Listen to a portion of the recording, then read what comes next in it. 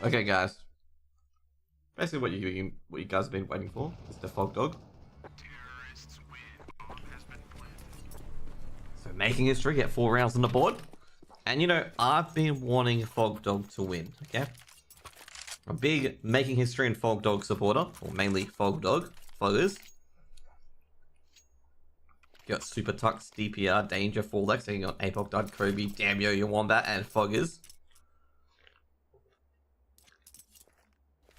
Making history won the first map, that map pick. We're on map number 2. Of Anubis, picked by Mindfreak.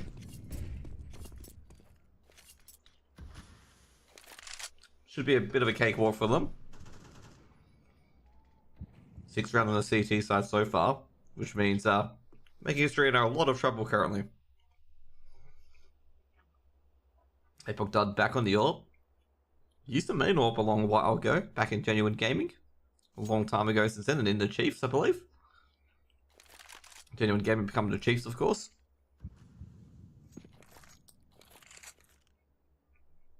Haven't seen much of Genuine Gaming, actually, not gonna lie. I'm trying to remember, like, what happened to them.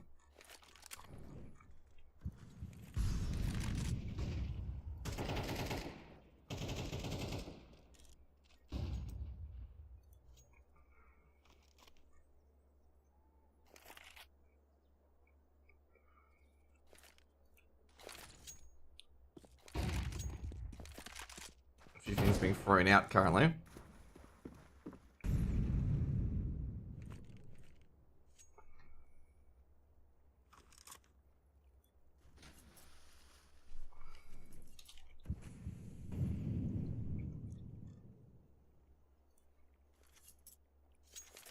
Pushing and prodding.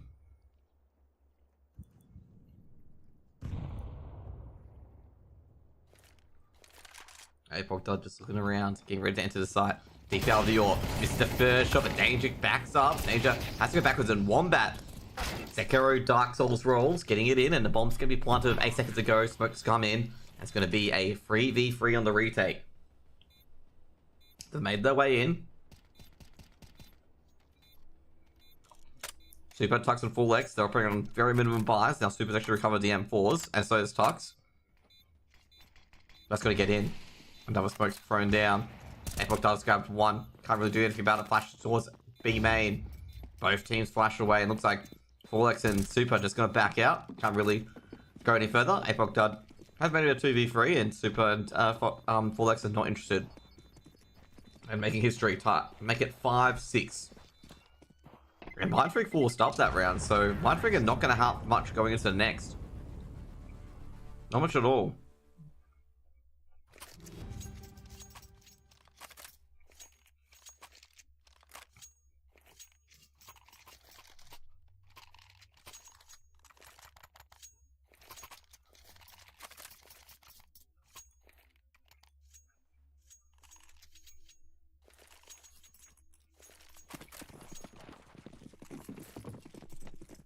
Five.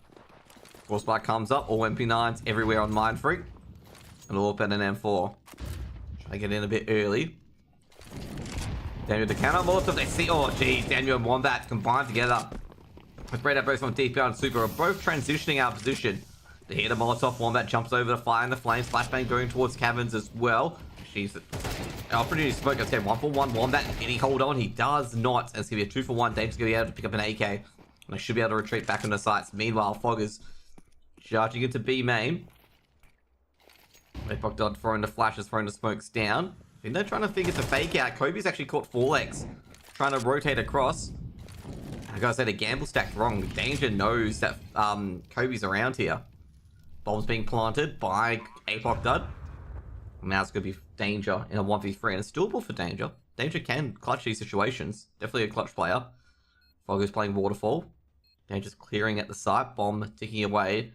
Danger does not have a kit either. Has a Molotov, so he can smoke one out.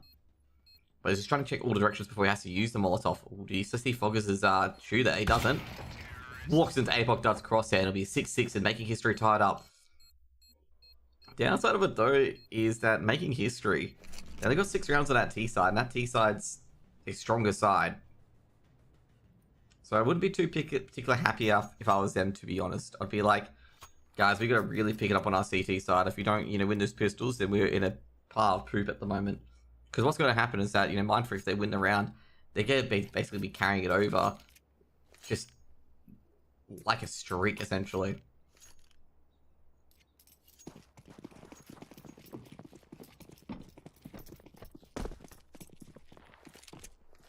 Anyways, back into it. She knows it's being her, but that's just Kobe. Can you see anything? APOC Dart charging through middle. Gets the opening. APOC Dart sees a second. Can't get the head tabs. Going to be drawn upon by Super. And basically they lost 2 players already up middle. Damn, you're going to rotate. Super got a critical 2K. And it's not a good start here for making history.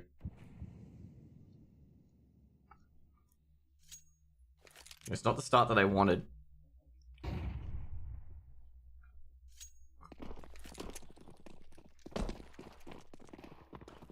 Going for a B hit. No one's there. Making it through a gamble stacking A. And Mindfreak most likely going to have 7 rounds here on the T side.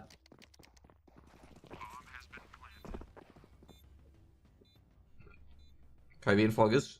See if they can get a few freebie kills. They have no kit.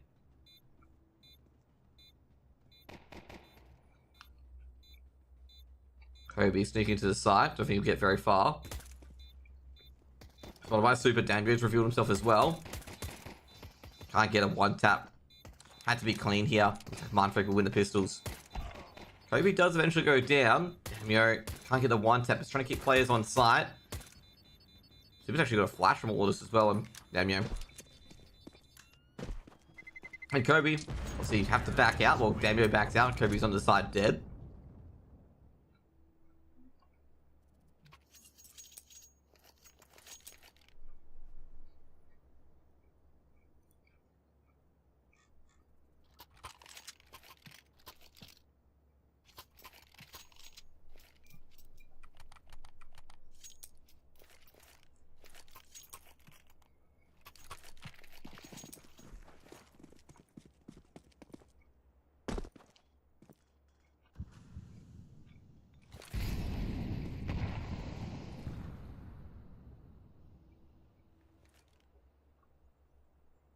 It's like making history have 4-star.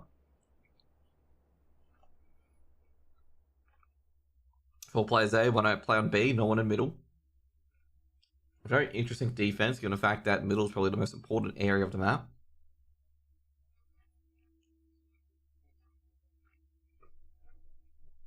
DPR just looking around. Trying to find an opening.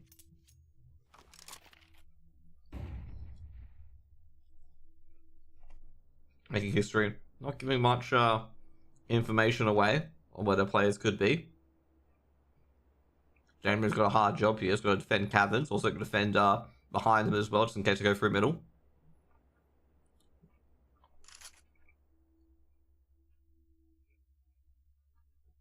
Tux leading the charge for Lex on the off angle. The thing is that Mindfreak are making no noise whatsoever until just now. Damn, might be calling over for a rotate. Double flash and a smoke being thrown in, so now it's next on towards the B bomb site.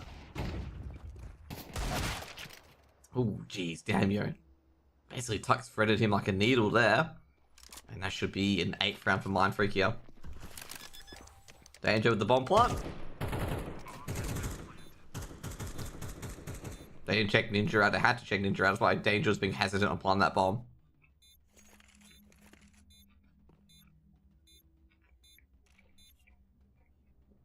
But they did force up. And that's going to mean very little. Going to keep these guns until the next round.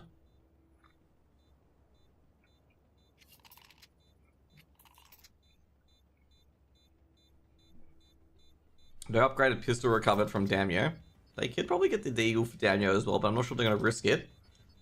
Really only Foggers can grab it, but I don't think Foggers will risk his MP9 for it. Don't know where the exit's coming from. Terrorists win.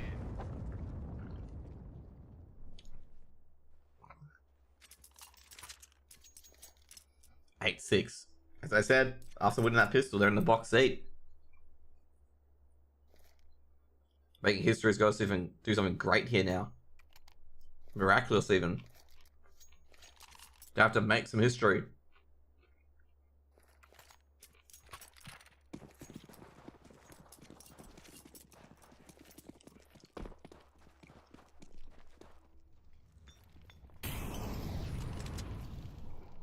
Danger.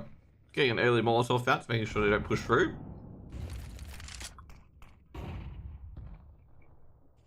Because they once again making history, no defenders on middle.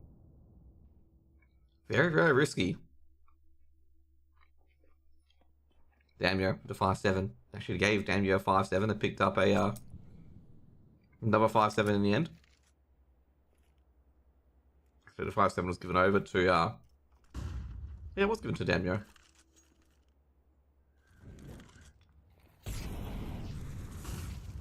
Molotov thrown in, Damio pushing into 5-7. Does get a dink, but dies as well. The 3 players in A peek out, and well, they're being decimated as a result. Yeah, 4X actually catches the lurk play in Kobe, and they're going to hit towards that. Ooh, Foggers is down as well. Tux takes down Wombat. Now Tux is looking for the last, being Apoc Dud. Tux takes a few body blows, but takes down Apoc Dud, making it 9 on the board for Mindfreak.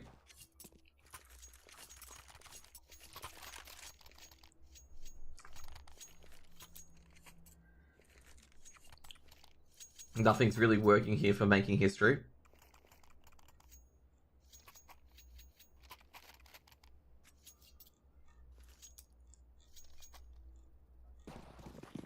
I guess at this stage, looks like they're going to have to be going for that number 3, basically, for making history to win this. The worst story is, it is DE Nuke, which is another Mindfreak map. Apoc Dug Diop actually did see a player drop in towards River. Gotta be extremely careful now. Apoc Dug in connector. He knows the player can sneak into connector now with that really, really audacious smoke. And there's a player in there being full actually. I think he saw the AWP scope. So he knows Apoc Dug's here. Up close to personal. That pen goes in. Full-X grabs 1. Takes down Apoc Dud. He knew he was there right away, so he could pre-fire it. Molotov being thrown in. Counter smoke goes in. Another smoke's been stopped. They know someone's in here. They don't know 2 players are in here. Damn, Kobe Damio taking a lot of damage. Kobe grabs 1. Kobe They don't know about Damio, or do they? Damio's got another as well as the USP, trying to snuff him out, trying to force him out of the site. Fortunately, Damio can reload his gun, and looks like they're going to go to the A side instead. The A player rotated being Foggers, and I think they're aware now that they've probably gone to A. Foggers looking through middle. He knows the player's been flanking. He's going to check middle. Now he's going to check plat. Oh, no. Ooh, no. Oh, taken down by Super. And they get that bomb in the A site. It's going to be a save call coming in from making history. It's a tough one there. We weren't sure how that one was going to end.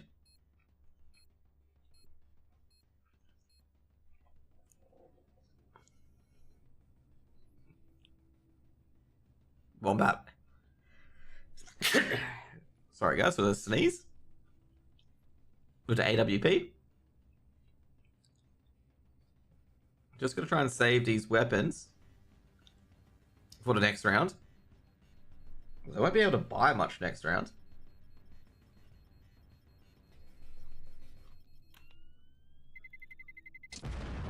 10 rounds on the board for Mindfreak and Mindfreak. Well, as I said before, they're going to do as exactly what I said. They are going to absolutely stomp making history on this T side.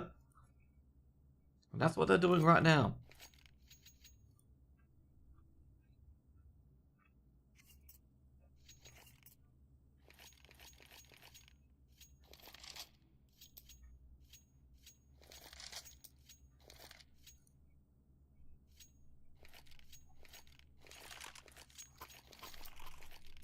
Some creative accounting being thrown around at the moment.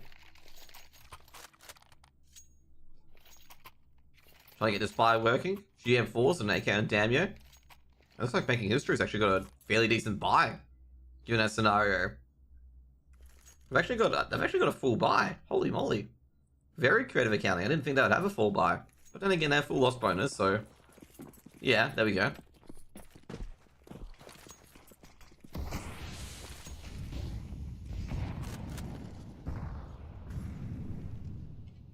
Once again, nobody at A. Supers realizing that Molotov's going to keep him out for quite a while. Meanwhile, coming out. Kobe's got one, he's got two, he's cleaned out B main. Tux in danger, hit the deck, and Apoc Dud snipes down 4x. That's everyone gone at the moment. Foggers getting a bit deeper in towards A. 2v5 currently, making history, has a chance to win this round. Foggers sprays down super. Now it's all up to DPR. DPR looking towards Connector. Mindfreak don't have to do anything at the... Oh, not Mindfreak. Making history don't have to do anything at the moment. It's all Mindfreak.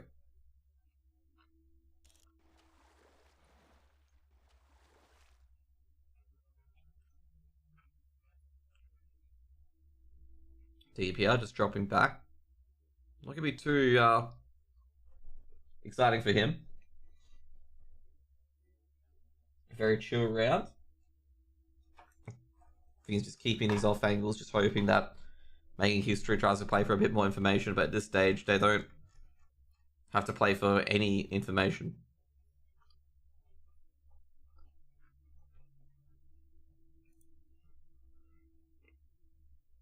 They can just sit like this forever. Let's be real. They can watch time run out.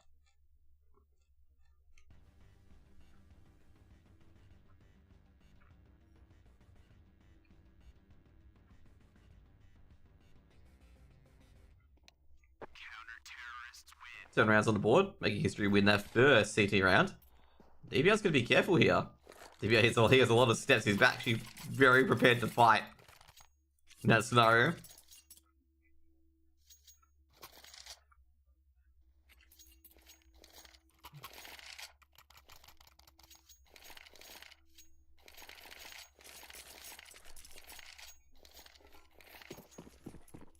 (10-7) making history. Need to make history here.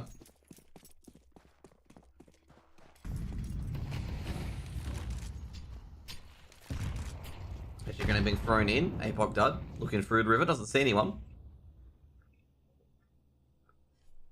Try and get the early impact back. Kobe throws a deep Molotov. That's going to hit 4x and super. So they're forced out. Wombat's been legged, has to back out of middle. A few Molotovs and HEs being thrown in. Wombat's got a counter molly as well. That's going to basically switch him with Foggers. Apoc Dud holding back the AWP to him, and now Apoc Dud's going to go mid patrol. However, he's going to be caught here by Tux. Tux almost takes down Apoc Dud. Flashbang being thrown in as well, making sure the A defender can't rotate through. Looks like Tux is going to abandon the middle for now. Well, let's give you a 1-for-1. Damio does take down Super, but straight trade right away from 4x. 4x actually takes a bit of damage as well. Meanwhile, Mindfreak biding their time.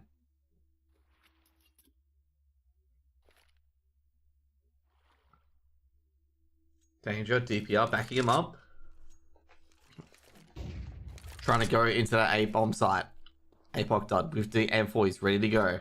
Flashbang goes out. No one's there, but they hear the Molotovs and whatnot. They're going to go for a defense position. Wombat grabs one, and he drops back. Now it's up to Kobe and Apoc Dud to keep him out of the A site. Now Kobe, you see two go in. They go forward. 4x gets taken down. Now, basically, Kobe gets a second. Howard Tux comes from behind, takes down Apoc Dud, and Kobe just has to play time at this moment. Tux tries to go in, but Foggers, he's just going to dash, and not much Tux can do. The bomb is in the bathhouses, and Foggers will make it 8 on the board, and picks up the AWP as well. Little smart Foggers there, and Tux is going to be careful about this, and Tux has been hit by Foggers after round. And Tux, he's played a bit silly there. Because I believe that's no loss bonus. Foggers got him 0.005 seconds after round. I don't think he's going to be happy about that one, because that means, well, Tux, fortunately, he had received a loss bonus, actually. No, actually, no, he didn't receive the loss bonus. He had the money from the previous round.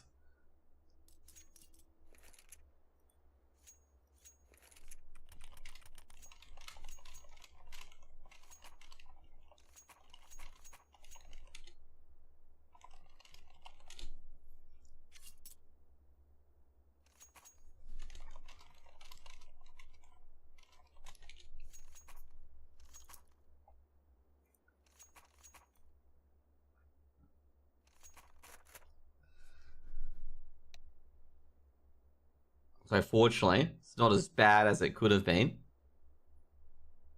He definitely died after round, but doesn't really matter too much. Actually evens out the money.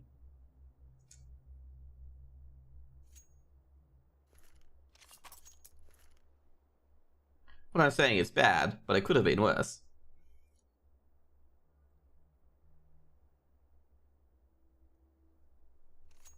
I think Wombat's DC or lagging. Can we have support off a weapon?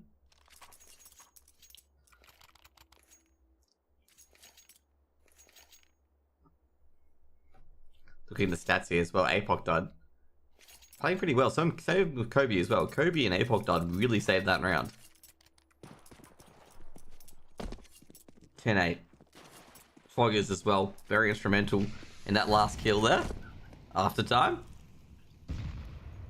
It's got to click that trigger. Great nade coming in from Kobe once again. It wasn't from Kobe actually. No, actually, was it from Kobe? Probably was from Kobe. No, it wasn't. It was actually from Damio. So I credit Kobe too much because Kobe has very good nade placement.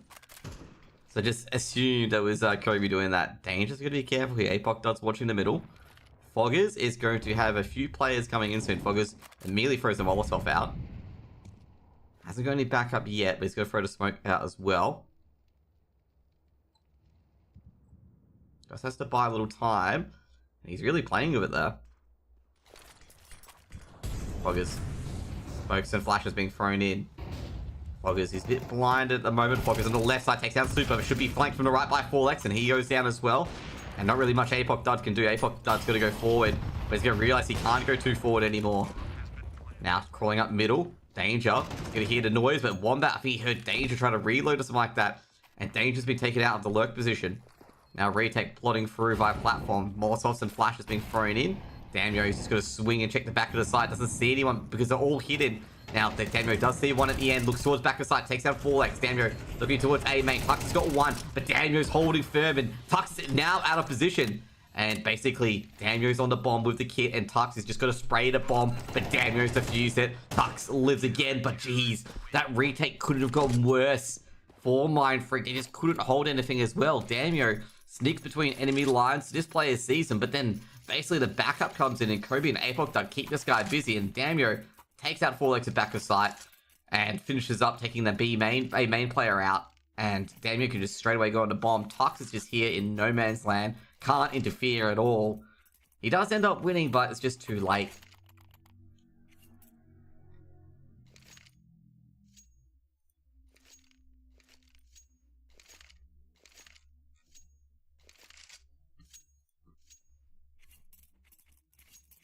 I think Foggers was trying to buy so much time with with that smoke. He's like, you know, I'll probably have about 5 seconds, maybe 10 seconds, you know, stuff like that. He's just thinking, you know, maybe we can have, you know, an extra 10 seconds or whatnot. And I'm just like, I think you gotta throw the smoke down, Foggers. I think you just gotta throw it down now.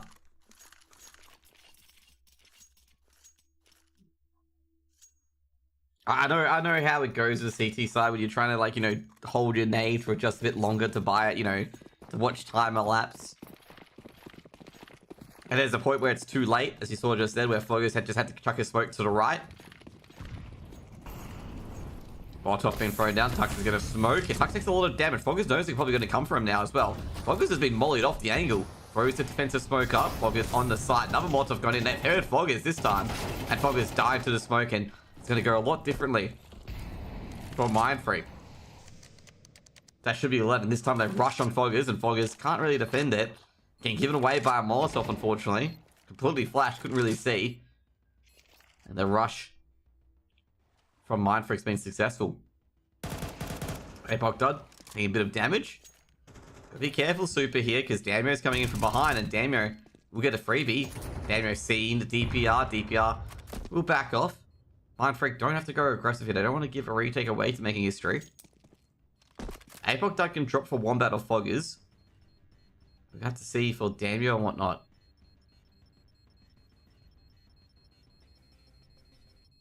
Do you have PGL? Oh, fuck, I do too.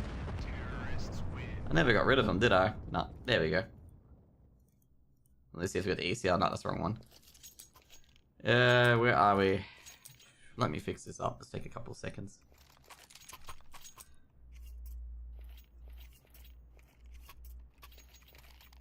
Where are my IEM ones? Do we have my IEM logo somewhere?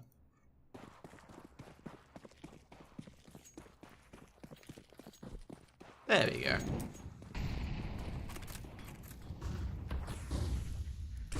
Does that work? It does work. Yeah, there we go. I'm very sure I have not used that logo for ages, but we're just gonna improvise, okay? This is definitely PG LDRMRs, okay? Order logo is ready.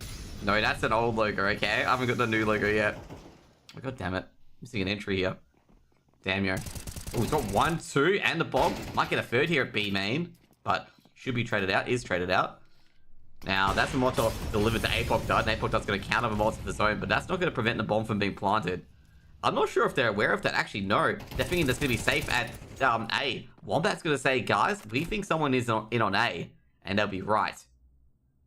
But Fog is taking down 4 legs, and Mindfreak is in a bit of a conundrum here. They do have A, but problem is that APOC Dud takes care of Super, and they know that they're either at A or B. Now, Foggers, he's got a toughie. DP hasn't checked Foggers, and Foggers has just gone perfect strangers and 10 rounds on the board for making history. I've got to fix up the IM logo, because IM logo is definitely wrong.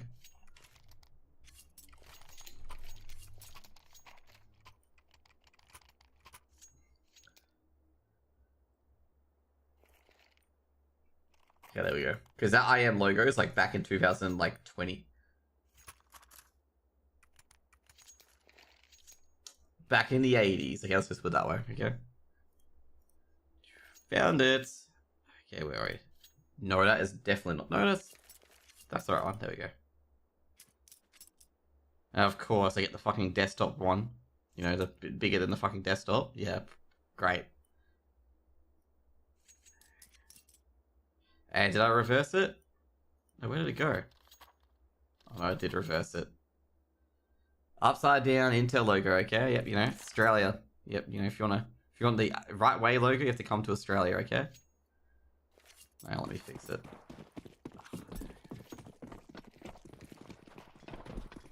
Okay, cool. Great like that? Nah, but it's still the 2020 logo. I thought they had to face it on it as well. Foggers aims at his teammate, takes down Kobe almost. Not sure what Foggers was aiming at, but they've got an opening kill on the A site. But they don't choose to go for it. Molotov smoke's being thrown in. APOC Dud's burning. Damio's seen one cross, and Damio is going to be aggressed upon. Actually, Damio will be aggressed upon of his Keck 9s coming into battle. I wondering if they're going to ban us. Wombat takes down Tux. You heard Tux go through. 4X jumps forward. Jeez, 4X, that was a bit risky. Wombat only has to get a couple of bullets and you're done. Fog is taken care of at Connector. That's going to be a safe call, and Mindfreak could have 2 map points.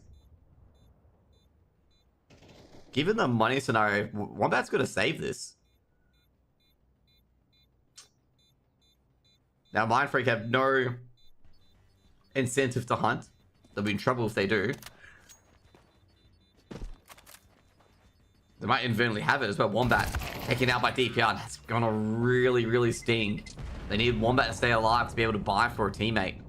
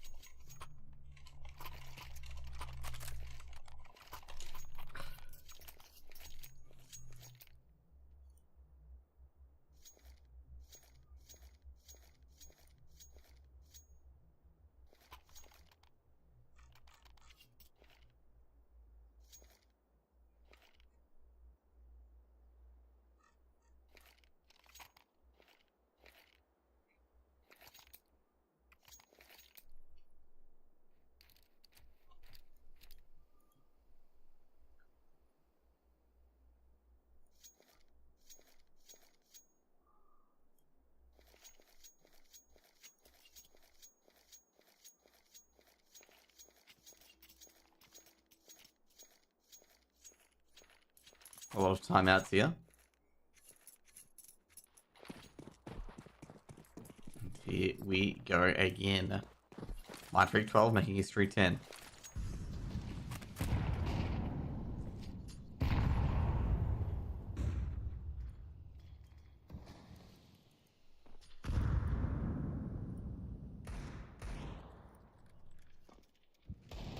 Nothing much is going on so far.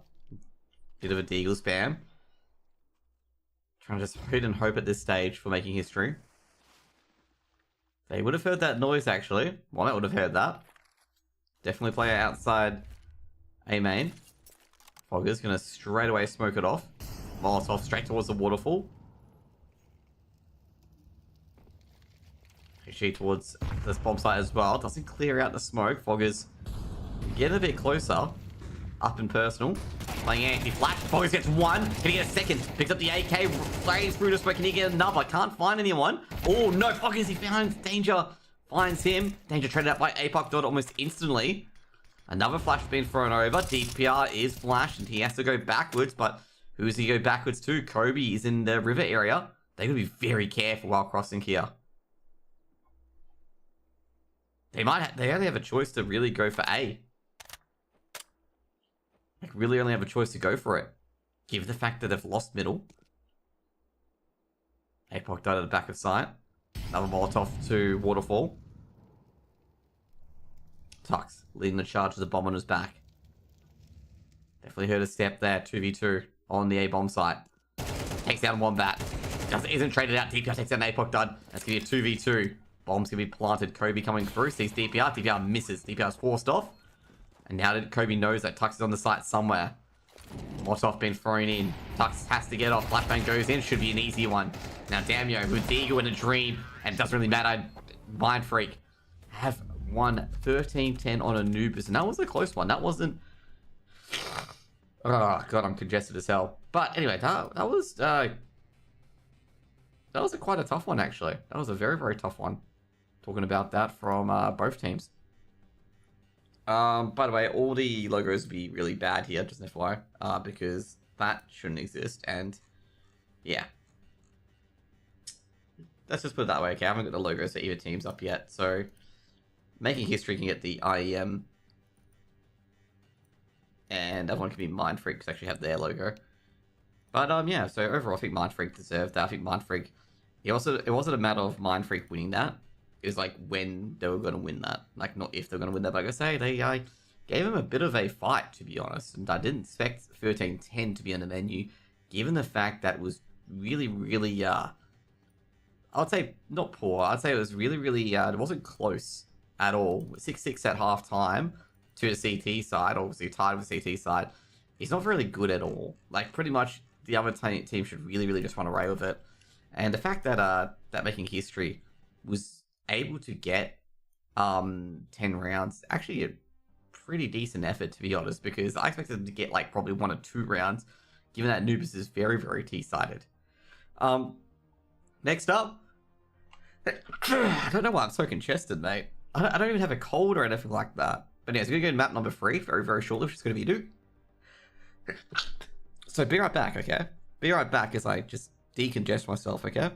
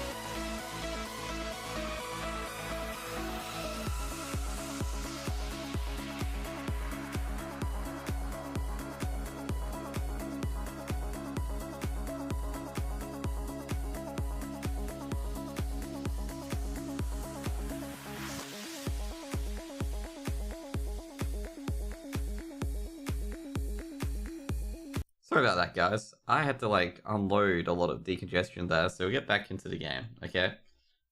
That was weird, dude. I'm not gonna cultivate. Oh, I've leaked the RP, have I? Probably. Probably have leaked the IP, but that doesn't really matter though. You're really gonna hack into this game and destroy dreams of poor Foggy? Nah, you're not gonna do that. But just an FYI, the IP wasn't leaked, fortunately. Okay. You guys will be all happy to know. But 13-5, 13-10, 1-1. We're getting ready for the last matchup between Mindfreak and Making History. And I believe Making History. Hopefully not on the T side, because if they're on the T side, I feel like Mindfreak's going to take it away.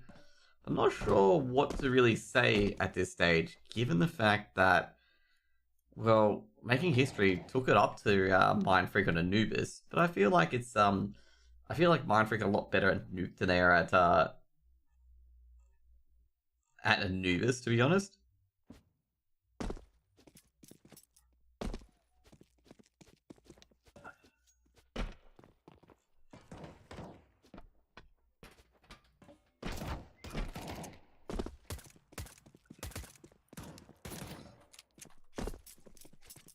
Game's being a bit choppy at the moment, so I'm going to do something on WoW for 2 seconds.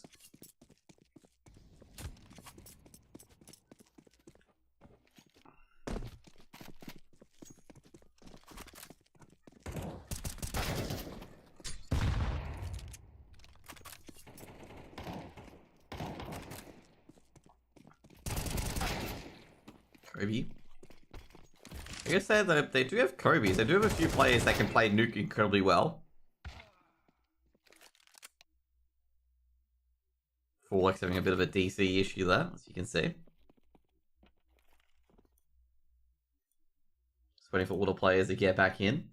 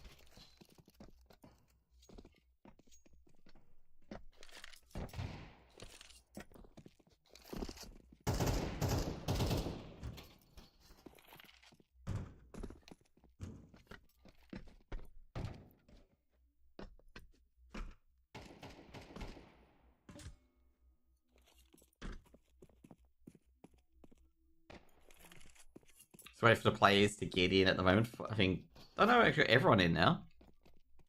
They'll probably get it started right away. Winner will qualify for the close qualies for IEM Chengdu for the Oceania region. And they'll get the spare quality of versing either Rooster or Vertex. Well, not Vertex anymore, but Bad News Kangaroo. But I've got to say here, like, there's actually a very, very interesting one, where there are two teams that were invited directly are going to be the ones that, you know, are pretty scared. Like, are they going to hope they get Making History or Mindfreak, or are they going to hope they get Greyhound?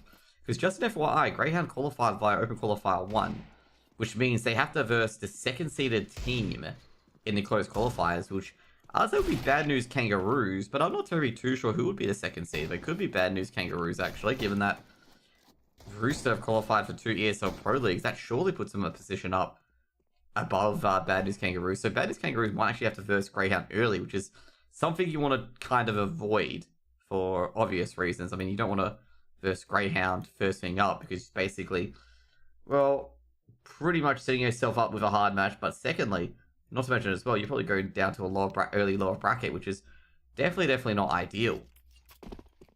Some may say, well, they could beat Greyhound and whatnot, but Greyhound's now got an IGL. Josh can now frag out. He's not smashed. He's not going with a a different sort of approach. So he's going in as a fragger now rather than an IGL. So I think it's going to be a lot easier for Josh in this scenario here as well for the close qualies.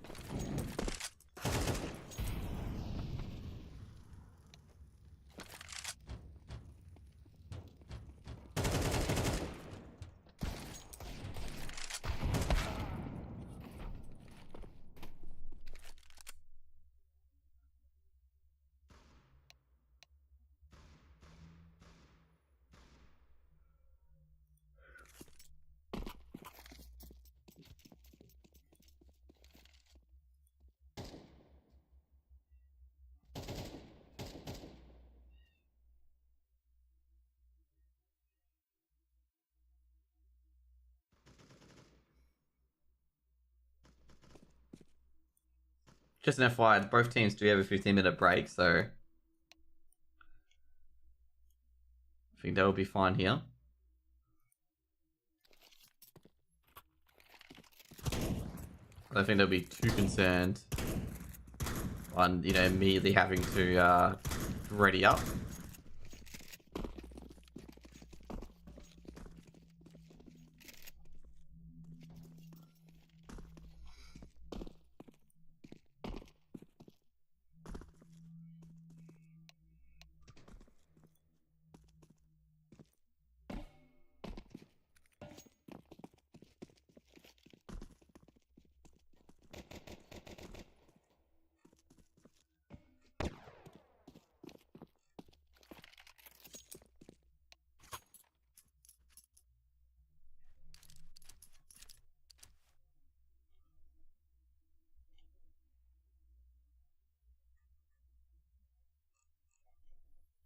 Map number 3. Starting very shortly. Gonna have a knife round.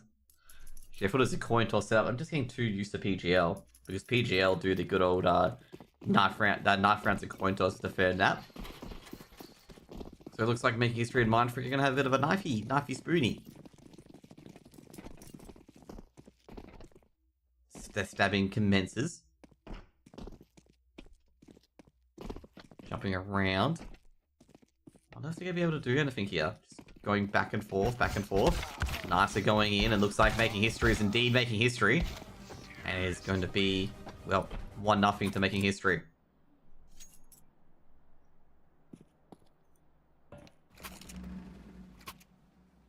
Making history will pick that CT side almost immediately. Probably a smart move there. It's just like pick that CT side, don't bother with anything else.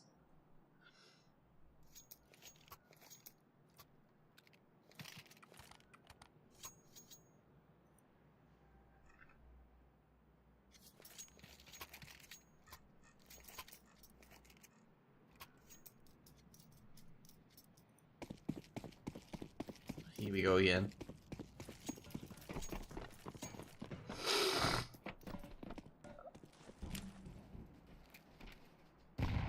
Preparing the HE, Kobe's just waiting for them. They're actually going to swing by Mini. Wombat coming back up, and here they come for Mini. So you're 2 for 1. And the bomb's being dropped in Squeaky. Wombat, oh geez, Fullback misses all the shots, and Foggers and Kobe, they launch the HE grenades, and Foggers on the top of part with the dualies just obliterate Mindfreak's opening offensive.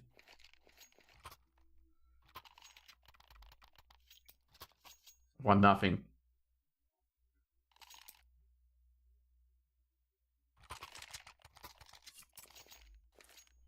Actually, may take myself off the open qualifier game for EU. Depends how this one ends. Oh shit. Bit of a choppiness there. I've got to change my CS2's background FPS to 60. I think it is 60 actually. Is it 60? We'll find out later. Go for the video menu. Well, you know what? We don't do that, okay? Danger. Gets the opener with the Glock. Loggers with the MP90. Does spot 1. Oh, Damio's actually popped up as well. He spots a few more. And Damio's got a second as well, showing Fogdog how it's done. Damio could go for a third. It was being dinked. Let's just smoke it off so we can cross back over.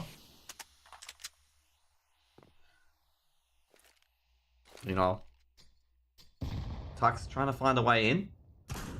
Oh, geez. The XM pops out. Kobe's grabbed one, but traded out by Tux. Tux has got the XM here as well. Fogdog goes down, but Tux can't get the bomb where he needs it to be in 4x. Trying to respond in kind. He's got to go back to ramp. And basically, Apoc Dud has been dinked by the MP9. Molotov been thrown in. God, the Molotov lands perfectly in 4x. Just burns Apoc Dud.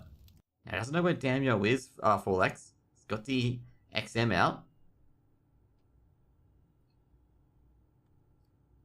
Sees 4x. Damio. Did he see 4x? I don't think he did. Sees them now. 4x has got the XM. Damio able to escape embarrassment. And he should be able to recover the M4 when he does. Escape embarrassment, keep one alive. Yeah, gotta say, that was probably not their finest moment there. Because that's going to hurt Making History's economy a lot going into this round. And Mindfreak are going to have, like, AKs ready to go. Only a bomb plant would have made that better for being Mindfreak, to be honest. But it doesn't really matter, you know. We've got AKs now.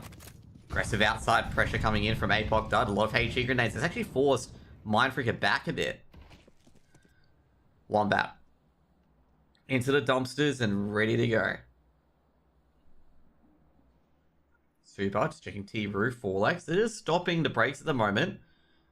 Seeing if Making History is going to do anything silly and aggressive. Molotov being thrown in deep. Apoc Dud. Gotta make sure he doesn't give himself away. Otherwise, Wombat is going to have no one guarding him. The outside pincer. Apoc Dud goes down to 4x. Now Wombat doesn't get one at all. Wombat's being dinked as well. Wombat's just ducking and weaving. Damio goes down and helps Wombat dead. But Wombat does get a HE grenade, but does very little damage. And this is looking very mind-freaky already. Now, Skibby 1. It's just Skibby up to Kobe against Danger. It's Danger no, but the second player. He does. And basically, Mindfreak, not even a single death, and Making History are on a full eco.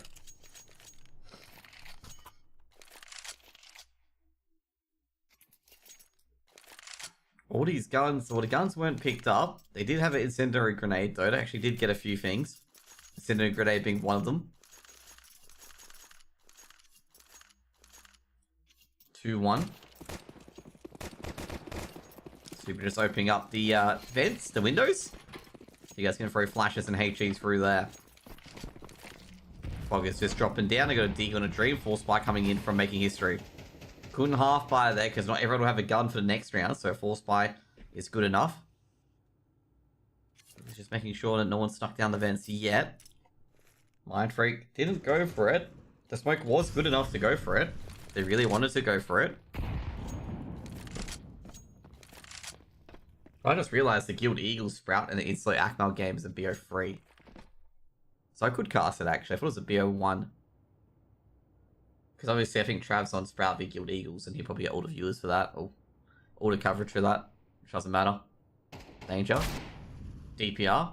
1 for 1. Well, not 1 for 1. 2 for nothing. Not really much they can do there. Damo's not boosted up, so not a real good angle.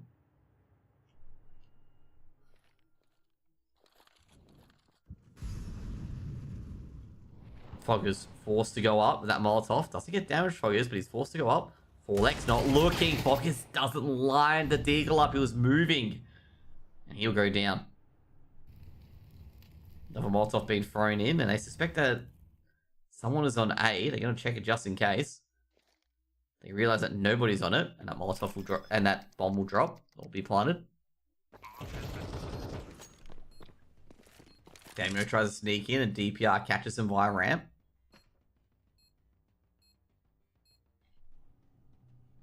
Wombat. Well, no one's decided to go to him in the end.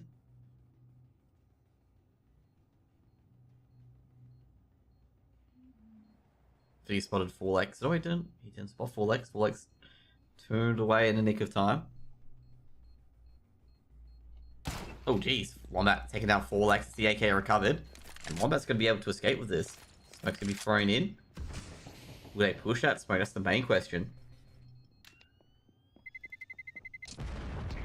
Wombat keeps that AK. It's probably a good part of that round there, is Wombat able to escape with that AK.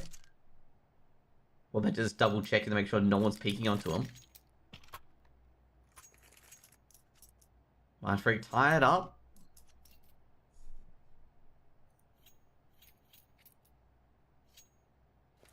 Guess they for Mindfreak here. You know, that second round's crucial. Very, very crucial.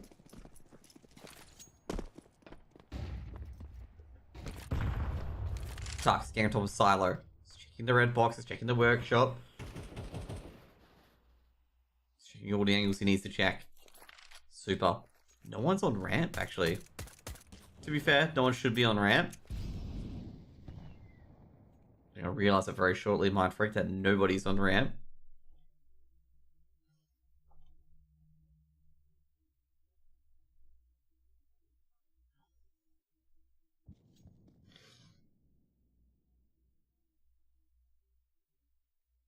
Super.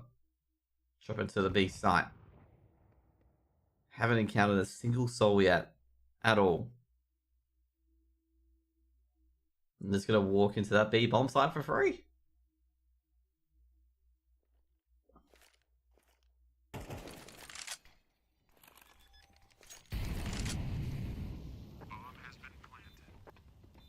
think faking history just giving this round away. Just hoping to play get any exits at this point. Now the 4-man rush with the pistols. DPR under. That wasn't DPR, it's tucked under a bit of pressure. Tuck's getting 4. All 4 kills, by the way. And now it's all up to Wombat. See if he can survive. Making sure he doesn't bump into Tux. Trying to sneak under Tux at the moment.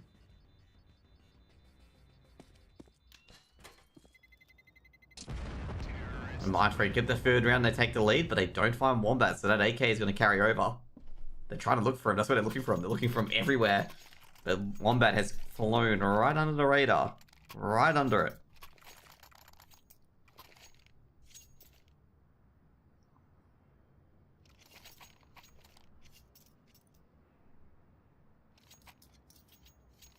I'm not sure if they will review the demo, to be honest. Like, it's just be like, oh, that's where he went.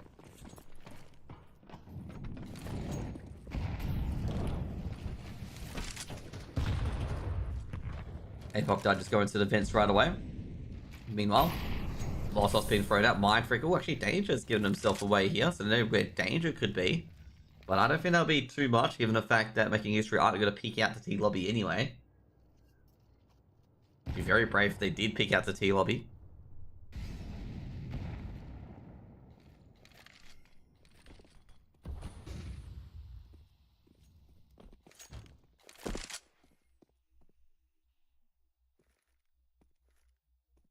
Super. Apoc Dide's about to peek up. He's got the angle super. Apoc Dide can't adjust for that, can't be scoped up ready for that angle. Molotov's getting thrown in, and unfortunately Apoc Dide doesn't come out. We've got no more outside control.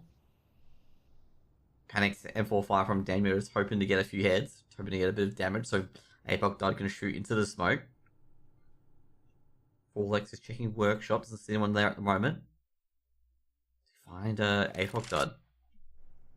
Apoc Dud deep in towards Secret now. Forlex. Probably looking for the Heaven player. Spots Damio, I believe, at Heaven. Damio, this is duel to Forlex. Go for an A hit, most likely, given this wraparound. Apoc Dud, Kobe all drop at the same time. And they are going to wrap around the A site. Fog is trying to be sneaky. We'll have to be sneaky if he wants to stop this bomb plant.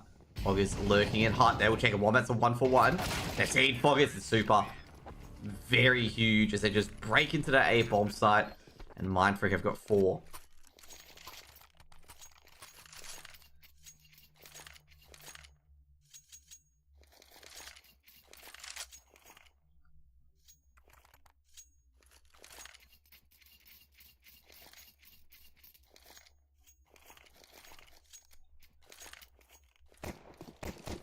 Two, 4.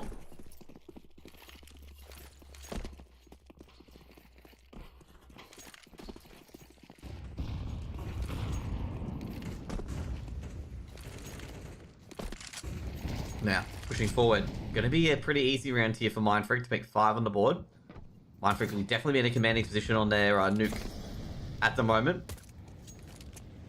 I've got to say, if Making History wanted to win, they had to win that previous map at this stage, given how Mindfreak got a 4-2 lead at the moment.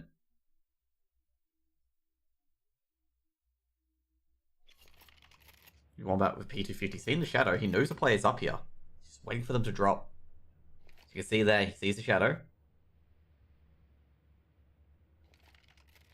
Knows the player's on mini roof. And they can't get off without making a noise. So waiting for it. I'm not sure if Forlex is aware that he's already been seen. Wombat knows he's here. Maybe he's baiting Wombat, thinking something else is up, given the fact that the bomb's already been wrapped around. Wombat's getting some wrong info at the moment.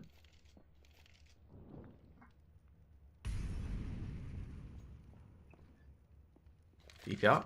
Opens mini. Now tucks. Doesn't check the angle. Bomb's dropped. Wombat's got a second, but should we trade it by super? And he is. Bomb should be recoverable. The bait. Oh, DPR. I don't think... Someone made a noise, and Daniel's paranoid about it. Oh no, they're going to drop in the advance, and Daniel doesn't even get 50 shots connected. 50% of the shots connected, he goes down. And he's going to be like, how the hell did I not connect at least 4 bullets there? Super, with the bomb drop. APOC Dart can't really do anything. Wombat goes down towards ramp as well, leaving just Kobe with an AK. And at this point, he's just going to save that AK. Gotta say, damn, yeah, they're missing a bit of an opportunity of a lifetime. Missing 2 shots of that D. When I'm gonna say it's harder to miss than hit. And he's not gonna be too happy about that one. Probably want that one back. I'd say he pretty much puts it around into making history's favor if he lands those shots there.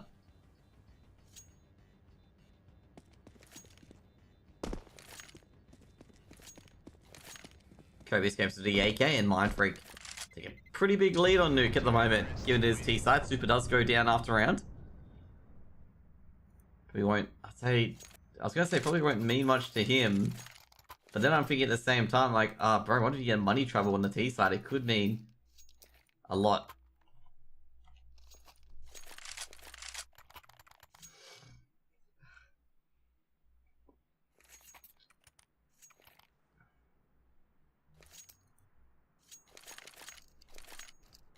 Give you timeout here for making history. Don't blame them for this timeout, because I'd say that to get 7-5 and then have a very competitive T side.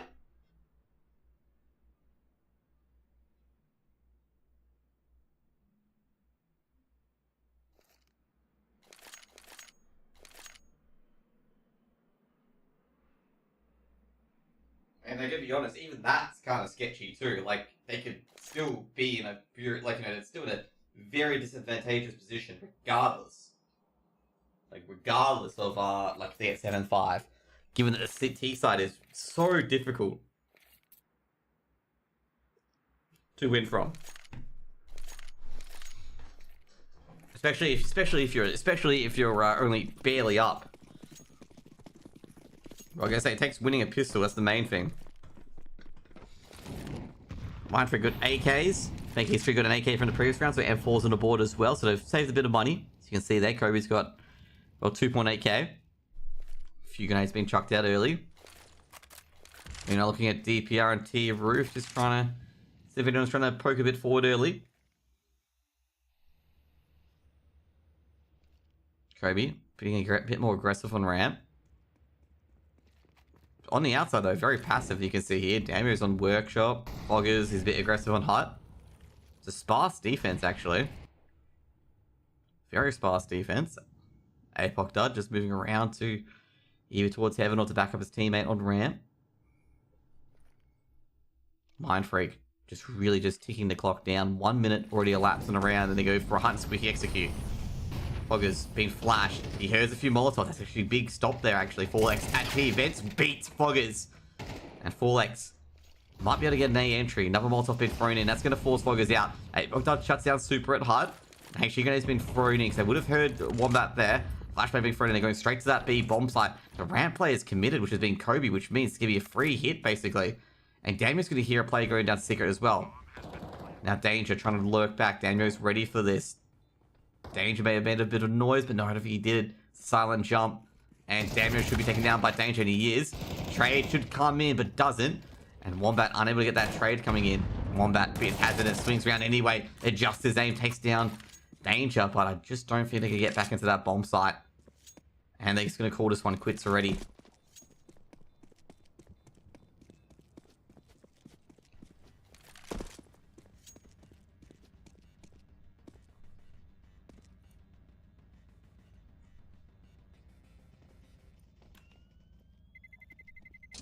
Terrorists win.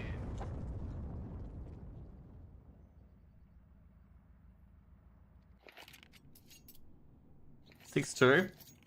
Now, it's getting a bit difficult now.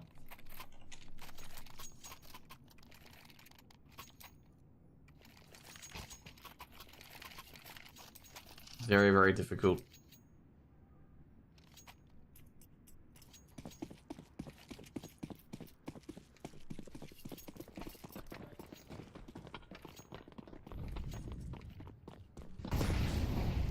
Jeez, full X can't see.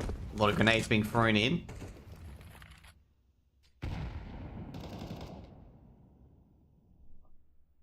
Kobe.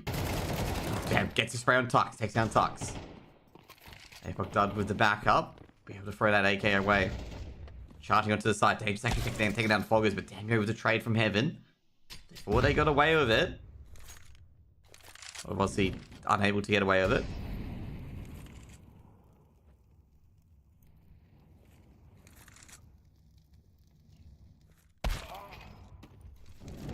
Jeez. And that's unfortunate. Apoc Dud gets his man. Apoc Dud holding it together. Double smoke ball is going to come up. And Apoc Dud is going to take a shot from CT locker room. He is, but just a bit behind.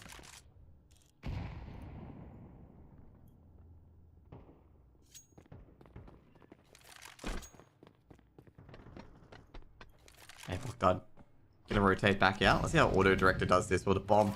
He's being planted by someone, but Auto Director's got a zoomed in Apoc Dud.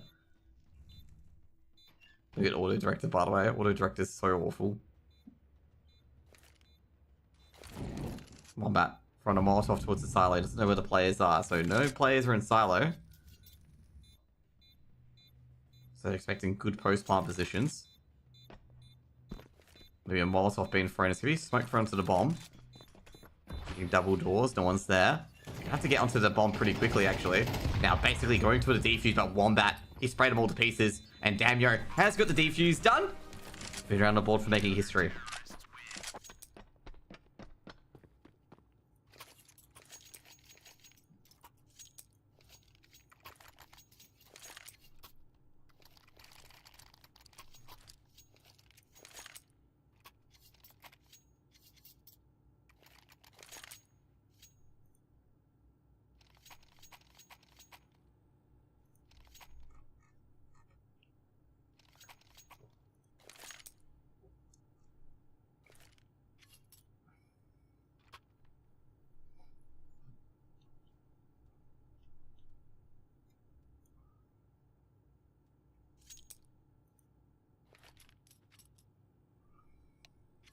Tech boils being called in.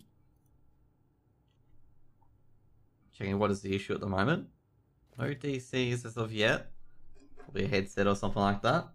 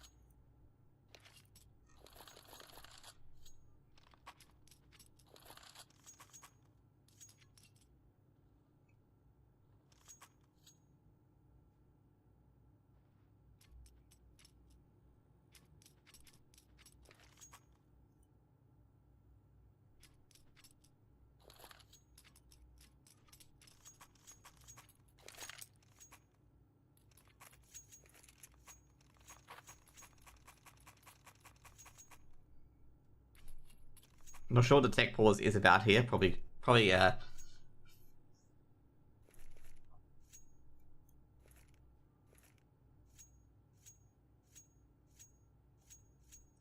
blame Foggers, to be honest. Foggers probably has unplugged his mouse, doesn't know how to plug it in. Not getting the first try with the USB, regardless of what happens.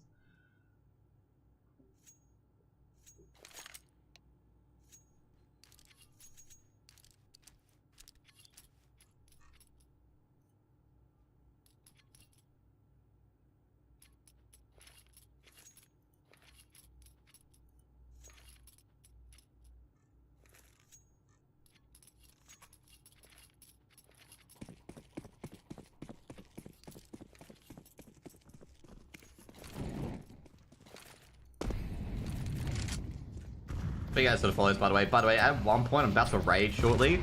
So casting will be meh, and the gameplay will be, until I can fix this issue, where I can make it 60 FPS, it'll be a bit harder. Actually, I just realized I can get rid of the HUD on my screen.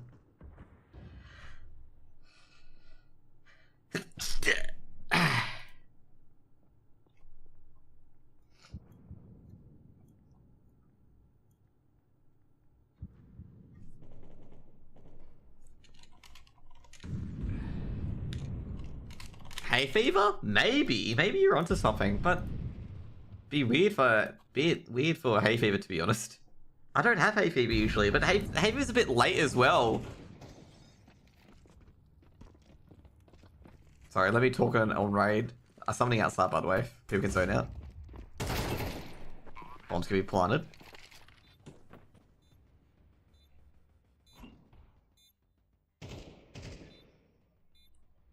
Jeez, they're not gonna go for this. Mindfreak's got 7.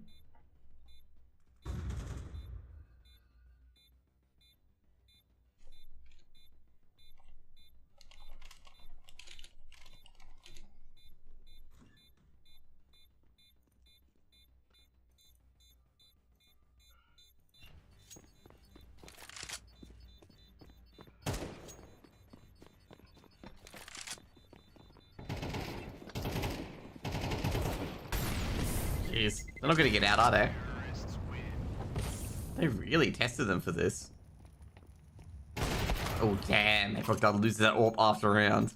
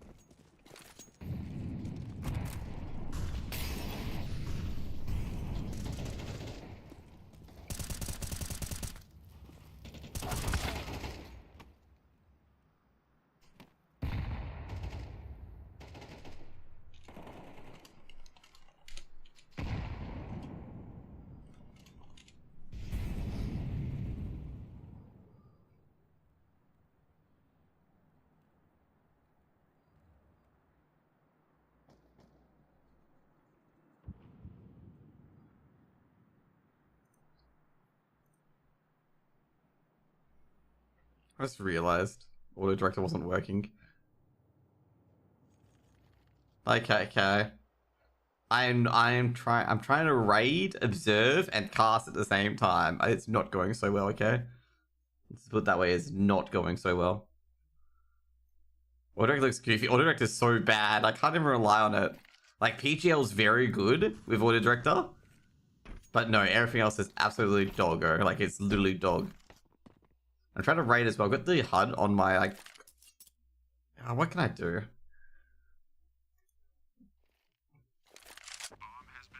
Well, either way, it doesn't really matter at this point. Like, auto direct is so bad on this, okay? Just know why so bad. Damien and Wombat are just saving. Mindfreak, I gotta say, at this point, it'll most likely going to win. Okay? I don't see making history making a way back into this. Someone's gonna be like, oh, but they could make a way back on a CL2 side. Bro, this is a CT side map. Like, if you're losing on the... I guess right now, if you're losing against the T side, unless your T side's, like, bloody phenomenal, you're not making it back in. Because if you can't win the CT side on Nuke, then you can't really win the T side.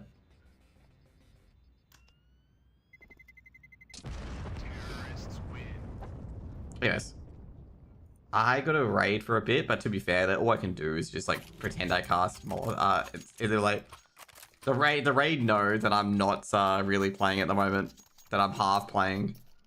I should show you guys like how I'm playing WoW at the moment. You actually know what? I'll Guizo it, okay? I'll Guizo. Oh, if I can even Guizo. I don't think I can Guizo, to be honest. I can't see my start menu. Just imagine the CS UI with just imagine a CS UI with like the WoW in the middle of it. Like it's like, you know, making history free, Mindfreak 8, and I've got like my WoW UI like in the wrong area.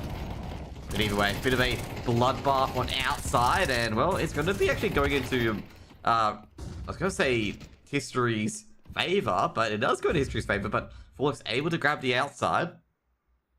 Checking out where APOC done is. They're going to try and battle on the outside as well. They don't see anyone in the smoke, but they spot Forlex. Forlex is just dragged down almost immediately. Quick trade out by Danger, but Danger, he's going to have a tough one. And from the top bunk, it's 8-4 at the half. It is definitely hay fever. Super's right. It's 100% hay fever.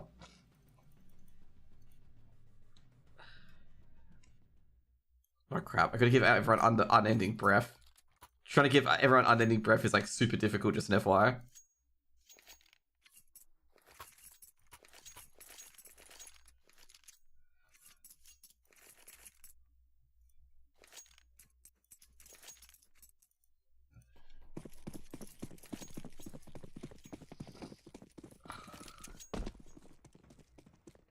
Kato was kind of hard to develop in time. Oh, pollen is? Yeah, I don't know why. I don't think it's like that much pollen's in the air, so I'm not totally too sure why that occurred, so yeah. And that's not a good start for the pistols, as making history is just basically shoved back from the side, but they make it a 2v2. It's just up to Damio here.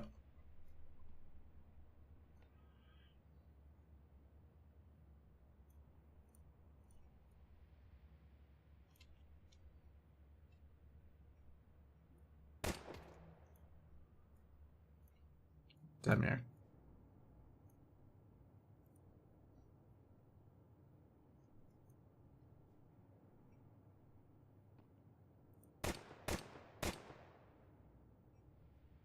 Damio, can you do this 1v1? Or 1v3, sorry. Not even just a 1v1, a 1v3. Damio's got 54 seconds to play with. Just wisdom. Silences Damio. So my raid's asking for my imp needs buff and raids, okay?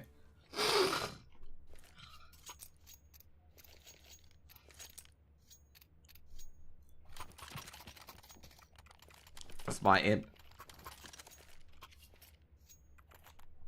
That's Jose's imp. Wisdom.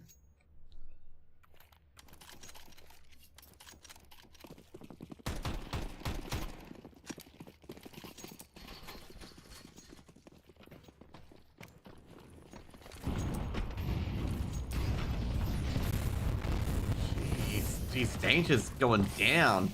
Danger's taking a lot of damage there, but Forlex still beats Wombat. Jeez. Danger doesn't even get a kill there. What? How? The Tux does take down Kobe. They're not looking so good at the moment. Tux got another as well. And this was looking very 10 for Mindfreak.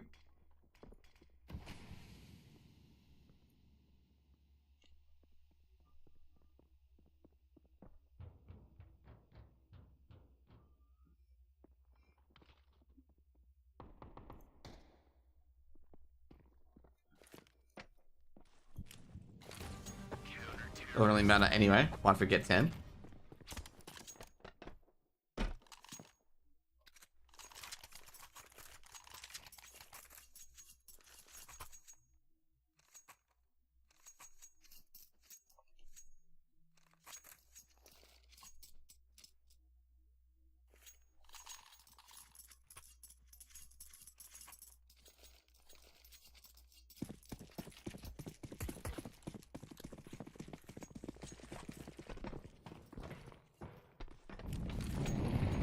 Yeah, put it on just Wombat here, see how far he gets. He's not gonna get very far though.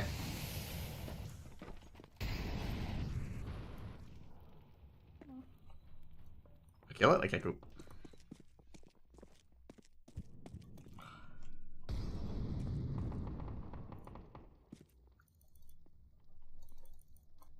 Two seconds. Because they're making history. Get that bomb planted. Now they're gonna try and hold this.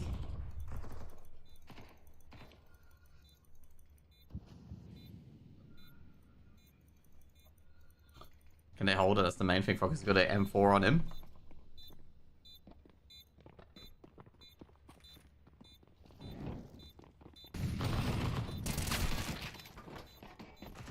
They get that retake going on here. No, they do. They get that retake. Big retake. Just killed the first boss on BFD.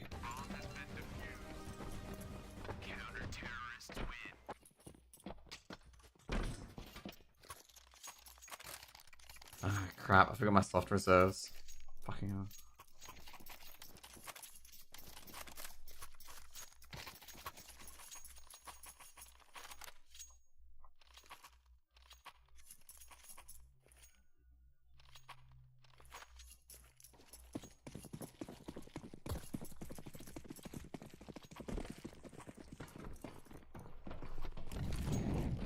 Around coming in, I reckon it should be 13 at this stage. It'll be 13-4, I reckon, by the end of the game.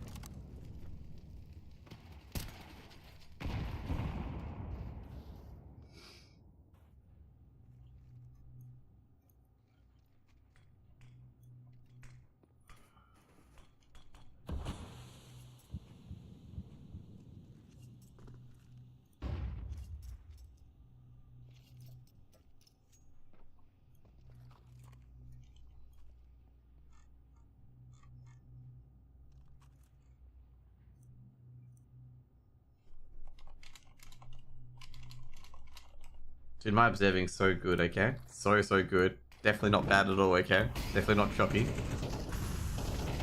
Like, fuck that. Give you 1-for-1. Kobe pushing in. They might be able to get in here making history. That's a huge win if they do. And Wombat able to shut down Tux.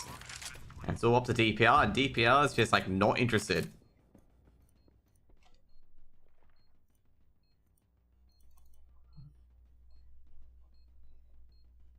Not really much to discuss here as the round slowly ends.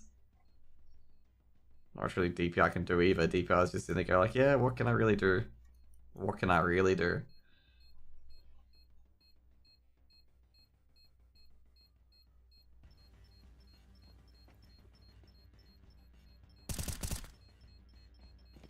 DPR, trying to do some bit of damage.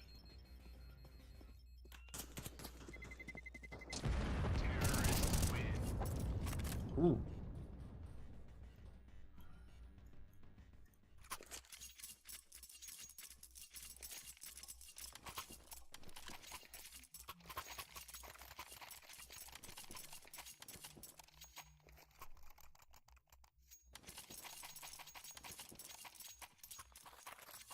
$11-5.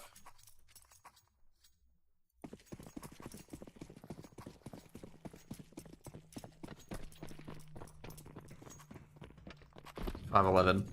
Dude, I'm doing a boss at the moment, so sorry guys, the observing's terrible. Because it will be terrible.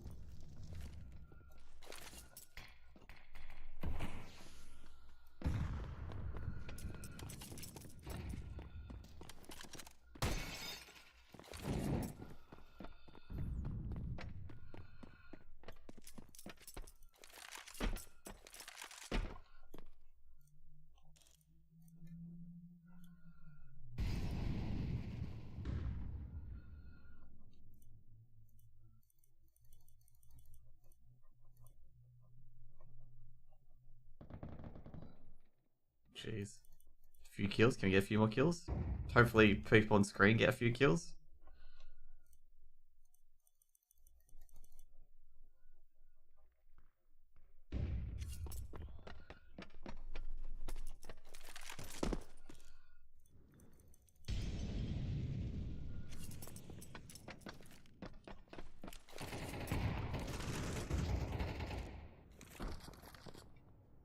Mindfreak. Jeez, they're looking not so great at the moment. 5-11. Bombs dropped.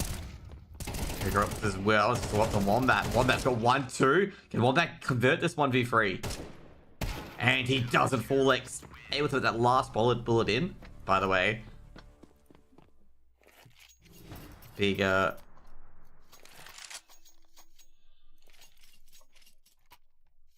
jeez.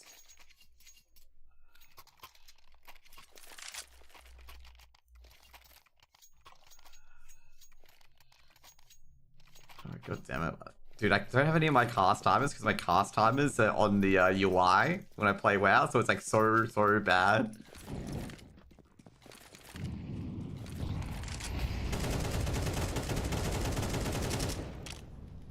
Couple of damage dealt so far. Mindfreak just need to get a stop here at this stage.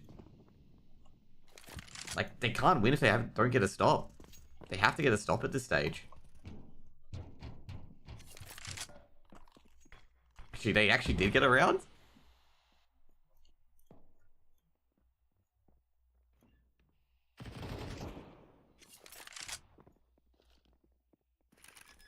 Bomb's being planted by making 3 again. Hopefully they're able to secure this round this time and not give it over towards making history. 4x grabs 1, but immediately traded back by Wombat. He's trying to get that advantage. Damn, you're hunting in dark. Super danger and DPR, all rotating through vents. A 1-for-1. That's not going to do too much. Should be a save here from Mindfreak.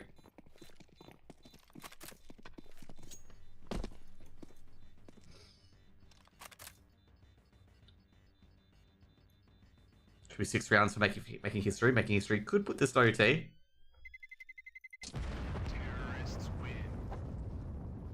I think the chances are of them getting to OT.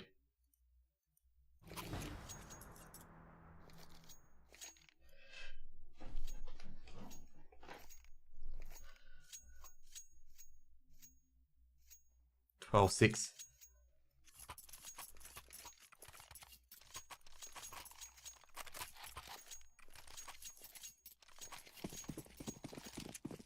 $12-6.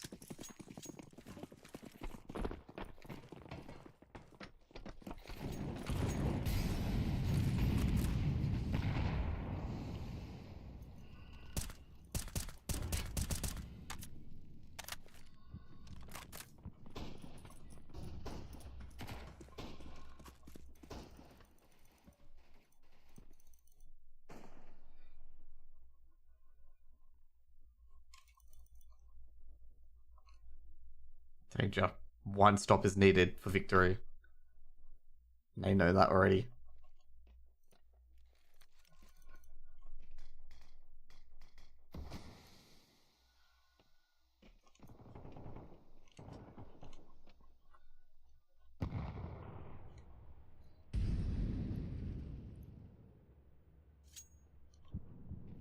Damn, your Foggers goes down, making history. Grab an extra round. All over the fight at the moment. Tux is going down, so it makes it a 4v4. Bomb's planted. They can give another round away here.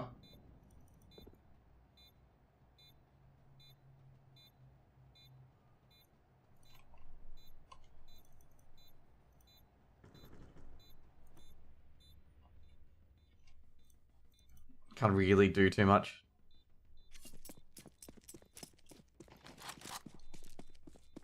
See, flip out 4x, just falling back.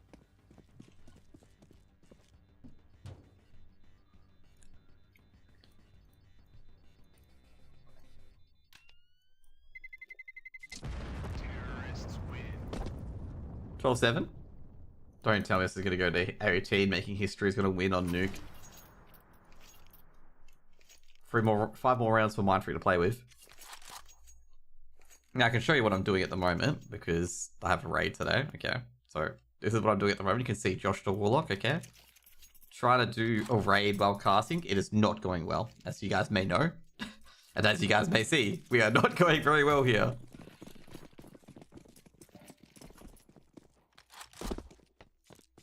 Full X with Scout. Ooh, spots 1. Definitely sees ones that he's just like, yep, You might die.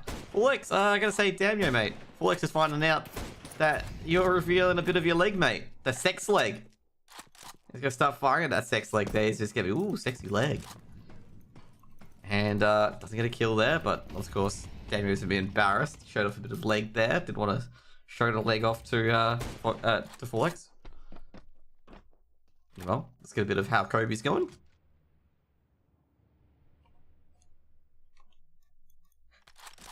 Oh god. Another snooze. God. I was a bit zoned out. Here's sexy legs. Oh, damn yo. He was showing a bit too much leg. Let's just put it that way, okay? Like, basically, Folex sniped his leg and almost killed him, okay? So Damien took a bit of damage from Folex sniping his leg. It's a good old scout. It's 2020. Should be allowed. Well, you don't want to show your leg when someone's got a giant scout rifle ready to absolutely gobble it out. Bomb planted by making history. 4v3.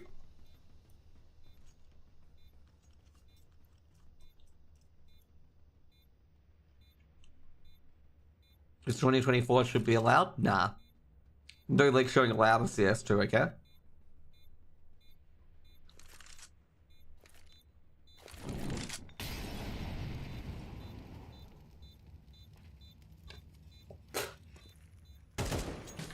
Yeah, just big into tissue, Jesus Christ.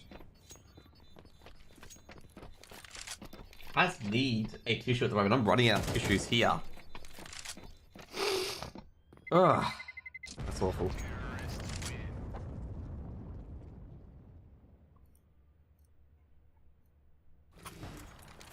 Four more rounds to play with now.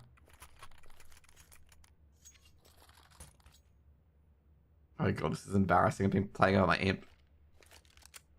I've been playing without my imp the entire time. That is actually really, really embarrassing.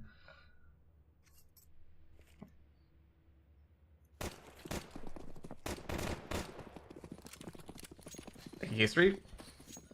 It's still got the AKs, it's still got everything. Basically, it's gonna be a lose round. It's gonna be, well, see, they need to win 4 in a row. Mindfreak have their guns. Now, do Making History have theirs? Damn yo, Vision. Actually gonna go to Fog Dog Vision. Foggers, outers. No kills as of yet. Both teams just firing warning shots at each other.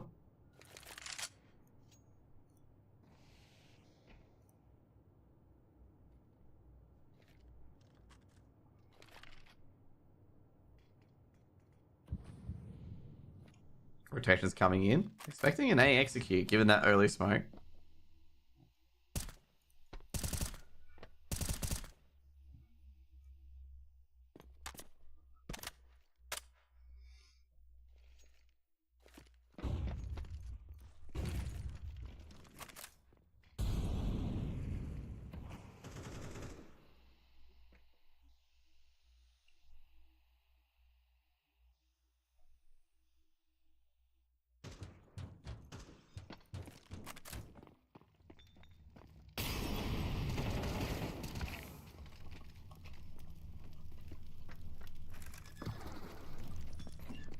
Making a trick, gonna go for that bomb pod, but quick stop. Have it traded out by Wombat.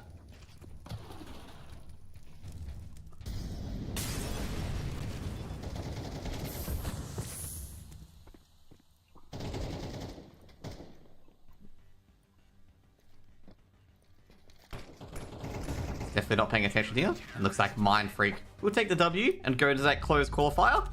Instead of making history indeed will not be making history today. Thank you guys for watching. Meanwhile, I could show you guys to the next one, but you guys don't want to see me at the moment when I'm playing. I have to play Frogger. Like, if you don't know for like Gellerhast, okay, let's just switch to WoW at the moment, okay, which I'm doing. You have to dodge shit like Frogger, and I was trying to dodge shit while casting that last round, and let's just say it didn't go well whatsoever, okay? I almost died. Oh, God. So just imagine I still have the CSGO HUD up. You know the CS2 HUD up before? Just imagine me, like, still trying to do it, you know?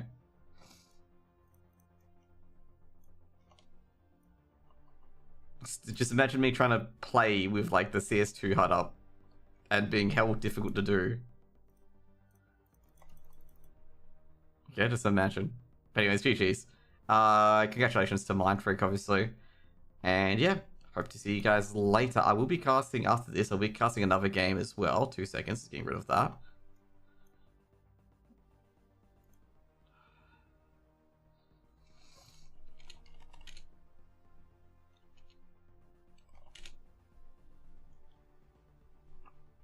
There you go. You can put the.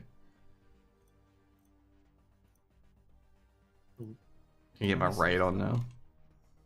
So 14 going, big ones. yeah, it's going from 6 to 14. See.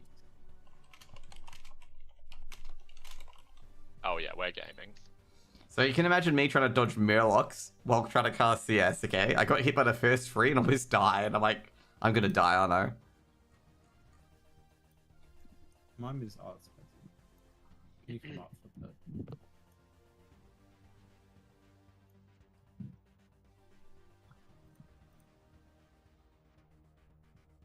I'll grab the Hellcaller.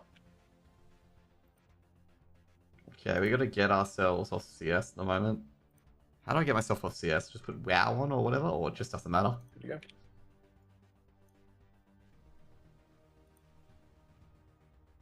I think I got myself on. No, I took myself on Instalo and whatever. Okay, good. I was getting worried that I did. Oh shit. Oh, it's like we better not kill it.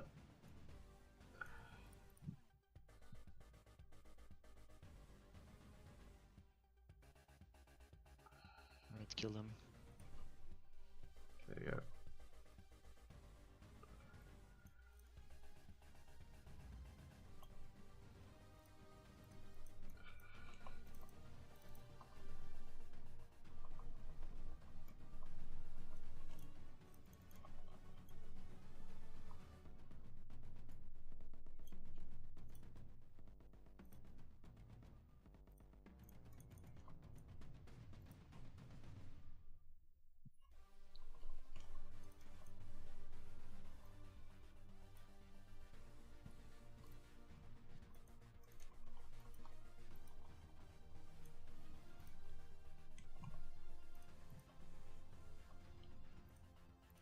Okay.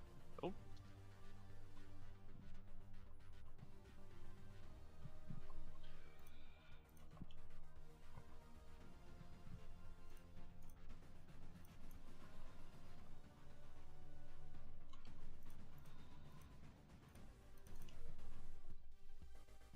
Please, someone kill this Murloc. Oh my god. You have to take it immediately, like I can't do shit if you don't Oh, take it annoying, immediately. man.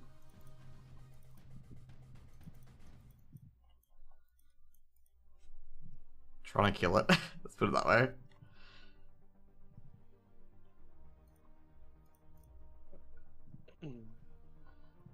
Someone's gonna die, probably.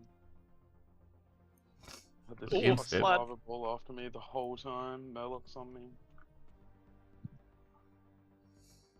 Best of luck, everybody. Oh, But Meth, I can't run No, around with it the had boss after no, you. it had like 2% health. Like someone could have Yeah. just killed it. Because I'm casting and like people are like dying and shit.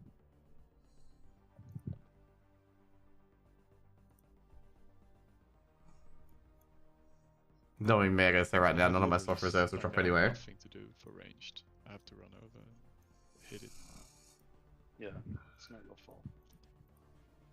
I also can't taunt. Okay, I need to.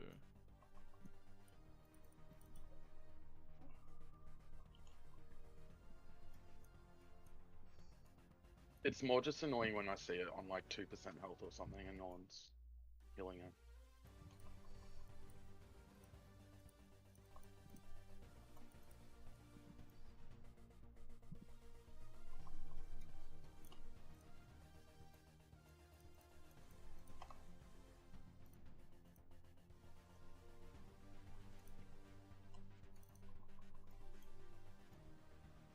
Like 800. So if the install game and whatnot's on after this raid, I'll just go straight onto it and get the HUD and whatnot up. So if you guys are still here, be like, oh, CSGO's it's not on. It'll be on after this. I just have to have full focus on this. As you saw before, like, I can't cast and do my quick raid. Alright, this is over soon. We're up to the second last boss. If you guys have ever played Seasonal Discovery, hopefully.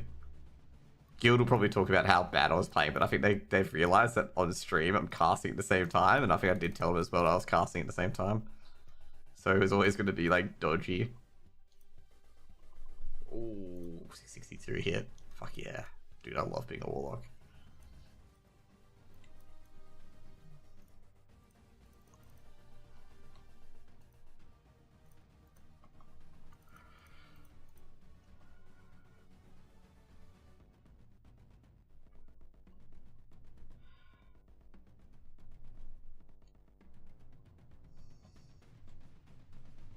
There we go.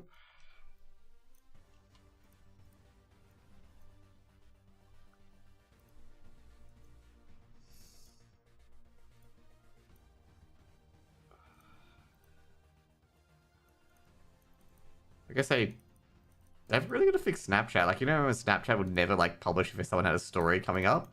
And every time some guy has a story, Snapchat will publish it. It's like, oh, this guy has a new story. It's getting to annoy me.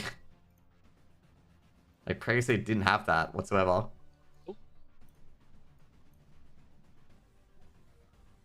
Oh, you saw that, CH. That was gamer. I didn't even know I could do that. Or what? I fell in the water and then jumped up. Oh. Logs invalidated. Pack it up. Forbidden X-axis. Yeah. Oh, there's quite a few mobs pulled now. On the tunnel.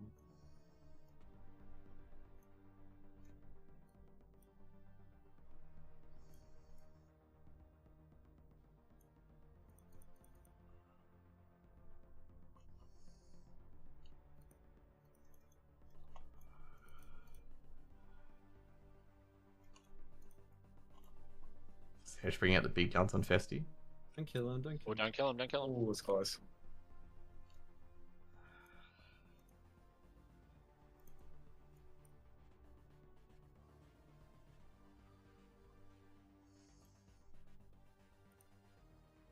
We need to get back to our roots. We are team killers. Don't do it to him, CH, please. We are team killers, not team killers. CH. Difference. Team space killers, not team no space killers.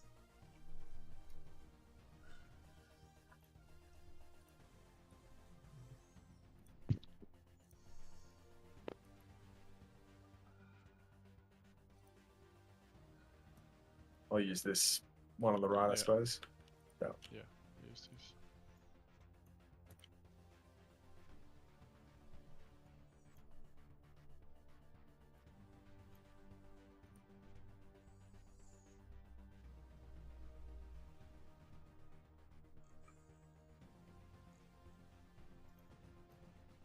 Kill this one. You good, Doink? Yeah, I'm good. Everybody's Let's buffed kill as it. well.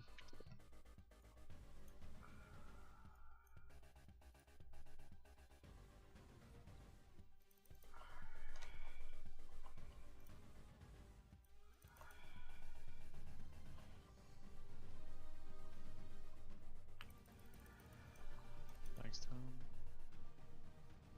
Always coming to me. Okay, I can bring him back. Thank in. you, Doink.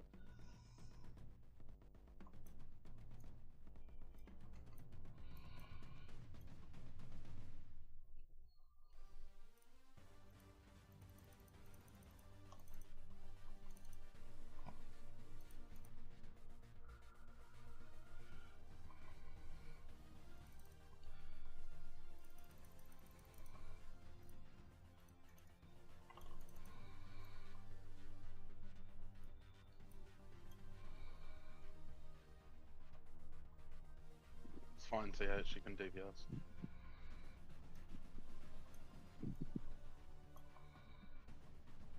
There we go. Good dagger. Good dagger.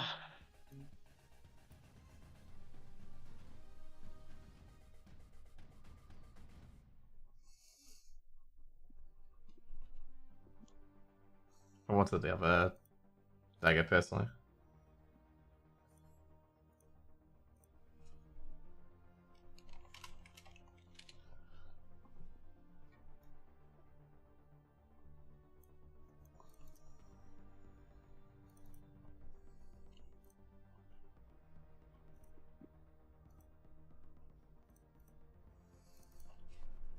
There we go. It's a big hit. Are you flagellate devastate? Yeah, right now. Yeah. Such a big rhyme. Flashlight Should be, devastate. fucking cracked. Did we forget the light one? Yep.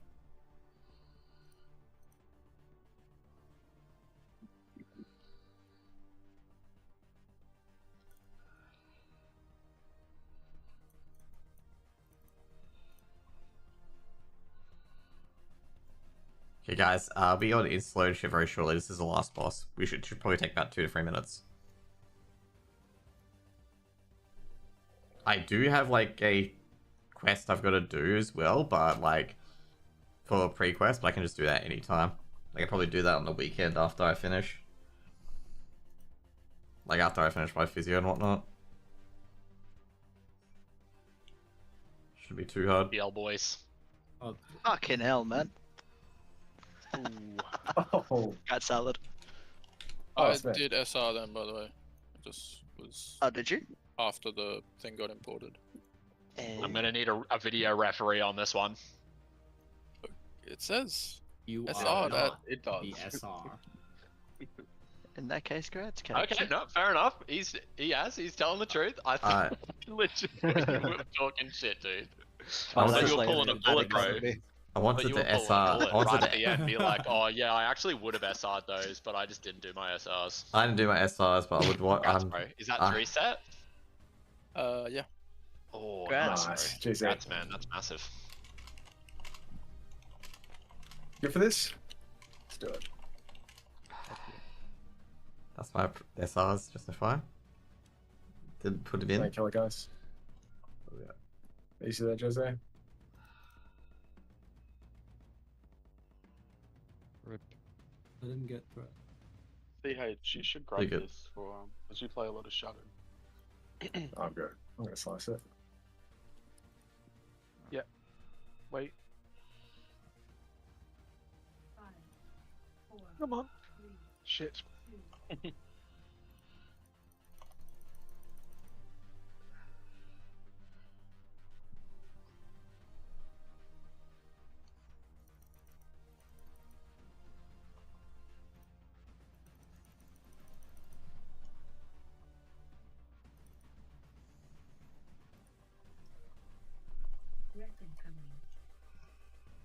Sorry, I didn't hear that. Breath incoming? And I only have 2 stacks there.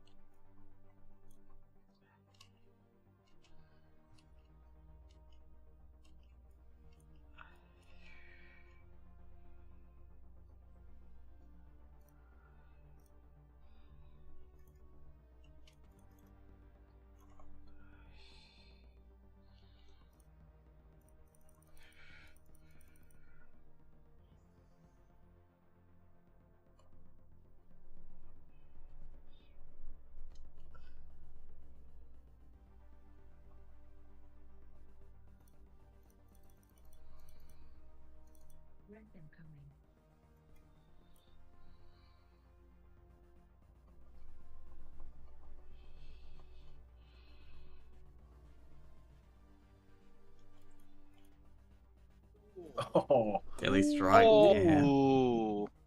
Oh, Holy shit. hell. How much would Oh, I and your hot take that the shoulders Cacos all would beat the too. Cowboys? Alright. Dude, Wow. that was funny. When the Cowboys lost. Good luck, Daily strike of the guys. Hydra. Yeah. Anyone Horror got? Oh, Oh, Oh, no. no. Oh, no. Oh. Oh no. Spen's left. face? the chat. I mean, you did get an epic Surprised. yesterday. I'm Except- happy to make a trade deal. trade What? deal. For what? Yeah, what's the trade? What do you get? Me 50. I get your epic. You get nothing. Selling Deadly Strike, 50 gold. I'll give you this one. Eagles out as well, dude. Eagles, to be fair, the Eagles were definitely gonna get out You'd be because the full Eagles of weren't playing taking very it. good. I'll do it for Jeez, they're like they were awful. They're like playing like a 2 and like they were playing like a 3 and 13 team. I will buy it for you, Sven, if you really want it, because I know you like Warrior I'm not a PvP. big fan. This is pretty gross. League is back. Yeah, I did see League was back. Okay, let's just get the game. Right. We have One a of them. rule. Someone's won their SR loot and is now selling it, so we have to kick that guy. Who was doing that? In Albion? Wasn't it you? No. It wasn't me, bro. What are you talking about? It was like a warrior. It was an undead female warrior. That's all I remember about them. Where they got full, like, Bile, like, booted them from the guild because they were, like, trying to Selling. buy loot off people or selling loot to people. I don't remember that person, but You remember or don't? Sorry. like, there's like a shadow, but there's no. Yeah, but we got CS in the there's no background. name to it. They weren't in the guild for long. What map are we playing? We're playing Mirage. Posted I was wondering what that pictures noise about was how many sounding like. Edge masters they were farming. And Man, I've rolled terribly tonight. You can have them doing. Are you sure? Yeah, go for it. Are those the Thanks, man. shoulders? Oh. Oh, those are the shoulders Coke Man wants. Yeah. Did the game stop? Nice. Jeez, they really cut sound. GG everyone. Insane loot from this raid.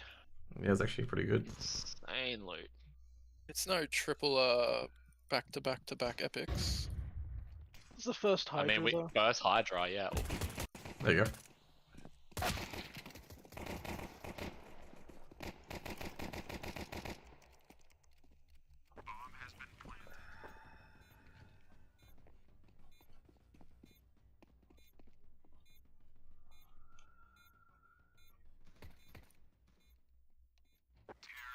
There you go. We're back in the game, by the way, guys. We're back in the game.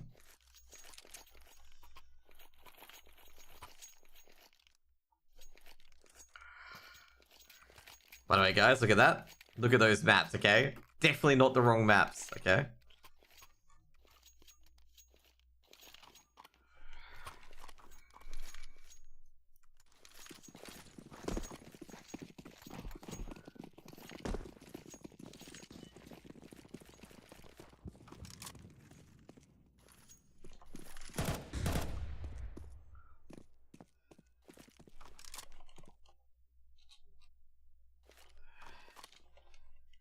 Oh god, to do Celio's bedroom name. And the Vertigo for Amkal. And last but not least is Nuke. Okay, cool. Fade out. So you got Travis, IC, Nickelback, Crad, and Forrester on Amcal versus Pip, Sugar, Pulp from Sky, Fade, and FPS, which is the part of the Gron roster. The Gron roster's back together again. Those guys that have blackjack and hookers at their at the boot camps. FPS got one. Meanwhile, oh jeez, this is all going one direction, and the one direction is to Incilio. Boom. 1-0. Should be 2-0 very shortly, and FPS will make it 2-0 or as it goes by the FPS.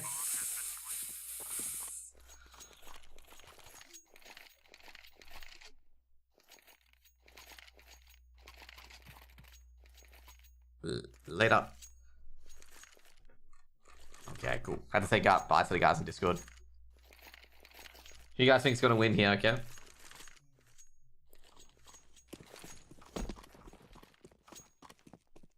Okay, we're gonna change the name to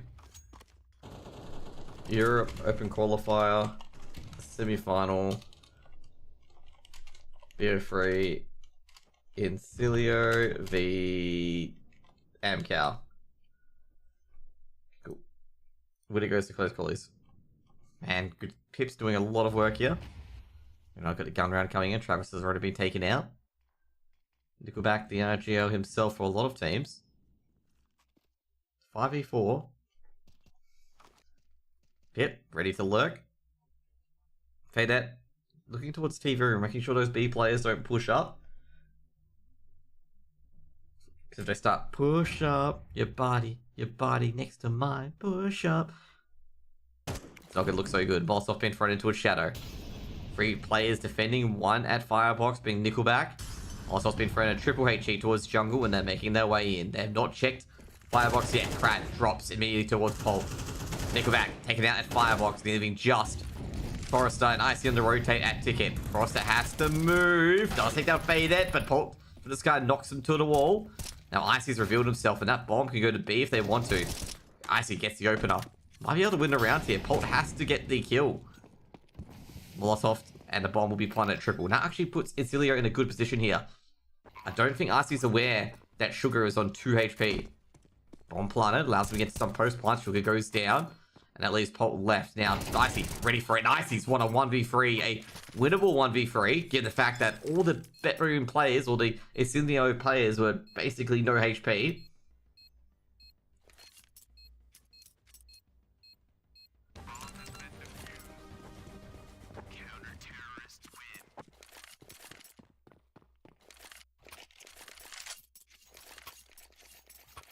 Gonna be incredibly happy about that one.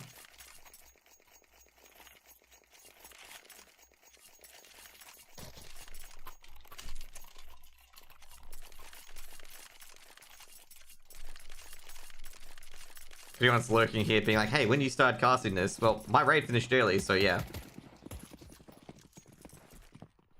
So, bunch of M4s.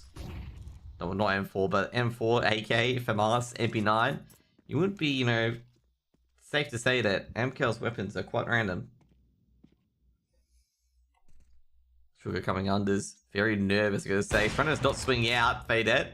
And Fadette swings out. It's just, you know, a half swing out. He's like, he's not fully committed, but half committed. And Icy just drills him to that wall. Look at that blood splat on the back there. And Sugar's just like, nope, I don't feel like that today. FPS though. Gets it open at Tetris. Can keep going forward. Also play at stairs. Takes out Nickelback at stairs. Crad and Nickelback hit the grunt deck. FPS has got a chance to get that bomb to the site as well. Smokes and Flash has been thrown in. FPS will probably check connector, but doesn't go ahead of it yet. Trying to keep Travis on a red alert. Now, meanwhile, looks like Sugar's got into the back lines. Going to the B site. Doesn't hear anyone. He's heard a player move, and that is going to be Icy. Icy's going to drop right away, and he's heard Forrester. Smoke's going to be thrown in. Sugar swings out, gets a second as well, and that bomb is going straight towards B. And Travis, he's in absolute no man's land. Because this bomb's going to go apps. Why are you watching a Russian match when there's a European match on the same time? Yeah, having like 2 English casters on the same match is probably not a good idea. You're splitting viewership. And also at the same time, I do like watching Crad, Forrester, and Nickelback play. That's the main reason. Like, if you haven't checked HLTV, there's an English caster already on Sprout and Fingo.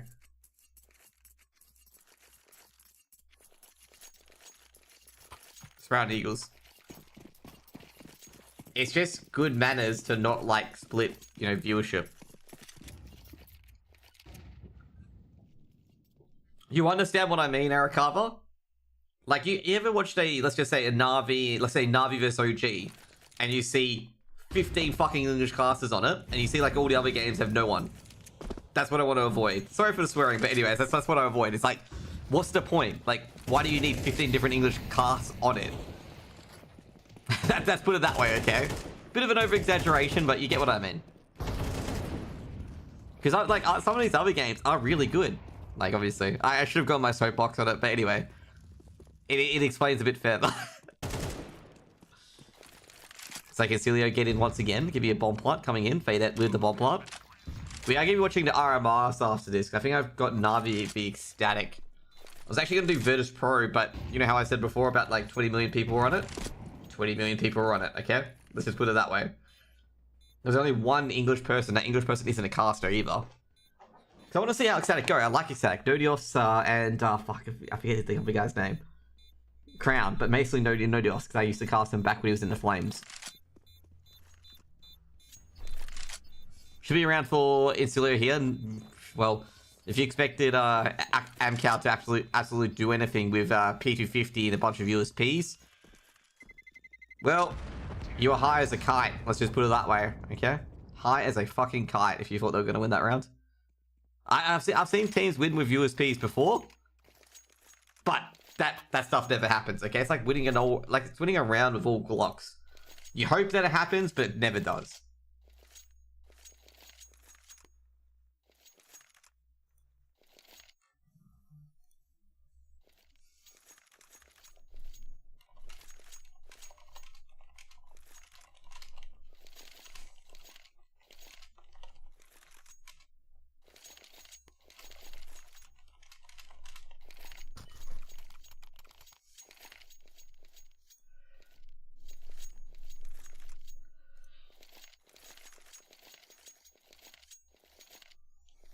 (4-1) to Amcal. What's the Amcal? So Inso. Sorry, right? Sorry. I said the wrong team was leading. Alright, Amcal probably win it'll probably be 4 rounds. Amcal, the 13 Incilio. I'd be like, okay, at least I got it right. You know, Amcal in 4 rounds. Big flash towards top mid. Fadette is actually going to respect that flash. He counter flashes back. Meanwhile, Sugar pushing very, very aggressively. Does get clipped on the ears. I'm not sure if Travis heard that or not. Travis was close by, so don't think he did hear that. Well, no, given that Forrest is coming in very aggressive, I think they did hear that.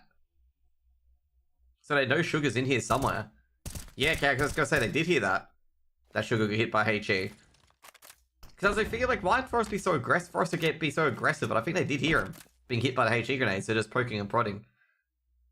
Forrester on the bench. It's actually got a good angle here. I don't think they're going to aim this angle, pre-fire this angle. They're looking for it. Oh, they are looking for it, actually. Sugar might pre-aim it. Oh, FPS won't. Miss shot on towards Forrester there. Travis going to return back from short. They don't trust balcony. Given that how Forrester walked backwards, I do not blame them, because Forrester walked backwards very, very sussy. Sussy-wussy. Imposter in event in Among Us. He walked back very sussy-wussy. So it's are they just baiting us for for the play on balcony? But nah. Heading towards the A site. Icy playing Firebox. Crad playing Ticket. Now, Nickelback playing Connector. Nickelback's got a lot to chase. It's going to be actually a really, really tough one to try and hold, but a Navi-style execute is going to be in the favor of Icy, who gets the opener at Firebox, but it's going to be all going one direction. Swings out, and Nickelback does grab one, but he can't stop the bomb from being planted. It's been smoked off a jungle, and that's a quick bomb plant. That's going to be a 2v3. Can be a retake, and Nickelback gets this, but traded out by Sugar. Sugar quick to trade. Feels quicker with the initial pick. Would have potentially won that round. Forrest is going for this. Very interesting, actually. Bedroom even ready for this? Molotov towards Firebox. Does he have a splash? He does have a flash. No smoke, though. Oops, shot missed by FPS. Looking towards Shadow. Forrester can't do much here. Takes down FPS. Yeah, not sure why I went for that. Not sure why I went for that, Forrester, but he does a bit of damage. He didn't have any smoke, so it's just why are you going for it? It's not you may say, hey, you could have killed a guy, damaged her T economy.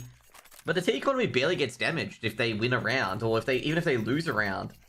Most of the times they still have enough to buy, so maybe he thought he could have get a retake there. Maybe he thought there was a smoke on the site. They could have been a player dropped the smoke. It's hey, we can grab that smoke.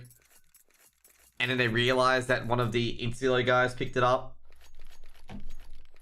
Because that could have been really bad. Forrester could have just lost his M4, and that would have been pretty bad, actually, going into this round. Where they didn't have a hero M4, which, of course, not much chance of winning, but you get what I mean. It's you're going for a 1v2 retake that's very difficult to do. Especially when you don't have a smoke, and they're in very, very good post-plant positions.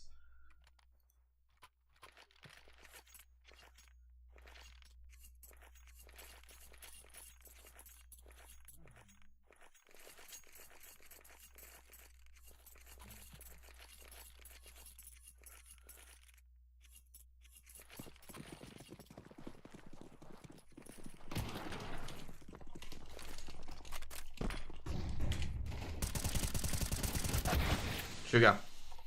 Gets down the open, takes down Forrester. There's a bit of chatter in chat. Not sure if that's the tech pause or anything like that, but it's too late anyway. Could be like, how much should I hit or something like that. I'm not to be too sure, because I heard two things in chat. So I'm just like, wait a second. Anyway, Amcow's getting absolutely punished on Mirage at the moment.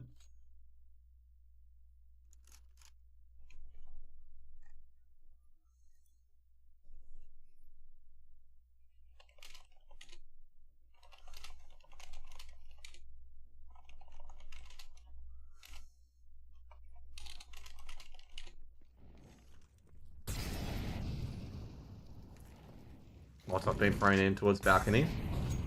Going for the... Oh, gotta say, for Amcow, it's going to be very hard to retake. Flashbang goes in. Nickelback's going to get a couple of kills here.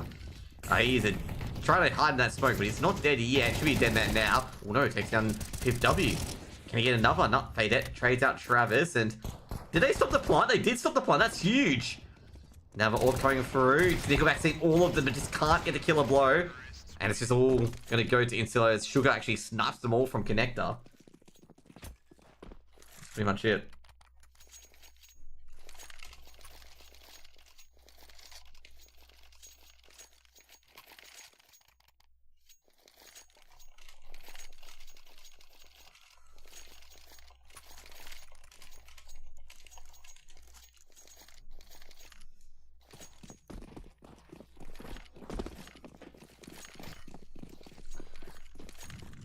Four M4s. Oh, jeez. Bit of a tag up there. Not too much damage. Gotta say, Insular. Oh, he's dead, man. Jeez, gotta say, very unlucky for FPS. He was just, Icy was just on the corner of his screen as he just double zoomed in. And it's just like, that is unfortunate, man. That is unfortunate. If he had single zoom, he would have seen him. He would have seen, Icy. Forrester in the balcony. They don't trust it. I was gonna say, Insular are very well aware. Both players just spamming through the smoke, and Forrester, even though he shot first, ends up with, as a bit of a loser there, unfortunately, of that duel. Not gonna be too happy about that one. Insular trying to just find a way to poke and prod. I see rotating over towards window, making sure no one sneaks in.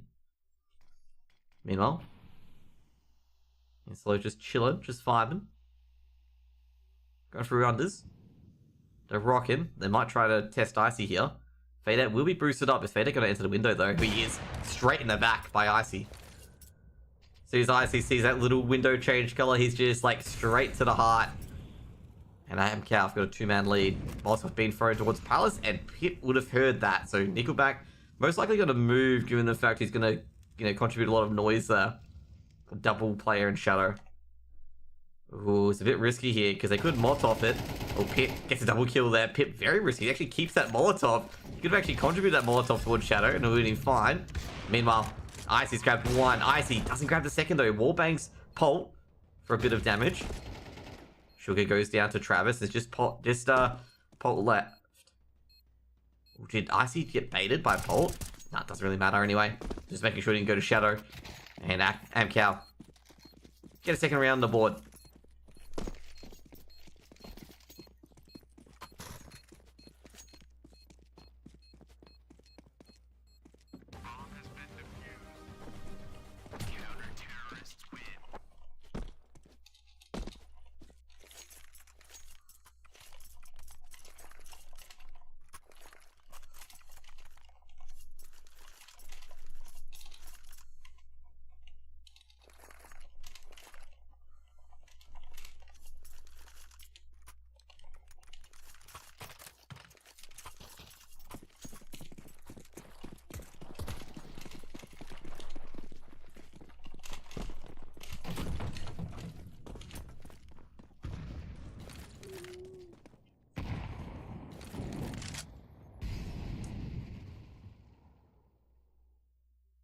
Alright, is stream chopping up? Yeah, it is. I'm talking to one of the AU players at the moment on Twitter.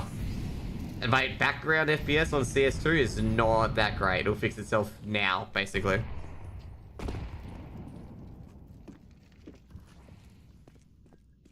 Few smokes been thrown on. Oh, jeez. Beautiful shot by Icy. Don't know how Icy threaded that needle.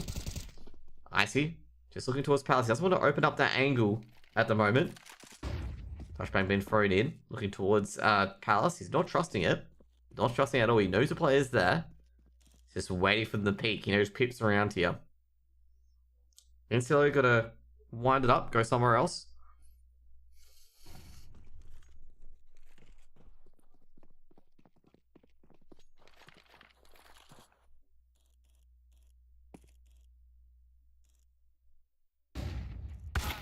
Jeez, Icy. Insta-traded, basically. Good trade, I gotta say, from FPS. You love seeing a good AWP trade, and that was one of them.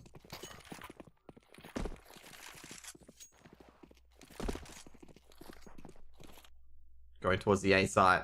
Nickelback's here. Oh, the noise! This is because of their nades out! Got a quick 2k in Forrester from Shadow. Oh, Incilio. That was probably the worst timing I have seen for any team. All three players had their nades out. Oh no. They're setting up for an execute and it's just like blah. I'm gonna say the trade was really, really good though. For the third player, just quickly flick out his gun and just get the aim right. Meanwhile, Icy was actually going to be boosted up. Like the double flash, put him in a more defensive position already. Nickelback, I'm going to say, has got a couple of kills as well, but he goes down. That's a gun picked up. They're actually going to... Jeez, what's going on here? Krad's on top of Tiggy. He's going to defend A by himself in a very open position. They do recover a gun. Fade's got the M4. They might be able to recover a second gun as well. Doubt it though. Gun's probably too deep. It's a 3v3. And MKL are retreating deeper into their sights.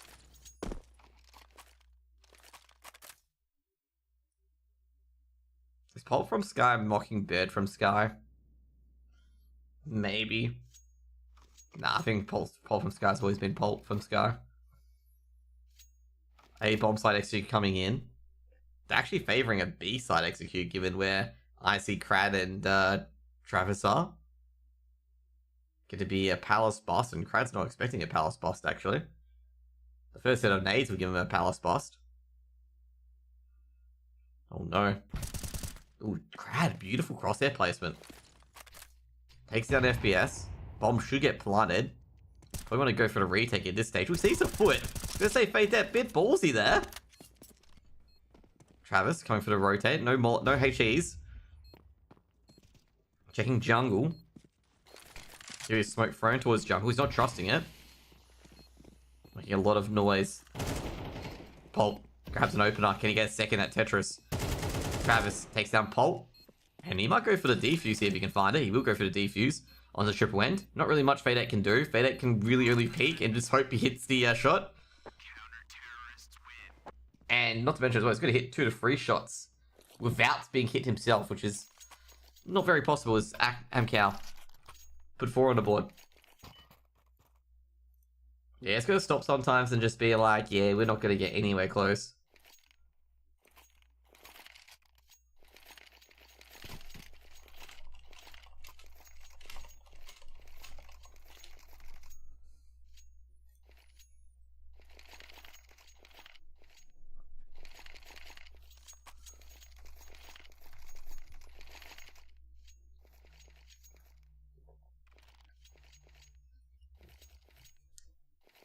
Give me timeout for Insilo. Guess that's their last timeout. Did they realize they don't get a new set of timeouts at the end of the half, right? They called all 4 timeouts in 10 rounds. Did they accidentally blow all their timeouts early on? I just don't think you should, like, you know, just be like, oh, yo, guys, timeout. Like, just everything on your T side.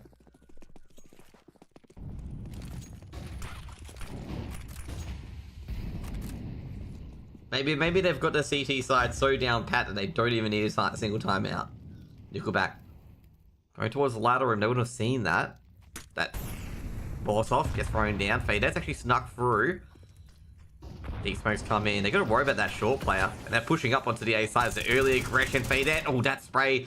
Not so great. He loses his teammate behind him as well. But Fade's actually got control of the A side. And he's going to tell his teammate, hey, yo, we can go to A. Fade waiting at ticket. He's going to throw a deep smoke. But he's not going to respect that one. He ain't, Forrester.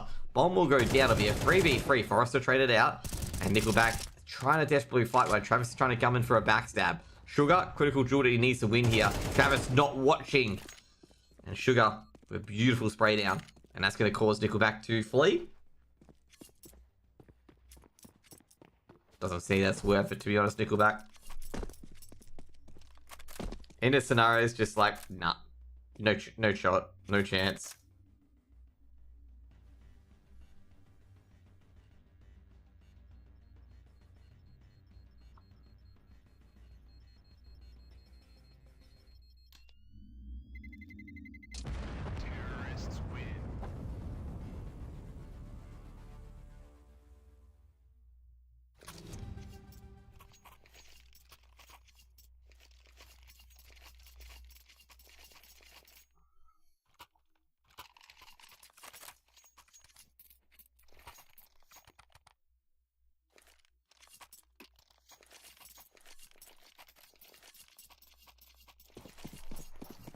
Or 7 in slow. We want to get that A3 out on the board. And Falls MP9 is definitely a way to do it, given the fact that Amcal have no fucking utility whatsoever. They take a bit of utility damage already. Pulp, just waiting for the aggression. He feels like with all the HEs and other stuff being thrown in, he's just like, maybe you're going to have a bit more. Will he get a bit more? That's the main question.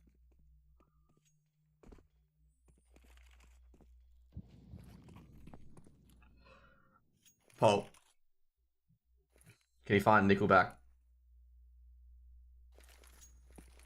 Flashback main front end. Did he see a shadow? I think he may have seen a shadow there. Oh, he did it. Paul can't get the... Oh, he does get the first kill to Nickelback, but doesn't get much more. And I gotta say, that little finger is very advantageous towards Amcal.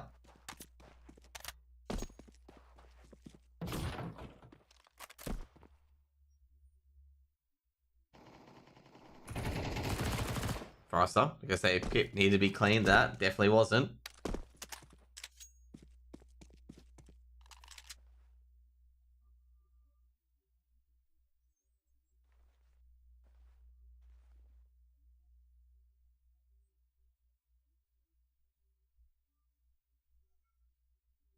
It's like Sugar just looking around the moment, going through B.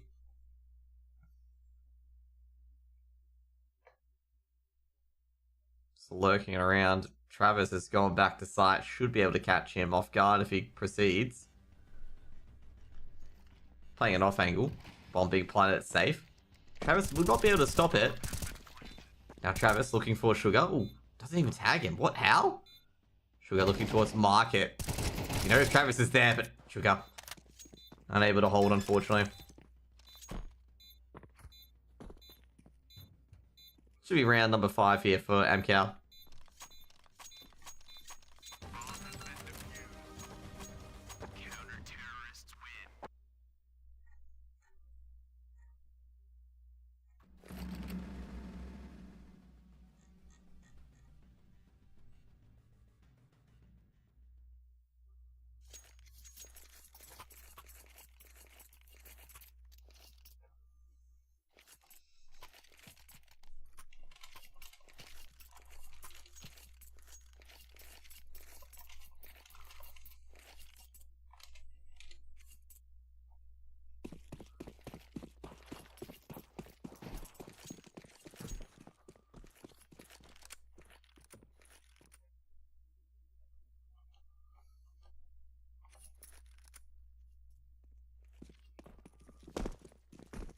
Travis pushing forward.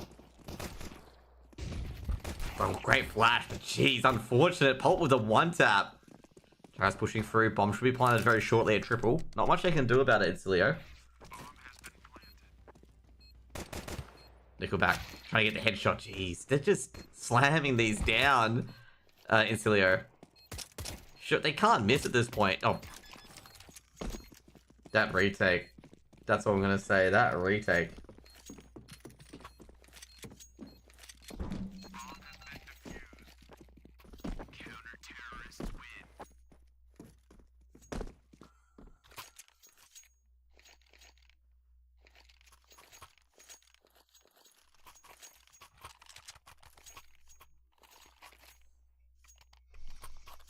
Eight 5.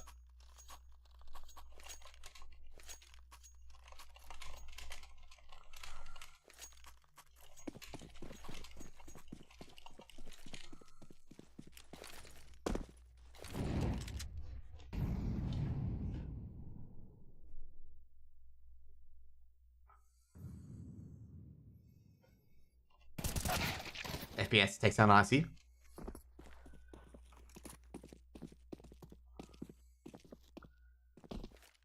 Oh, it doesn't take that Icy. Icy takes an FPS. I say Icy and FPS, that duel's been very, very spicy.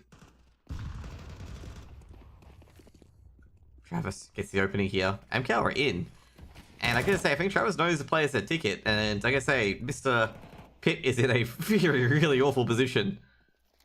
Bomb's planted. Not really much. Was Pip gonna go for it? I don't think he will. Doesn't have exactly the best angle.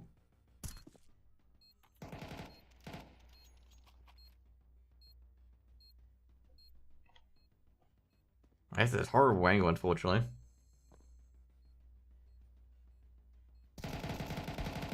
Crad takes down Fader, and yeah, I gotta say, Ancilio got taken apart there.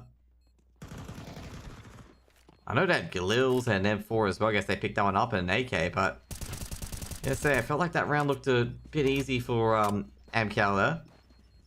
Amcal trying to just save their weapons off the next round. Pip's actually gonna go very deep. Because he could get hit for a bit of damage. He can't afford to get hit for a bit of damage.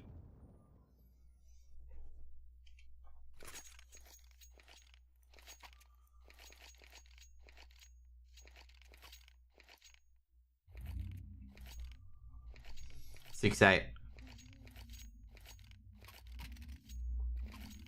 Bet Incilio. I lost the initial pistols and I lost the anti-eco.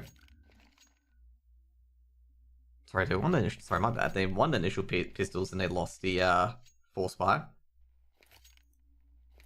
I mean, not to mention as well, they gave an M4 over towards Amcal. That was just used to pummel them even further. Probably not too happy about that.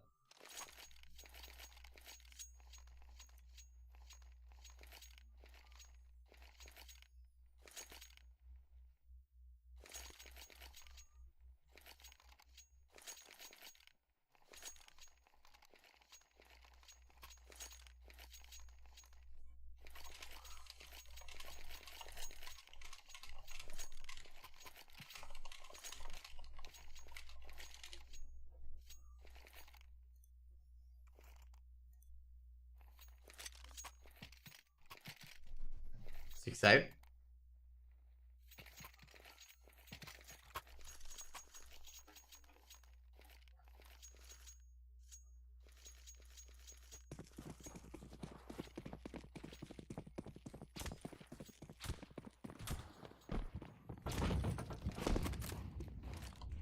MKL. Or Flash could be going in for Forrester. Forrester does not trust this, okay? And I don't... Like I say, not too surprised that he doesn't trust this, given the fact there's whatever it is. Thank you for stream. Russian casters are so annoying today. Dude, a lot of people don't like Russian casters. What's the biggest issue that you guys have with Russian casters? Like, I'm gonna say what Pinan says is not uncommon. I think some of the Russian casters are quite good. Like, am I just missing something? Or is it mainly like a few certain casters in particular? Maybe I'm getting the good Russian casters, okay? Maybe when I watch them. Well, when I watch them, you know, Russian casters are very good. Okay. But today, okay, not the greatest. Yeah, I was gonna say, like, you know, they get very excited. Like, all I can feel is the excitement. Okay, the excitement, and that's it. I can't understand Russian, obviously. Okay, other than divide, and lat, and then sika. You know, of course, I know the swear words.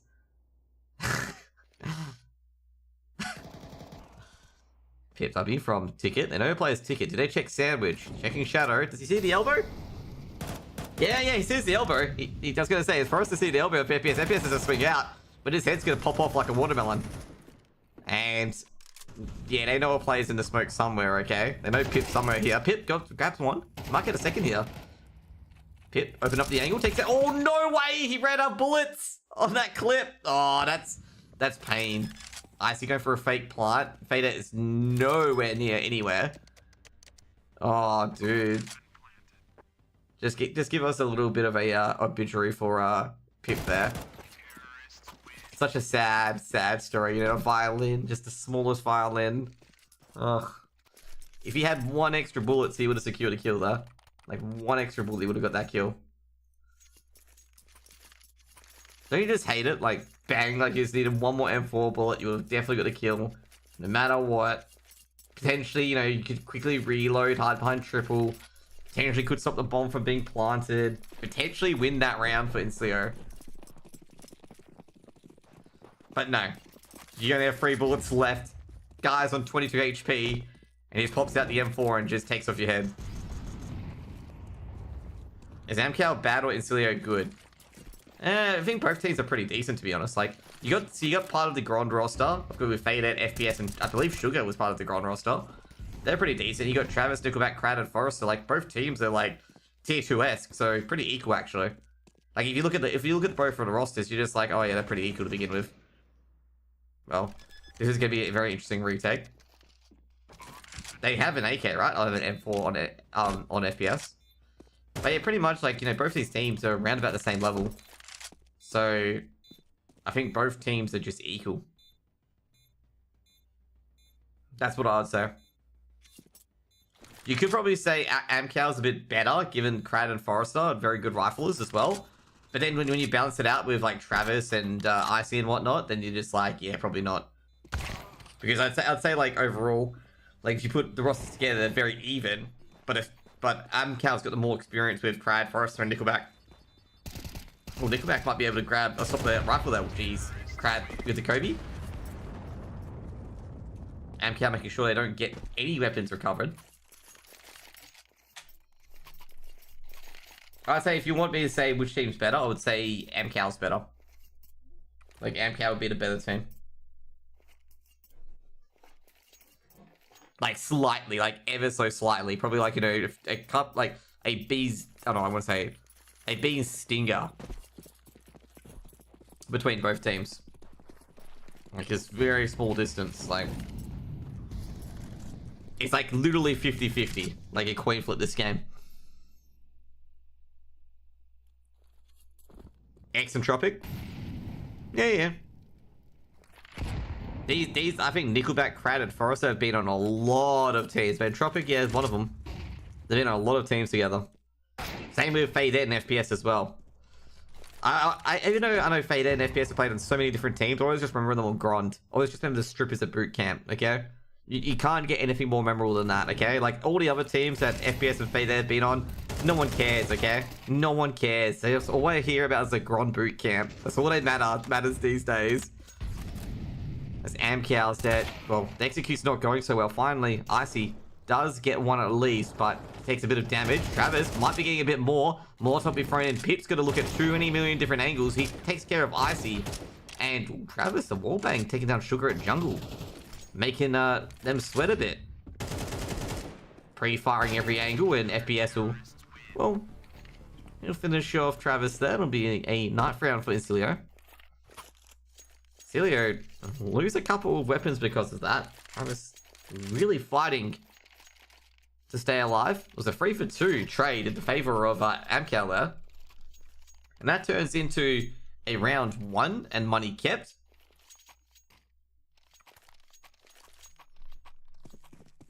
Which is, yeah, probably a good for Amcal on the economy side. Because it means now Insulo can't buy too much, obviously since they lost money with that round win. Generally, if you want to gain money on the CT side, you need three or more alive. You lose money if you only win by 1 or 2 players. Given the fact that you have to buy up again and, yeah, yada yada yada. You get my logic. Even winning with 3 lives only like an extra like $400 to $500 basically. So not too much of a profit. So not $400. Sorry, about one to 2K extra.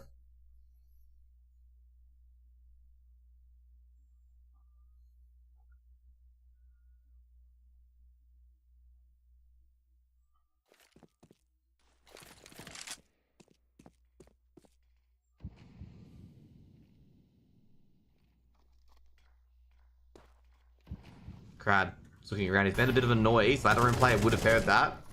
Fadeette's not activated yet, but he knows players coming. Fadeette activating. We'll take down Crad. Beautiful. SQ coming in. Nickelback, does he check the balcony? Nah. Sugar should get a couple of kills. Doesn't get a second. Fadeette does get a second though. And pulp from the sky. Bombs dropped. Rounds over. But we got the backdoor bandit being Travis. He's gone through murder hole. But I don't... Oh, jeez. I was going to say, I don't think he's going to get very far. But FPS steals a bullet from the heart. Travis gets a quick 2K and 10 rounds for Insulios to put 2 rounds together. They do keep the op as well, which is very, very helpful. 8-10. Just an FYI, guys. If the map ends, like basically the map could end 1 round early.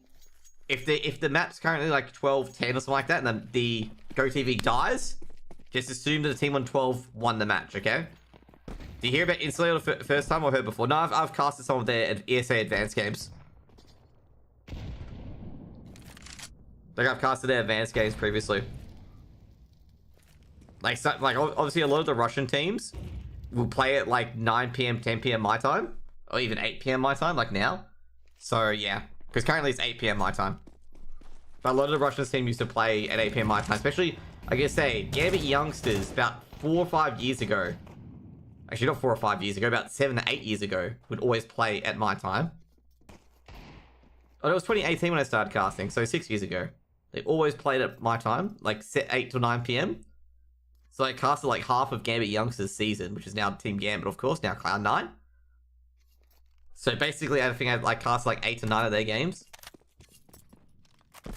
This is before they were super famous, of course, okay?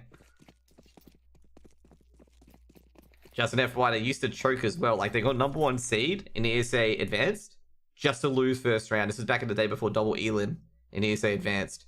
They got #1 seed to lose 2-0 in the first round. Pip blast Forrester away. They're coming in through A main. I think Pip's heard that. I think Pip's heard a movement in A main and FPS from the other end. What can he do? He's just got to go back up anyway. Nickelback picks up the M4, heavily tags up Pip. Jeez, Nickelback fortunately didn't go forward there. Would have ran into that the grenade. Nickelback shuts down the FPS. FPS misses a very important shot. M4 thrown down towards Crad. Oh, that's going to be a problem. Nickelback trying to get that bomb down. He won't get it down. Pip able to pop out from Palace. Maybe 11 rounds for Encilio. Encilio. They've got 3 in a row. They gain a bit of money there as well. It's going to be 11-8.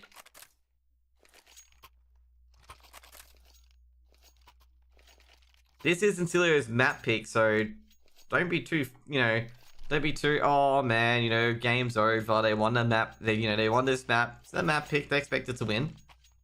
Mirage is a straight up aimer map though, so it's gonna be a toughie. Flash Molly early on from Pip to just fend them off. They don't want Amcal getting a quick old rush in and make their life hell. Deep defense from Insulio. 1 ticket, 1 connector, 1 jungle. Can be utilitied off site. Deep flash. And I see. Oh, they're gonna back out of 8 main out of that one. RMR CQ coming, they need to end fast? No. RMR CQ's 11 o'clock my time, Batsorg. They'll be fine. They'll be fine and dandy. They got 3 hours. FPS does get an opener. Travis, bit of damage dealt to him as well. Travis, he's gonna have a hard one. Travis does negotiate it, but Pip able to get quick 2K. Trades galore going everywhere. And Pip stuck on triple. Oh my god. He's done it again. He ran out of bullets. And Forrester is going to trade. Now Forrester's good. Oh jeez, he's won this 1v2. And Amcal getting 9 on the board. Dude, that's the second round that Pip has ran out of bullets on his M4. A1S, okay? Someone needs to put like a bullet counter. And like it just goes down every time, every fire, he puts the bullet counter of how much is in the clip in the middle of the screen at this stage, okay?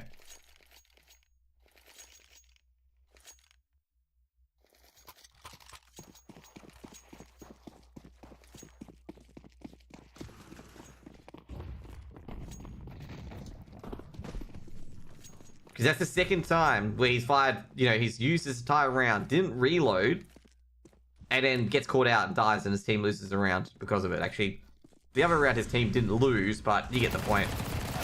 Light Force? It's a double eco. They're on a double eco regardless. They're on a forced. It literally doesn't matter for them. They are on a double eco. Like, you can say that FPS has 2k and ecos, but they won't have weapons. So you force, and then obviously you have to eco, and then you buy. It's not like they had much of a choice.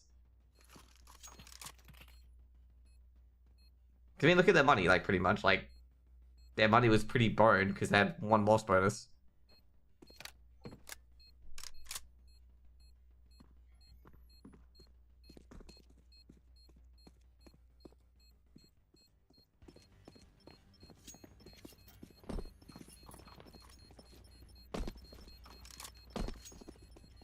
I don't think the force buy is a bad idea.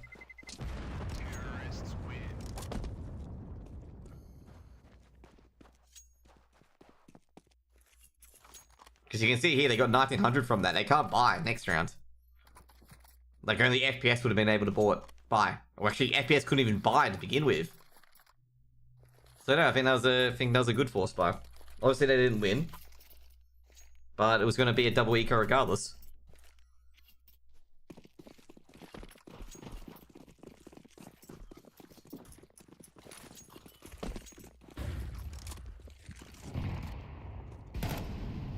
Look at that. Go for the pre-fire. Just poking and prodding at that window. See if they can get an early kill here. Bedroom's got a whole bunch of P250s. Bit surprised they buy the two P250, but then again, they're versing armor, so they'll be happy with that.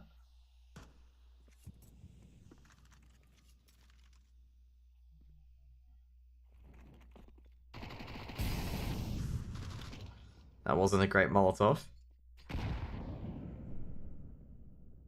Elected to wants to go to the A site, MKR. They got an MP9 and a sugar.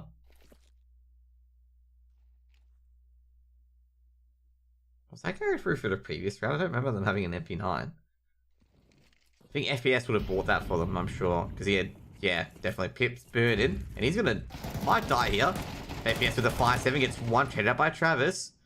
And Noah plays Shadow. Pip, not even a chance. And all these P250s been silenced very, very quickly. Sugar's got the MP9, but that does nothing either. 11-11, a buy round coming in from Insleo. I was going to say, don't tell me they picked up that MAC-10. Try to run away from that MAC-10 there. The MAC-10 was thrown straight at him.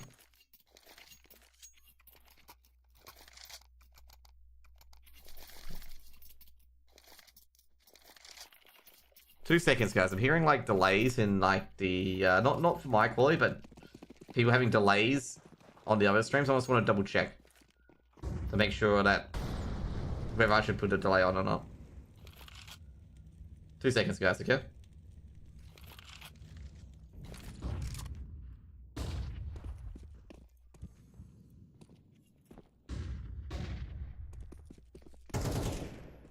Travis pushing forward. Flashbang being thrown out. FPS taking a bit of damage. He just retreats. But Amcat is going to keep going. They keep pushing. Right to the side. Amcat's going to force Inslo out. No, okay, he's on delay. Okay, cool. That's right, there's a lot of chatter in the caster chat about delays. Travis thinks that takes down Pulp. Give me a 3v4. Oh, this is going to be a tough one. Do you go for the retake? If they go for the retake and lose, they lose all these weapons and also most likely lose. It'll be 13-11 to Amcal. It's kind of a now and never at this point. They check. Oh, geez, Sugar takes down a Crad. They've got to go now. They've got to try to win that jungle duel. They don't have time. And they lose Fadette because of that, and they could lose something else as well. They got to be careful because this player, Travis, going to go through Murder Hole. Almost takes down Sugar. Sugar. Bit surprised that Travis didn't go for it. I know Travis is walking wounded, but if you take any weapons here, it makes this round coming up a lot easier.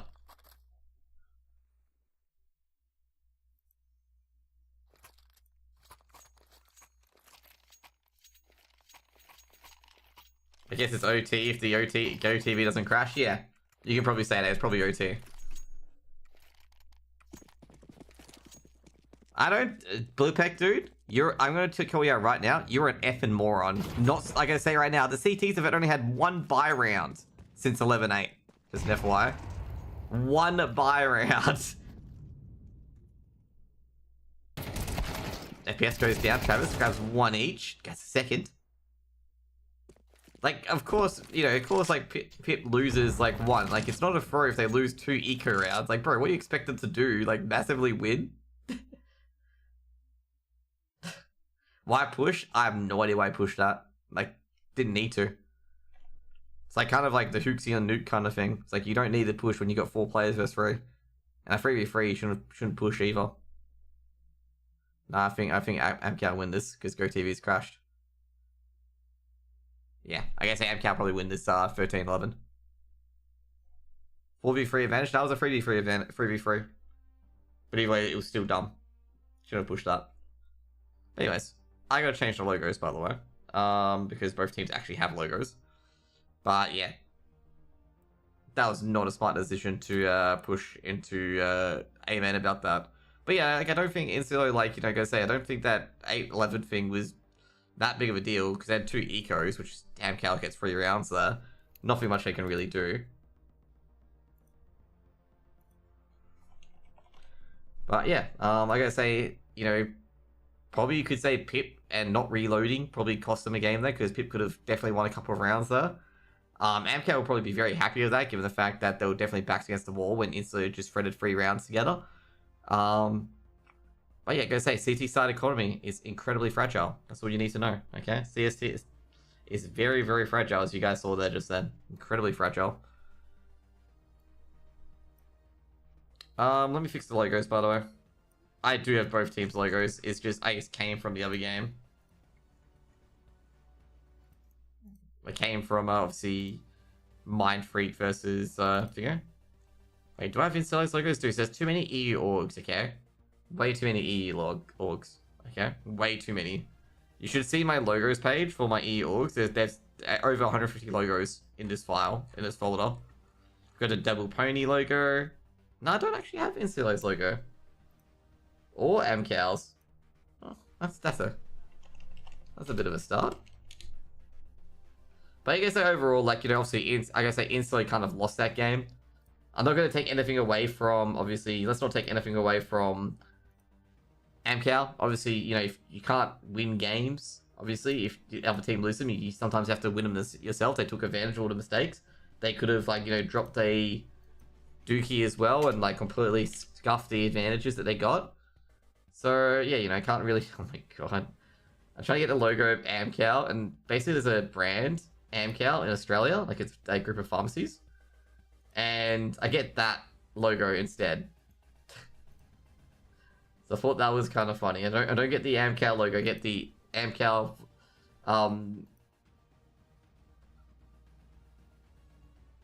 the other Amcal logo.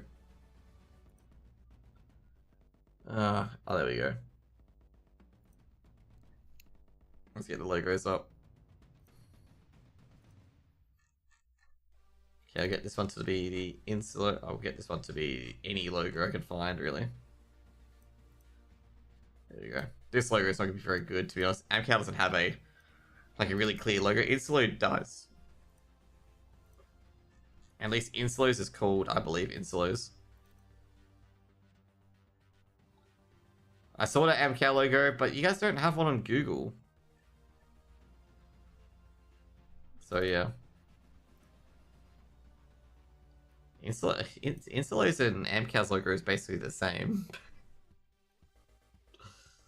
Tell me otherwise, okay? I'm looking at the ADRs here as well. Basically, like I say, Travis had a ball over game. He was key in a lot of those critical rounds, and he definitely got his team over the line in that situation as well. And also, a lot of post plants went Amcal's way mainly because of Travis. Is going to put it out there, like definitely mainly because of him.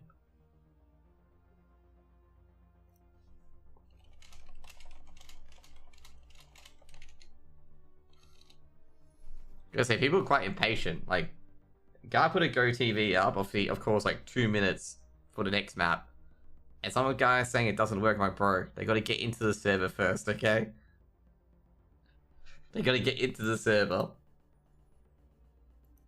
I think people forget that, like, you know, the relay gets set up, but it won't connect until someone gets in the server.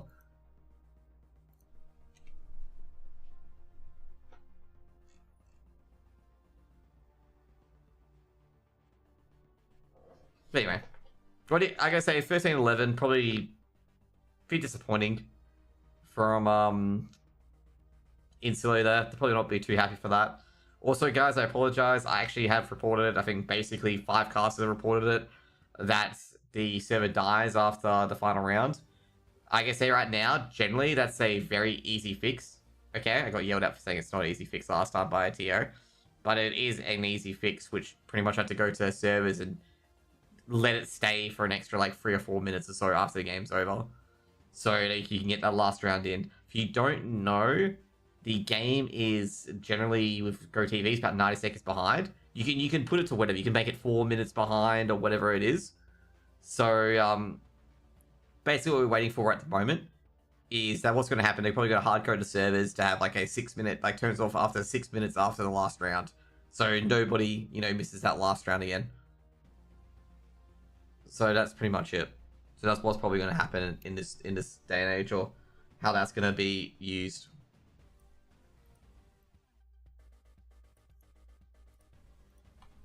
So if you guys are aware of that, like that's how the fix goes on the server. And ESA and Faceit have like large control, or they own their servers and not renting them, I think. So they should be able to fix that for themselves. We're just waiting for the next map, which I'm going to put into details here. Obviously, it was the 13-11 to Amcal, waiting for Vertigo.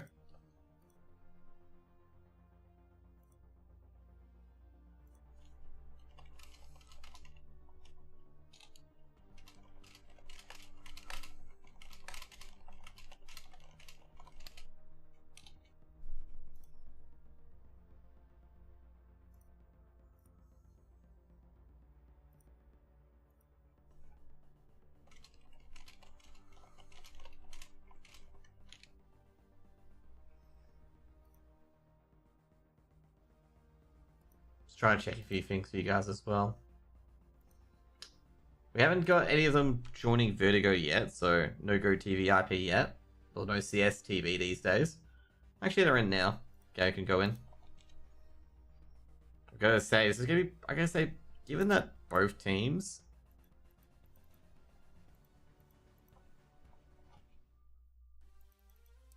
oh.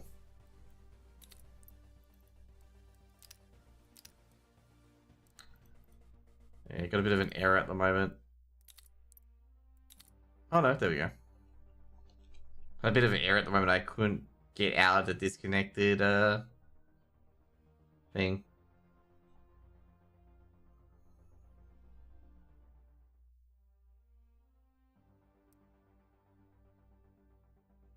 I think I'm just being impatient here.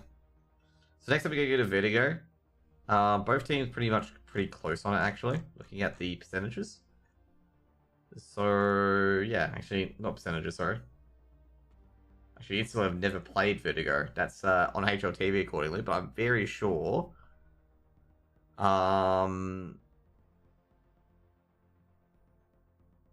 very sure that Amcal have a pretty high chance of wrapping this up to nothing potentially.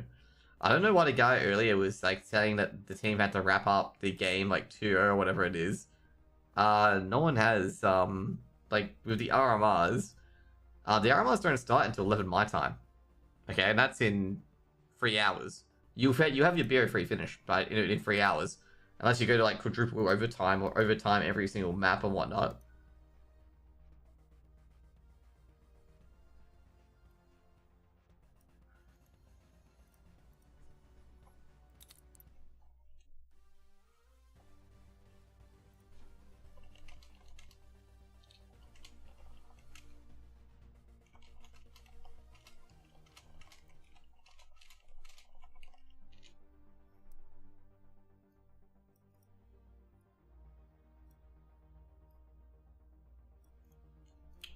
Just as so they changed the relay. Okay, there we go. Cool. We're in. For you guys the video. You know what my favorite thing in Vertigo is? My favorite thing in Vertigo is this sign. That is my favorite. My favorite sign in Vertigo is this, okay? My favorite sign. Also, no music, by the way, guys. The construction site, no weapons. Oh, a bit too late for that one. No drugs, alcohol, no music, no explosives. So, a bit too late for that one too. No tank tops and shorts. But I think the CT side have... Oh, I forget. There's actually a room down here where you auto die. Just an FYI if you go down there. You got the workbench, you got the pizza, you got the TV, you got the hard hat, you got the coffees. Remember? Notice? The CTs get up via an elevator. It's actually kind of a funny elevator because, like, the elevator stops here, but, like, it doesn't show how they got up. Like, did they get up through here? Like, where does it go to? Like, you know, like, it's clear how the CTs got to the stage every single time, but this elevator doesn't go to the ground, so how'd they get up? Now, for the T side, like, how did they get up? Like, the elevator's doing the same thing. I guess they came up through here, I suppose, but, like, oh. I guess so. This is where they moved that forklift, by the way. You know how there's a forklift in A main? This is where they moved it. There's another forklift here, there's another few things here as well. Can you imagine if you could get back here on the T side? It's like you jump down here, you go here. This is how you take out A main. You spray them all down here, they can't see you. Or they can see you, but it's like odd. It'd be so tilting.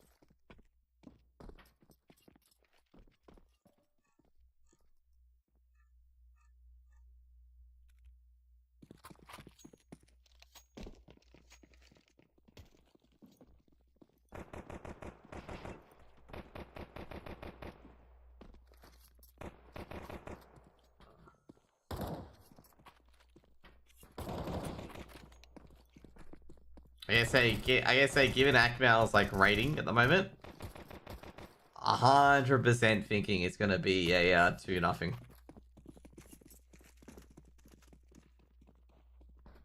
100% think it's gonna be a 2-0. You guys in the crowd, what do you guys think? 2-0? The reason why I think it's a 2-0, I mean, if a team's like very good at Vertigo, and the other team doesn't play it too much, not liking their odds on it.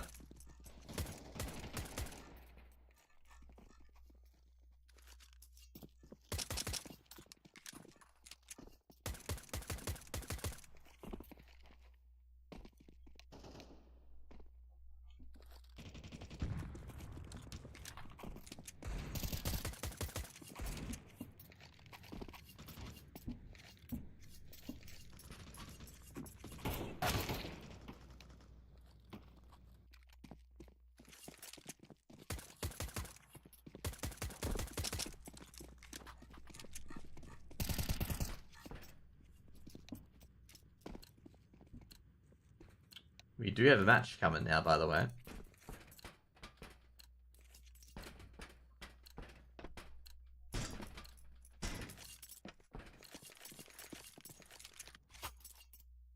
I don't know what's going on with Vertigo's lighting. Should we check the lights guy? Hey, lights guy, can you like... Oh, that's not good. That's not a good start. Because what are you doing on an Australian stream? Is that what the guy said? DJ Equalizer, mate. What's wrong with Australian streamers, mate? I'm gonna take extreme offense to that, mate. Mate. Tell me. Tell me, what's so bad about being an Australian stream? Do you not like our kangaroos, our koalas? Is it the platypuses? Is it the cassowaries? The crocs. Okay, it's the crocs, ain't it? Okay, the crocodiles. No. You know, what don't you like? 40-degree weather? I mean, I guess there's no snow, so I can understand, you know. No snow, you need nature, you know, ice, water. Nah, you know what he really hates? Driving on the left-hand side of the road, okay? Driving on the left-hand side of the road. That's what he doesn't like about Australia, okay? That's what he doesn't like about Australia. He's used to driving on the right-hand side of the road. You know, he has to consciously go to the left side of the road. So tilting, you know. Just gets in a car. And not to mention as well, they're usually used to miles per hour versus kilometers per hour. And he's just like, oh, can't do this. Can't do this. The metric system is killing me. I know, I'm just going on like a pork chop at the moment. Let's welcome back Nickel back into the server.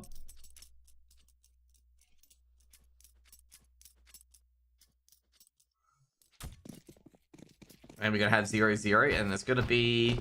Well, it's going to be knife round, but since it's Amcal's map pick, Amcal is going to be giving a lovely Insilo the knife round. Good work, Sugar. IC's forgetting that they picked the map, and you know his teammates probably telling him that you know he picked the map. And Travis is just like, you know, I prefer gravity take my, you know, to learn my fate rather than a quick sharp knife to the kidneys. He's actually just very cautious that, you know, you never know if Insilo are gonna just take your kidneys, okay, and just sell it in the black market. You just never know about these people these days, okay? I am trying to be funny, and it's probably not working well, okay?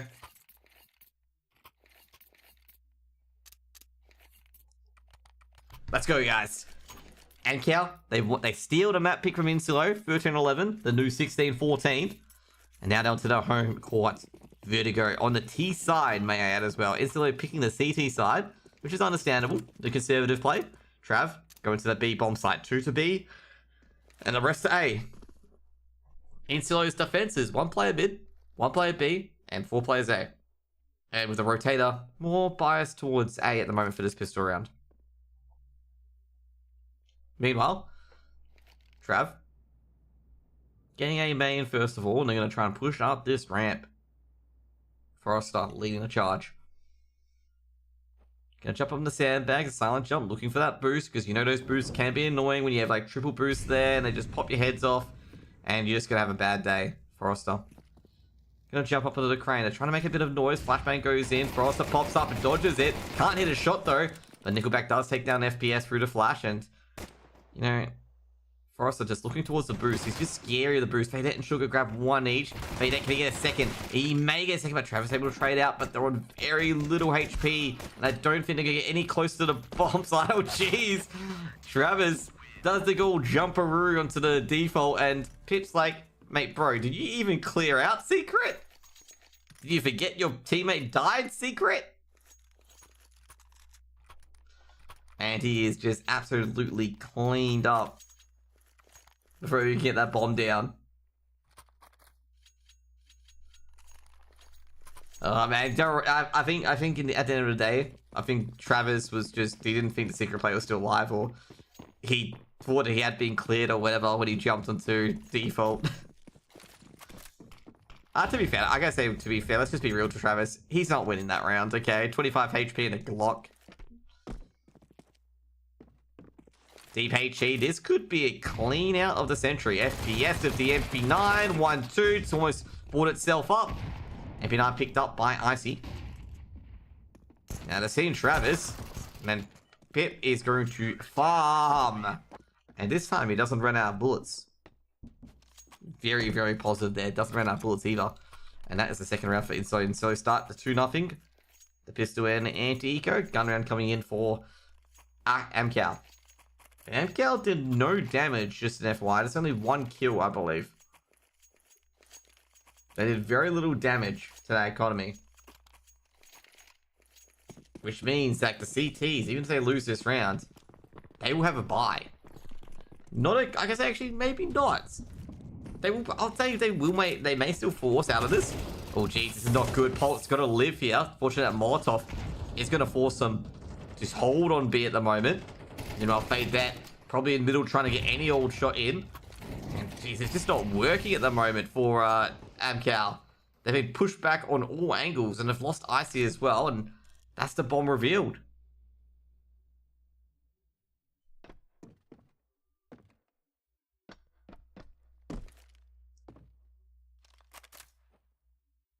Bomb has to be on Travis now. They know that. Travis in a 1v3. He's only in this sort of situation 2 rounds ago.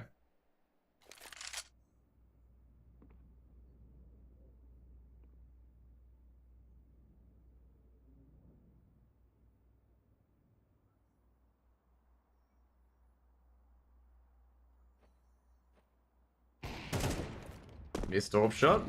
Travis gonna keep popping forward. Smoke goes up. Trying to isolate FPS. Will take down Pop from Sky. Now he knows FPS is around here. Oh no. He was playing with the fire there, Travis. He was playing with fire. He was like, maybe I could sneak by. Maybe. And bam, FPS bites off his hand. Puts 3-0 on the board for Insleo.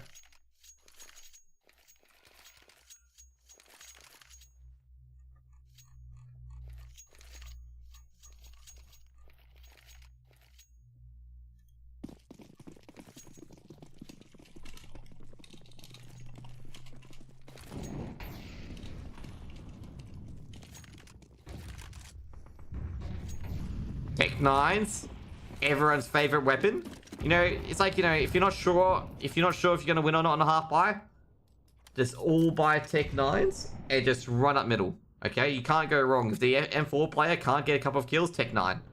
Okay, see? Bang. 2 bullets to the head, free M4, and then you know what, you can just rush into the site for a smoke, for a flash, and you just Tech 9 your way to victory, okay?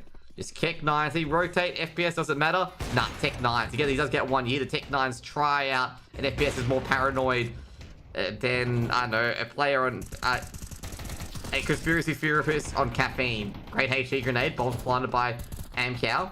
Time's wasting away at the moment. Tech 9s are being heard. And as you can see here, Tech 9s doing Tech 9 things, and Nickelback gets his 3k. I know I'm being very facetious about the Tech 9, but the Tech 9 is one of the weapons where it's just like, it always finds a way to win you a absolutely ridiculous round that you should not be winning, okay? Not even kidding. Like, all it does is just get a quick 2 kills. You got an M4 in your back pocket, and it's just like, pedal to the metal. Speed all the way to, you know, the end point. And, you know, you plant the bomb, easy win. So I'm gonna go, oh, Travis killed a player with an M4. I know. You're right, he did.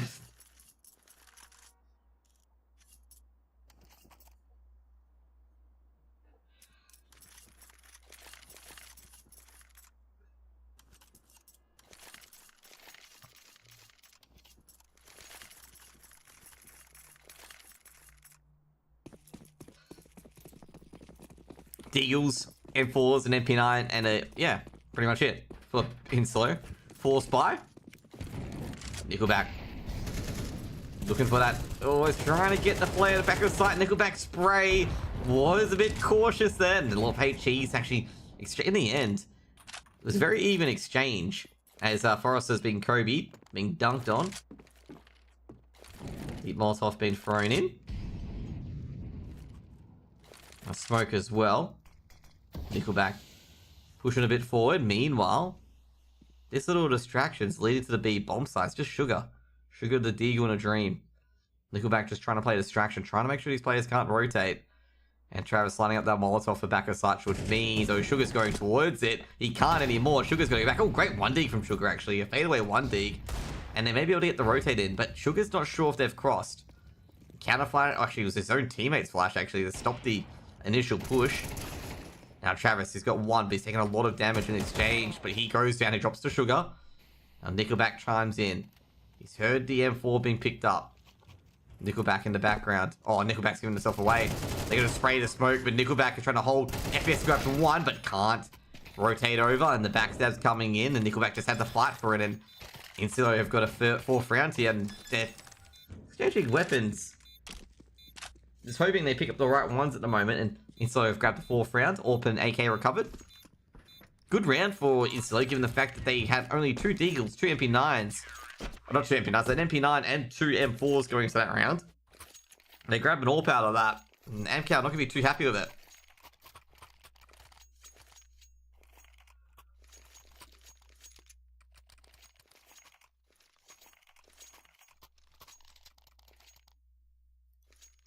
They win a round where they only use Tech 9s and the other team has full guns, and then they lose a round when the other team has 2 Deagles, 2 M4s, and an MP9. Not, you know, it's not making any sense to me, guys. Not making any sense to me at the moment. And I gotta say, the players must be frustrated with that as well. They do get the opener. Once again, Travis being an absolute menace on the B lurk. I gotta say, AMCAL, if they were getting any movement or any sort of momentum on the A site, this could be huge. In fact, it is going to be huge. Icy and Nickelback have gone in. They've got a couple of guns to back it up as well, but a lot of them are walking wounded. And, well, FPS and Pop from Sky could be going together. And given that no one reacted to the initial drop, I reckon they could go in for an A site hit. Because if you didn't know, Icy made a noise, so if they didn't swing on them there, then they'll probably ascertain that nobody's in A. And that's going to be instantly saving. I'm going to say, after that fast running round previously, let's need a round... Let's need a round where everything went so smoothly, and that's this round in a nutshell.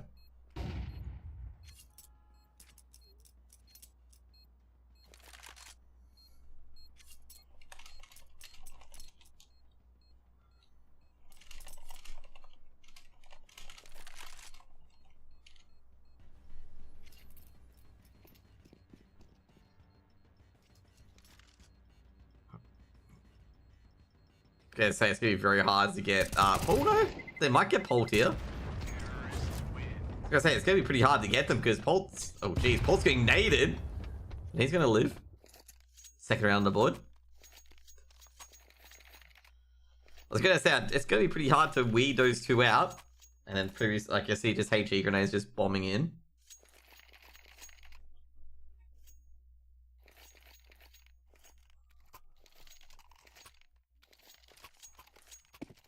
I might actually take myself off the Navi ecstatic game. We'll see. We'll see. Nah, I should stay on it. I don't mind it.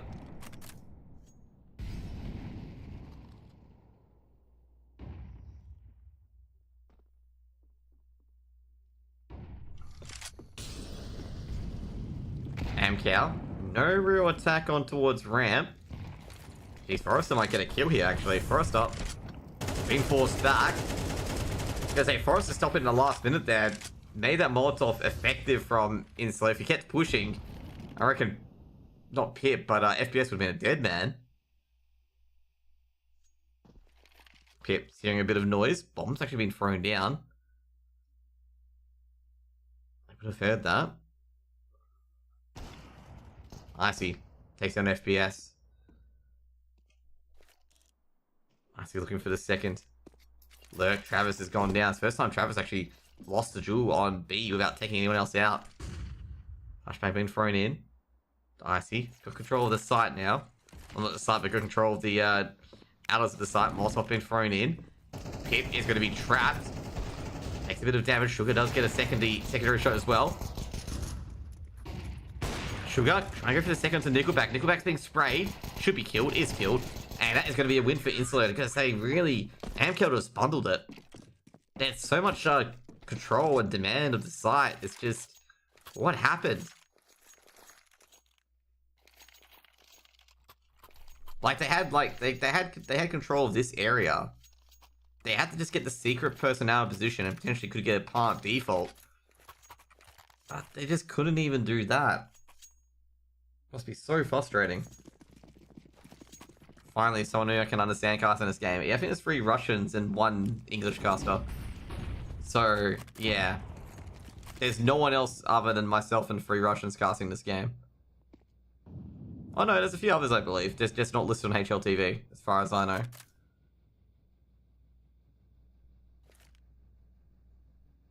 Gotta say, for AMCAL at the moment, this is gonna be super ultra frustrating. Like, Vertigo is slightly T-sided. And they're down 5-2 at the moment. After winning the opponent's map pick into those Mirage. Ooh, Pulp burning a bit. Taking down Travis again. Travis has lost on B twice now in a row. And meanwhile, all the action's happening at the other end again. Just as I think they were not going to push for Ant, let the Lurker play.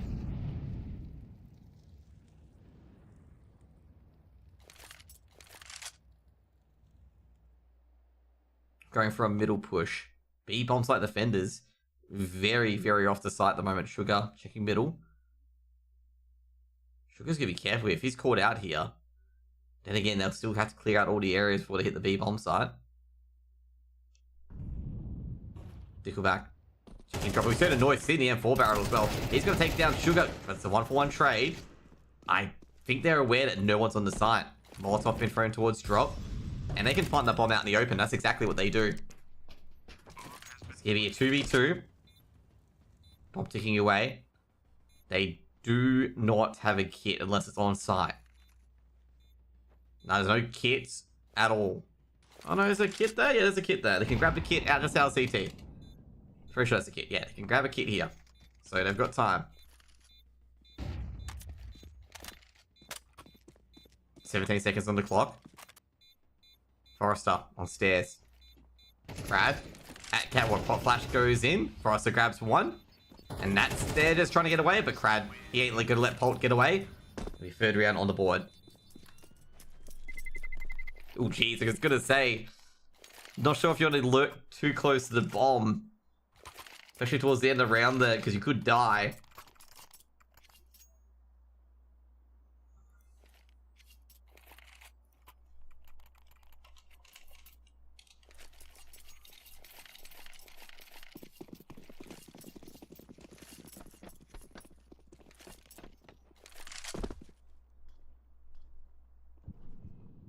Five-2.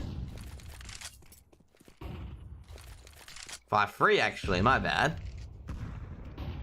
Flashbang being thrown in. Polt is got an interesting position that he's floating on air. And Crad was going to check it, and Polt, he might get another kill here. He's got... How is Polt getting a few kills with a 5-7? Oh, geez, Amcal. Let's just give it an AK away. Going towards this A site. Pip's got an MP9. He's going to raise Havoc potentially here, but doesn't.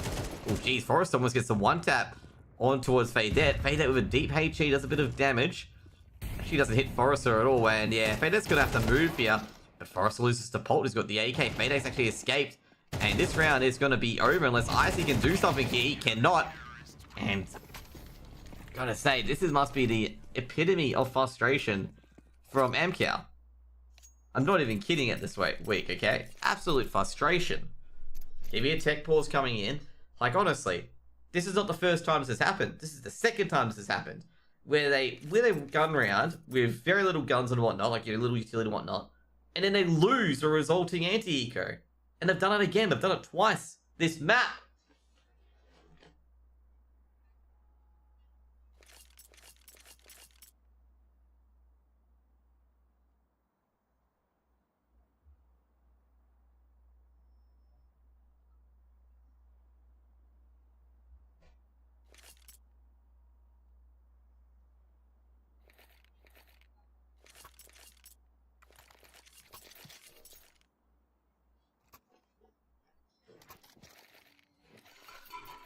They're not going to be too happy about that.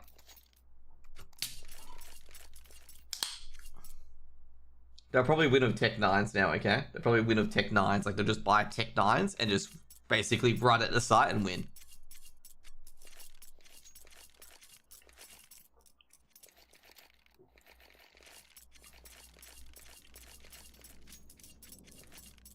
But you know who doesn't care about Amcal losing those sorts of rounds? Incilio, okay? Incilio just don't care. They've been donated free AKs because of that round, okay? Happily donated free AKs. They don't care how they get them. They just be like, yep, you know, thank you. Very much.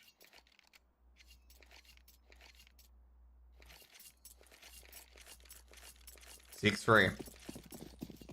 No, just Glocks? Glocks and a P250 and Forester. Who reckons that Amcal win this round, okay? You reckon anyone's reckoning Amcal wins this round? Yeah, they're not.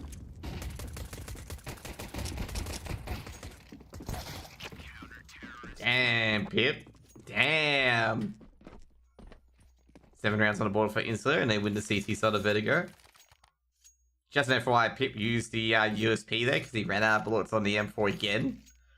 I gotta say, I think whoever coaches Insular, if they're in the server, just put a bullet counter, just code in a bullet counter in the center of Pip's screen, okay?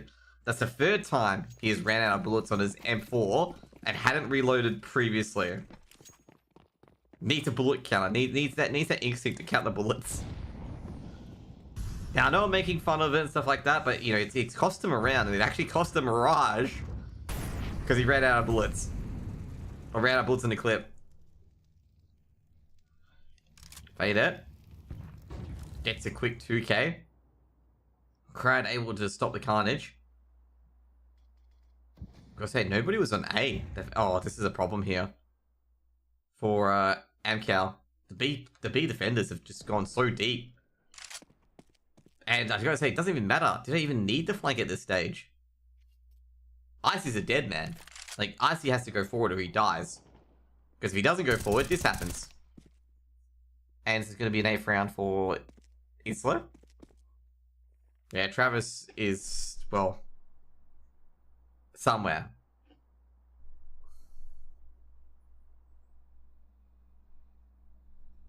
Problem is with Travis, though, he just has no idea where anyone could be.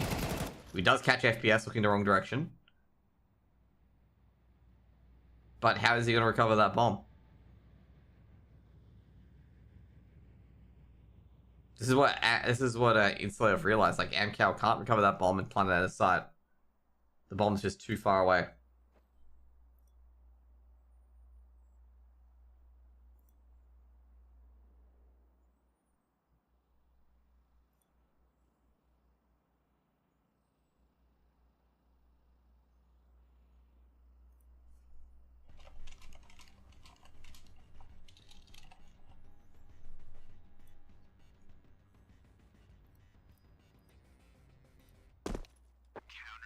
Do you think this Amcal roster will qualify for a major?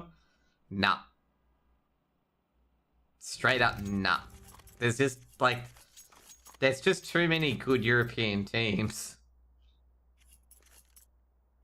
I say carefully, yes, why not? Ooh. I'd say if they're going to qualify for the major, it'll be one of those outside slots. It'll never be like a 3-0 or 3-1. It'll be like a 3-2 or something like that. That's how they qualify.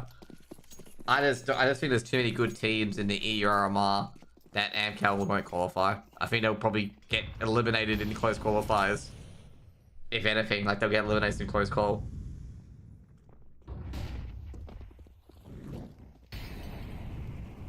Maybe I'm underestimating all the tier 2 teams, but I think they'll get eliminated close call. I maybe make the RMRs, but they won't get through to the major. Pip goes down. Meanwhile, on the other end, Crowd with the Mac 10. Oh, that is very, very horrible aim from Insular there. I mean, you're losing to Mac 10s. Not too happy. Great grenade though. Nickelback almost goes down. Good work by Sugar. Sugar playing ultra aggressive. Gets the second as well. Makes it to a 2v3. And this is good so far. That's the round. Travis with a 2-tap. Sugar. Gonna get Kobe. And Amcal's gonna get 4 on the board.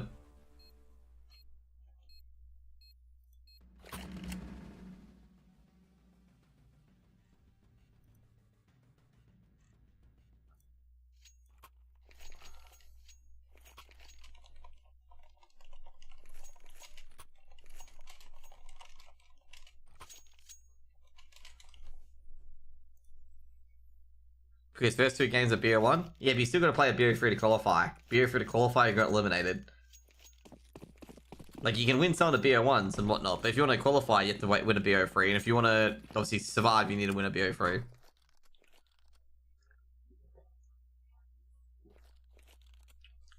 They'll definitely go for the close qualifier. There are 21 out of 32 teams will qualify. I'm starting to think why would you have a close qualifier if over half the teams can qualify? Interesting question.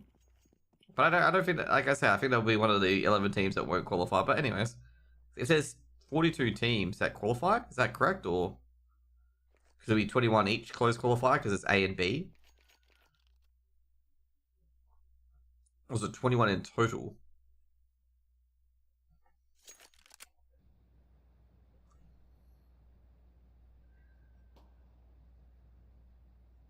Like I said, at the moment, with how they're doing a Vertigo, I don't think that will qualify.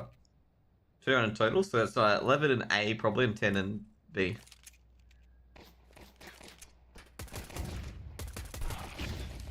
Both groups have 16. Yeah. Jeez, that's, like I say, that's going to be very interesting, but either way, not looking so good for MK at the moment. Sugar's going to get that bomb planted.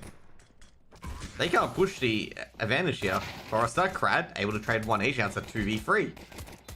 From his Icy's on so low HP. Crad's got a second as well. Might get a third here. Oh.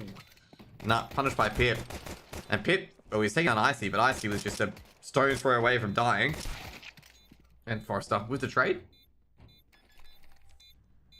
Should be a 5th round for Amkia, and a much needed 5th round as well. Let me check the teams in this closed qualifier. Oh no, dude, the guys don't go to the qualifiers, they go to the RMR deciders. Top 8 teams go to the RMR. And the next one, and the bottom 6 go to RMR decider. Where only one team gets eliminated. What? Come on. You might as well just pick straws there. You might as well just pick which one's the unlucky team and just eliminate them. I'm not even lying, by the way. But anyway. Just an FYI, like basically, if you don't go 3-2 or 3-1 or 3-0, you get to play a BO3, I believe, a BO3 in the first and third deciders. If you win that BO3, you go through. And then basically the high seeds versus each other and the low seed versus the 4th place decider loser. And then they play each other again, I suppose. Oh, jeez. Can you imagine a team playing through that, playing so many BO3s just to not get eliminated? That'd be a dastardly plan, but either way. Insolo. They did drop a bomb. Oh, not drop a bomb, they did plant the bomb, so they go Galils. Do you know the Russian language? No. Oh, gee, Sugar. Probably not too happy about that one. Fired a lot of bullets, did very little damage. And that ain't gonna look too good at the moment. Fade Death, though, has been very sharp. But he's gonna be traded out. Fade Death, once again, getting a 2-for-1. Which is pretty huge. Rotation's coming through. It's gonna be a 2v2. On the A-bomb side. Crad. But be careful there. Yeah, he's made a bit of a noise. Don't think FPS heard it. He's seen FPS. That's a HE grenade towards FPS's direction. But FPS is sneaking a bit closer. Looks towards ult. Oh, that's the secret. Travis gets the opener. They know where Fade Ed is. Oh, geez, not Fade Ed. They know where Polt is. And Travis with the MP9. I gotta say, that was funnily enough actually a better kill. With Travis getting that kill there. 2 MP9 kills being $600. I think they'll be a lot happier with the extra 450 they get. MKL gets 6.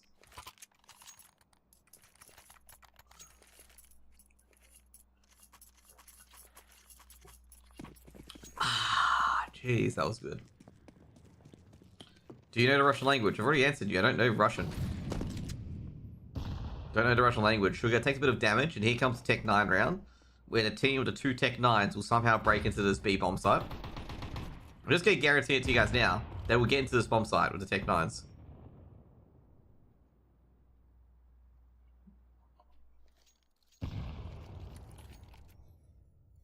Okay, maybe not yet.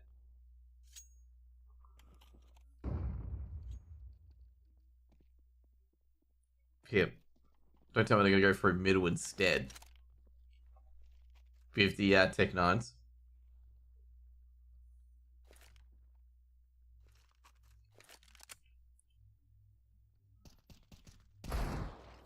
See? Trust, I'm saying this now, guys. They'll get into that site with Tech 9s. I got through middle, and they could easily hit any site. Oh, Travis got a 2k with the MP9, but he's got to retreat. He can't actually stay on the site because he's going to be a dead man. Forrester drops towards Polt. Bomb's going to be planted. Travis can't do much. Travis onto the danger sign boxes. Sneaks on. Oh, they check for him, and they don't check his direction. Travis going to get ace. No way! Just a bullet away from the ace. And Nickelback in a 1v1 against Polt. Polt with the M4. He's going to get 4 body blows. Nickelback can just go swing onto him here. But Polt... Oh, jeez. That is a round for Travis with that MP9. 7 rounds for Amcal. Travis put up a goddamn farm there. So Travis is basically purchased an AWP.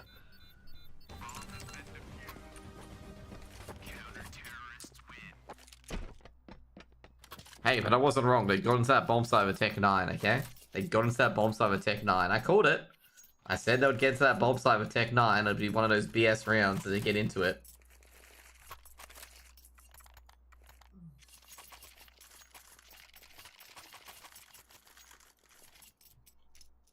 Bro? Nah, dude. The MP9 has a quick fire rate. The MP9's a scary weapon. Like, if you let the MP9 get close and personal, you've got to absolutely wreck people.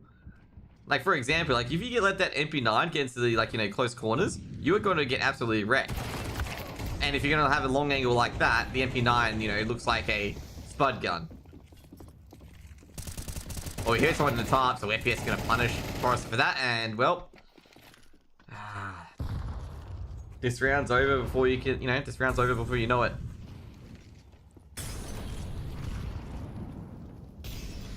Should be 9 rounds for Insulo here, unless they do something... Unless they do something completely wrong. There you go. 9 rounds on the board. Not really much Travis can do.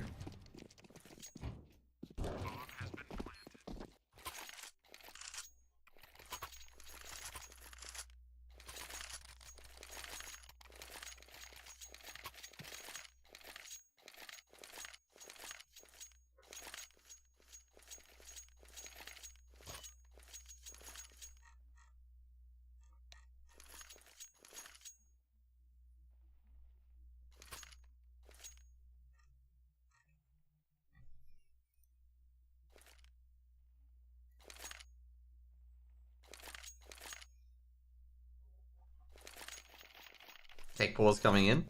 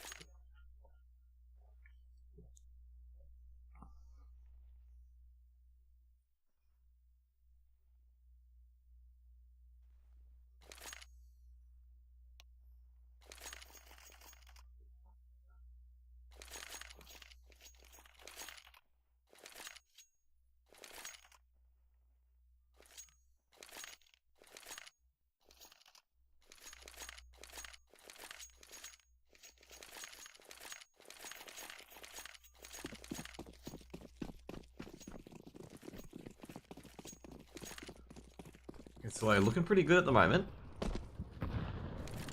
Just realized I wasn't actually on CS2. So I was a bit choppy. Eco from Amcal should be Insulo 10.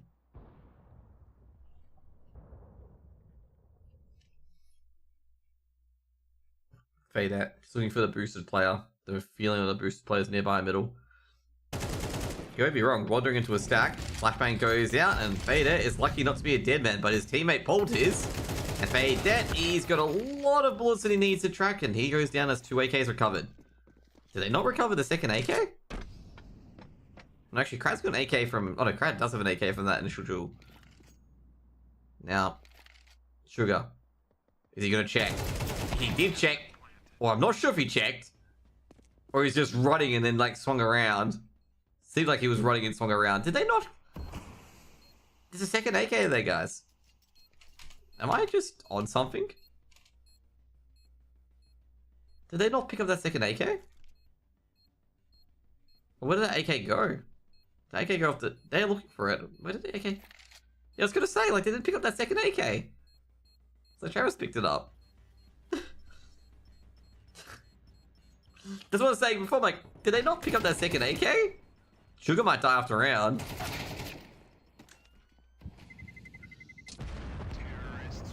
So Travis keeps that AK. Oh no. Well, at least they kept an AK at least. Okay.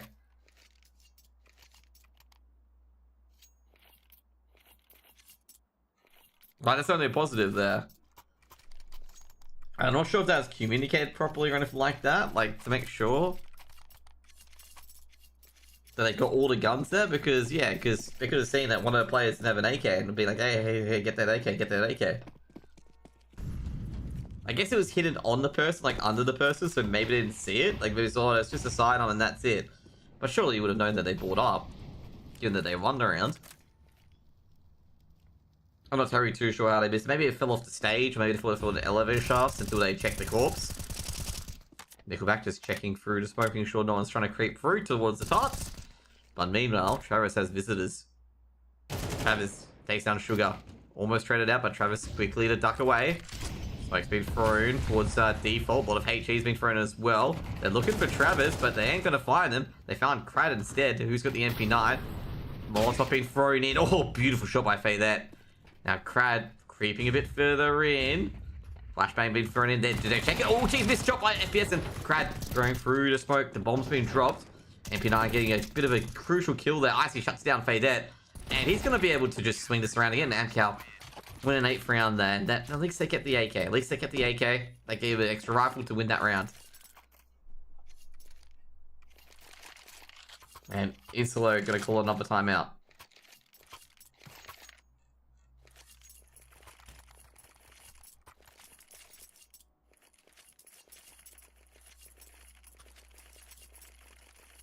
I just can't believe that they missed that AK in the previous round, okay? I just can't believe they missed it.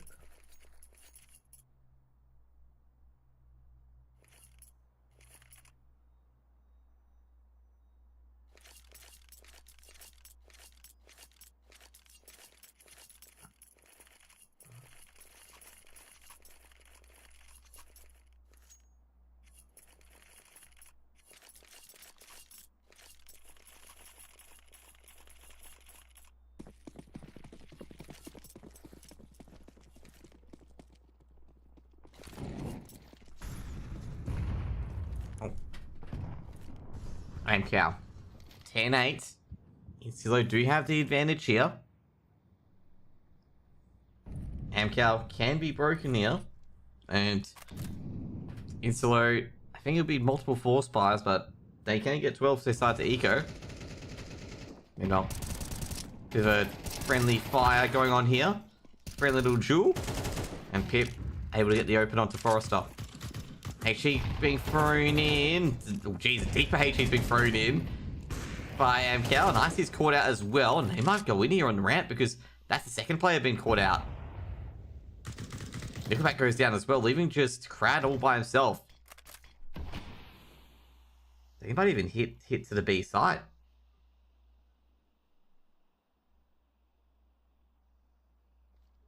I think assume that the B side player is going to go to A now.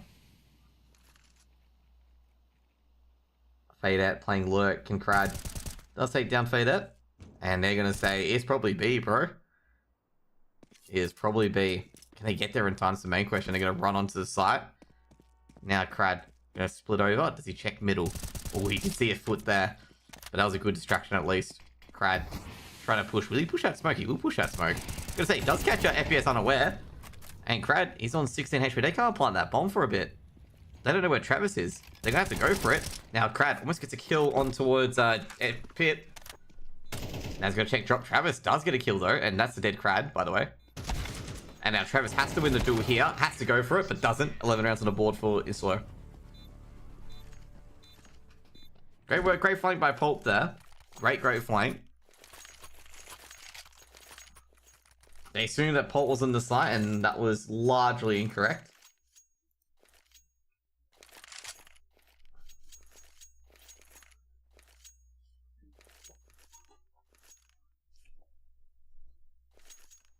To be the last time out from Insilo. They're getting close to winning Vertigo here. Obviously, it should be a 4 spy coming in from Amcal.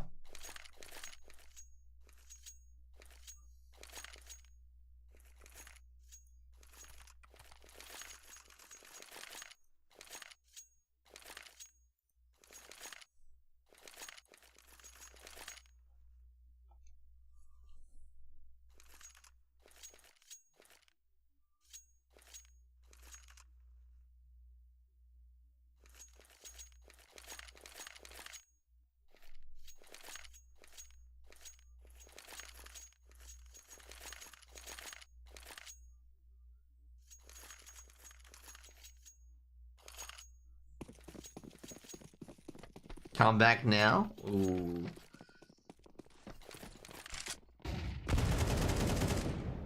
Not like that. Rush down middle to try and peek Pulp. Interesting though. I'm not sure about that comeback, okay? I'm not sure if that running down middle of the M4 Evo is a good idea. Can they recover it? I don't think they can even recover it, to be honest.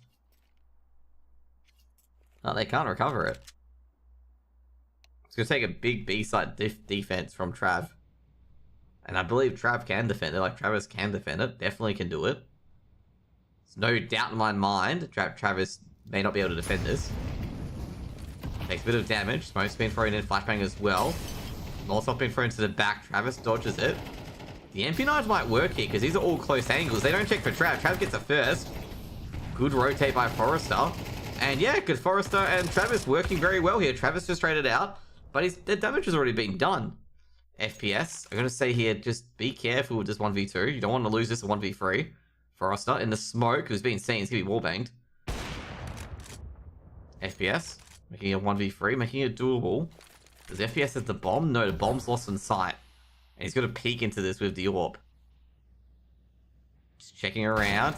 Great work by Icy. Very, very cold. I gotta say, good recovery from Amcal for that round. Because, yeah, I gotta say right now, I'm not sure the strategy call here. You don't have your only M4 run up mid and lose in mid. Like, I don't mind like an MP9 holding this angle like this, because MP9s are just brilliant for that. But you don't have an M4 doing that. That's like a risky move. You're just asking for an AK player just to pop your head off. Yeah. Fortunately, Trav, good work by Trav and Forrester here. The big move is Forrester right here, firing his MP9 shots. Because when he fires the MP9 shots, everyone's looking here. They don't realize that Trav just engages that back of sight player. And basically, in the confusion, they get 3 for 2. Which basically... Oh no, 3 for 1 actually, my bad. 3 for 1. In their favor, which basically wins them the round. So that's like you know, the good thing here was just Forrester firing at MP9 bullets because everyone thinks it's Travis because they knew Travis had an MP9. And then Travis is able to surprise the back of sight player. Then in the confusion, yeah, you know. But that's exactly what happened there. Wow, 4 spy? Tech 9s, they're a bit of fun.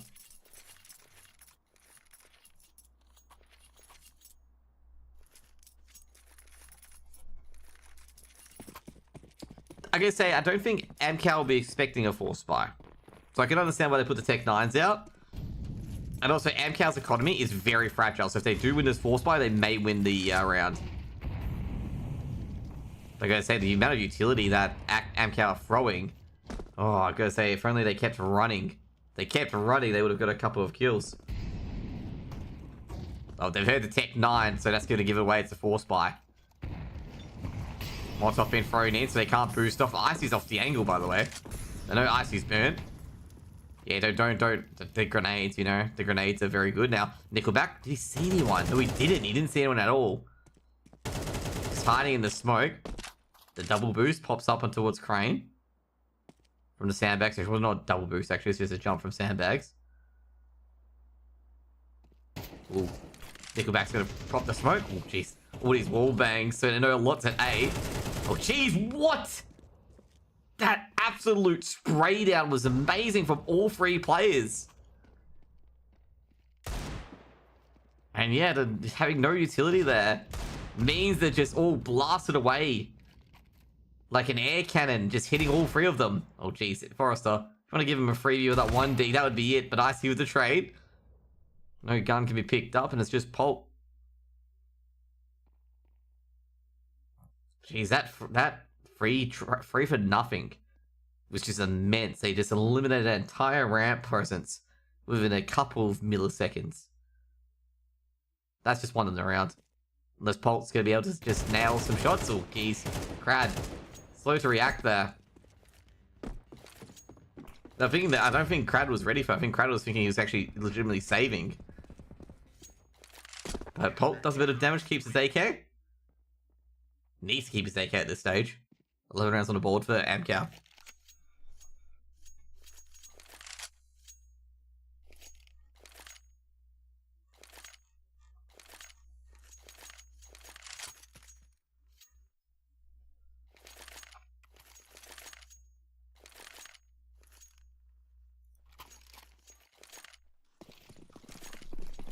$11-10. Gonna be a Hero AK.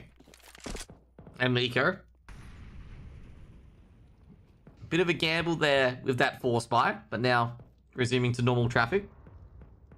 Still, I guess a Hero AK buy is a Hero AK buy. You know, you can get a couple of kills, get an M4 in one of your players' hands, and see what happens. Pulse being boosted up, and is Crad looking at this? Molotov can be thrown in. Oh no, the Molotov doesn't go the right way, and Crad goes down. No trade back though. Pulse been legged. Oh jeez. Forrest actually takes down Pit with the Kobe. And that wasn't even intentional. That was not even intentional at all. Gets a Kobe in A main.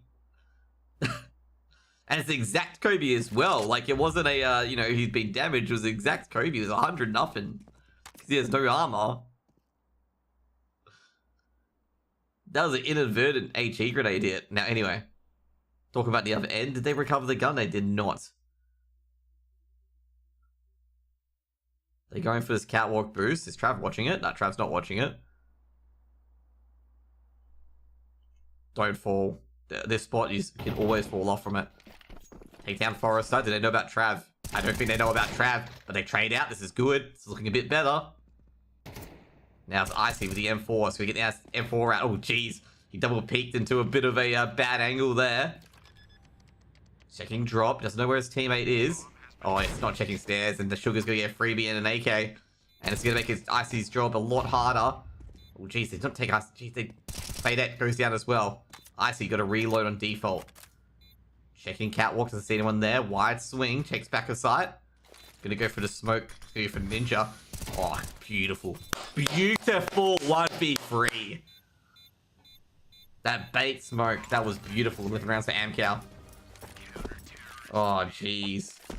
That was a very good 1v3. Like, that smoke especially was huge because it gets him to peek here, wide swing, and he can just go, boom. Wasn't even looking at the bomb. He played that very well. They salvaged that round by Icy's, really good play there. It's a very good, that was a very good smoke because it baits obviously the last ISO player to straight look at the bomb because they do have kits.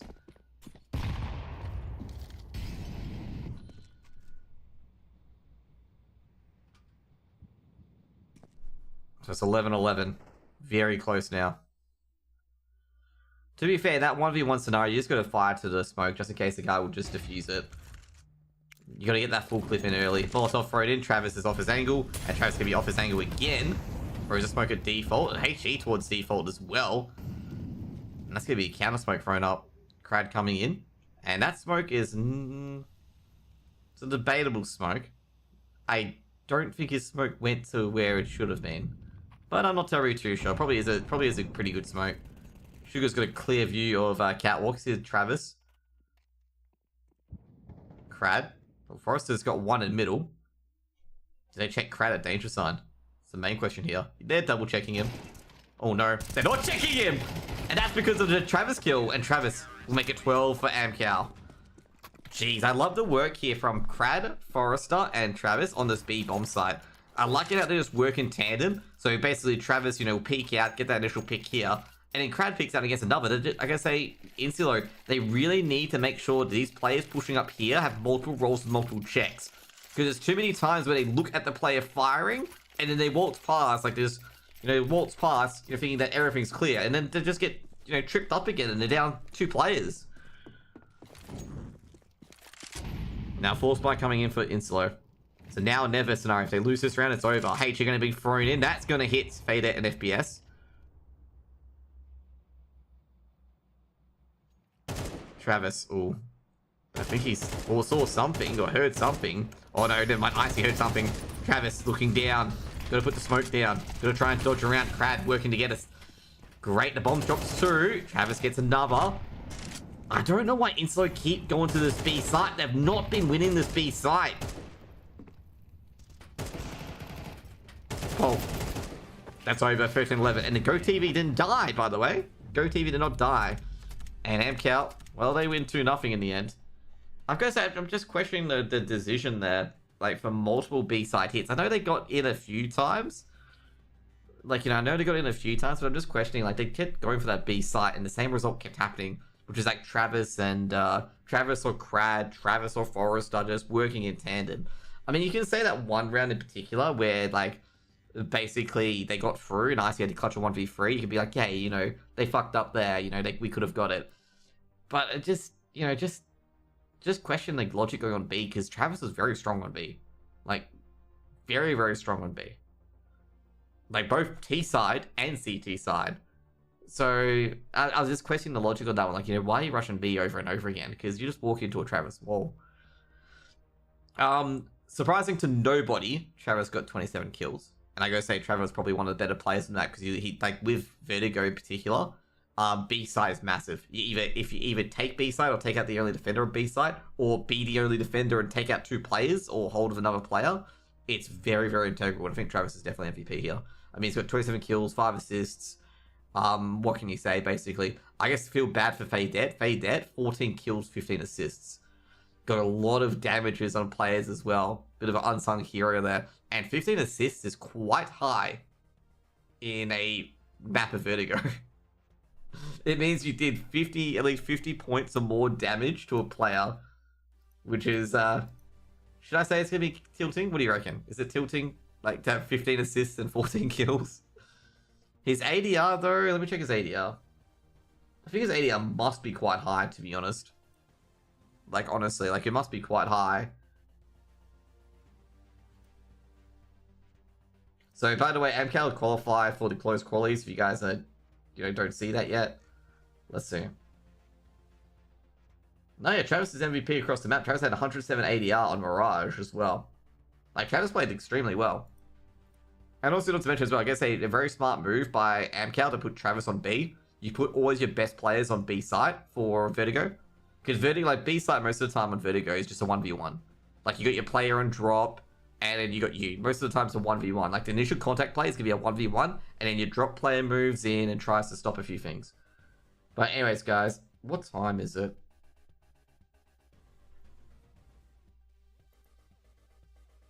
Just want to see what time it is before... Oh, it's 9:20. Okay, we've got about 1 hour and 40 minutes. Trying to think what I can do before the next game.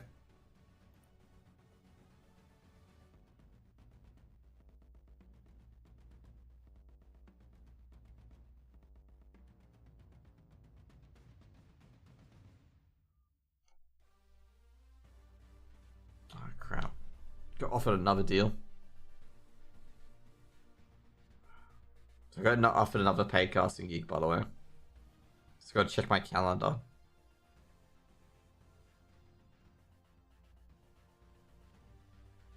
That's the first day.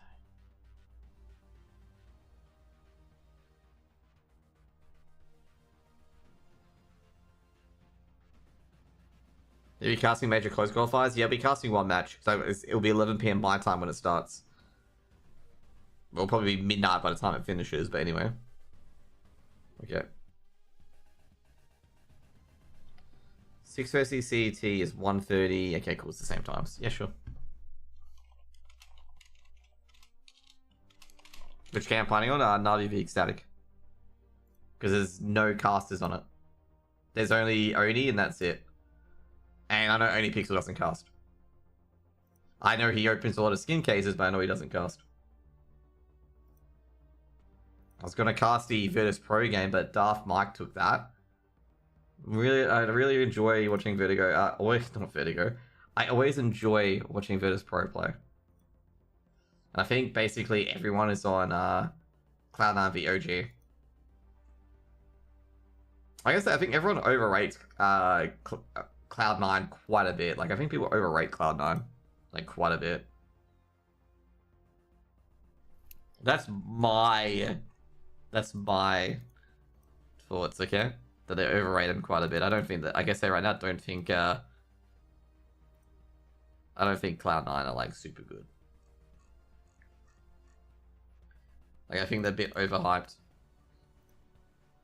Do I have Na'Vi? I don't think I have the Na'Vi logo. Oh, I do. Oh boy. But yeah, that's my thoughts about it. Like I think Na'Vi overhyped. Well, not Na'Vi, sorry, Cloud9 overhyped.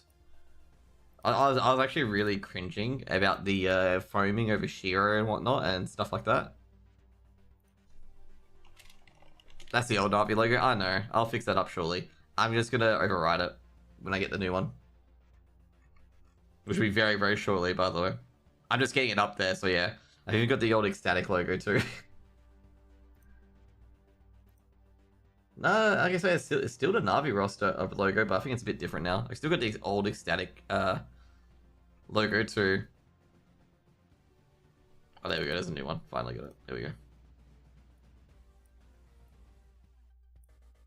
Alrighty, the other logo we can play shortly. Okay, I'll save over it.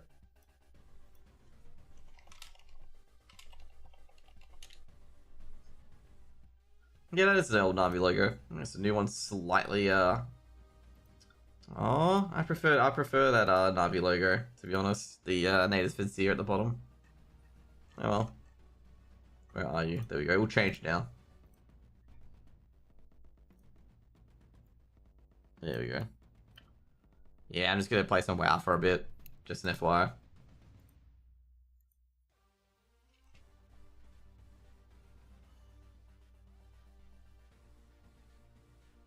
Where are you? Where's the heart? There you go.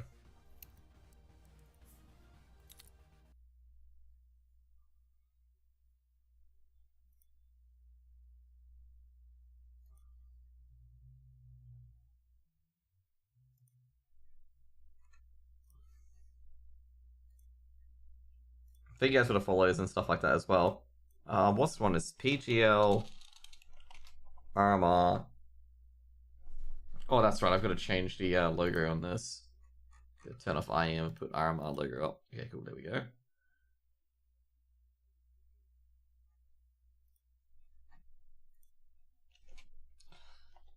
Copenhagen Major 2024.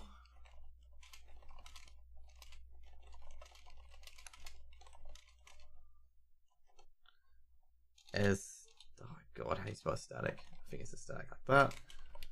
BO1.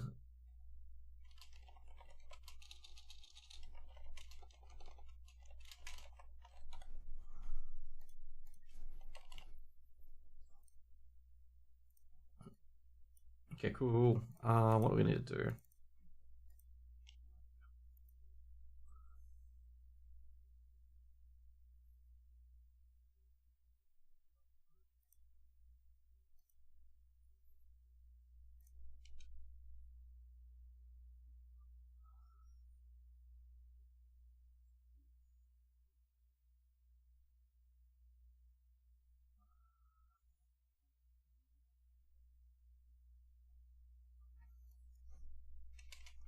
Okay, sweet. Have we got enough thing? Yeah, okay, put the boon back in here. Okay. What to do? Play Warsong Gulch and die? Yeah, just do play Warsong Gulch and get one more token.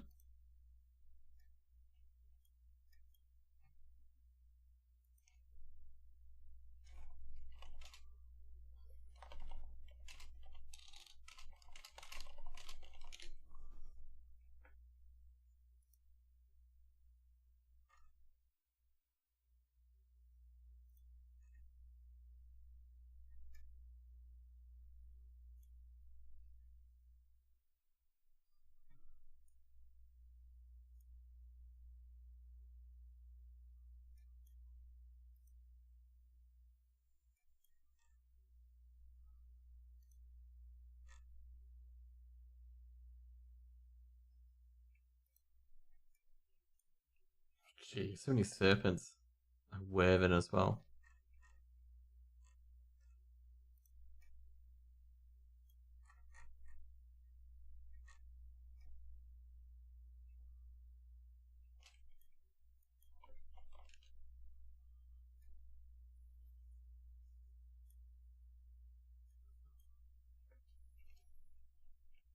Gonna get 18 Warsong logos, by the way. Warsong tokens.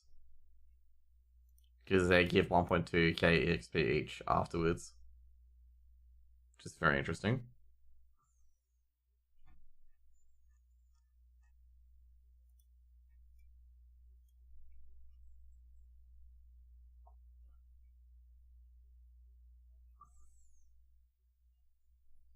I guess I could say free for level 30. So I can get level 39 experience as well.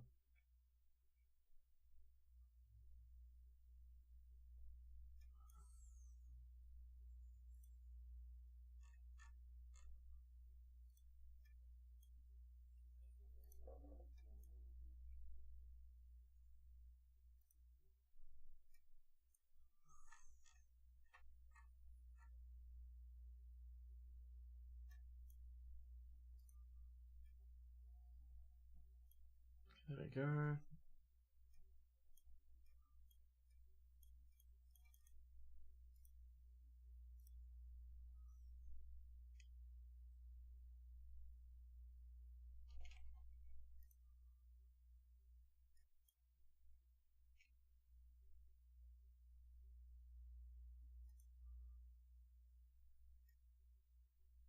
I just realized I don't have any music playing. I was going, why is it so quiet? Don't even have my music playing.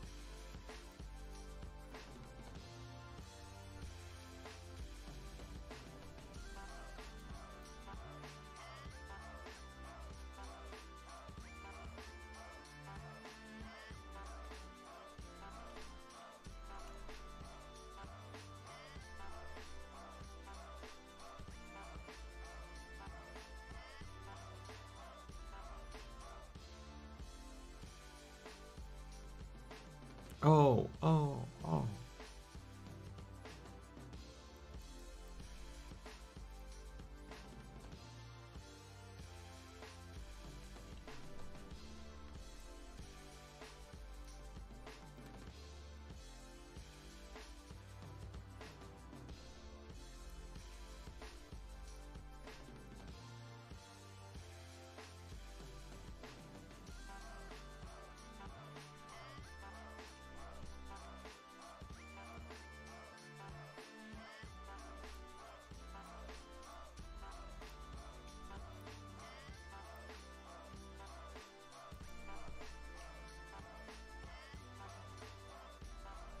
Forget to vendor the pearl. Because that pearl, my inventory is worth nothing. Like, that pearl there is actually legitimately worth nothing, and it's Same as that.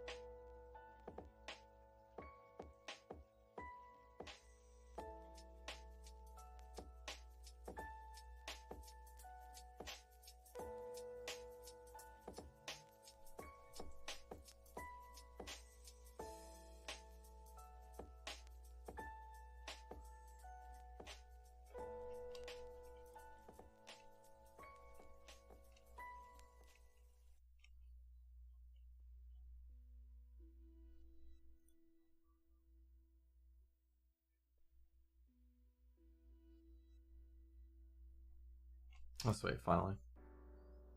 So I'm actually a bit worried that I wouldn't get into a Warsong Gulch. Oh, you're losing already? Yeah, too.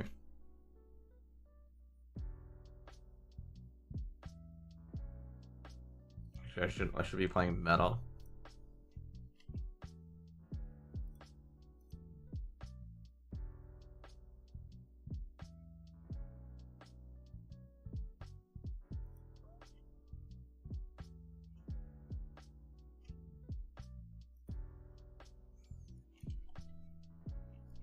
Is this a pre-made? Are we versing a pre-made? No, this is legitimately not a pre-made. Okay, cool.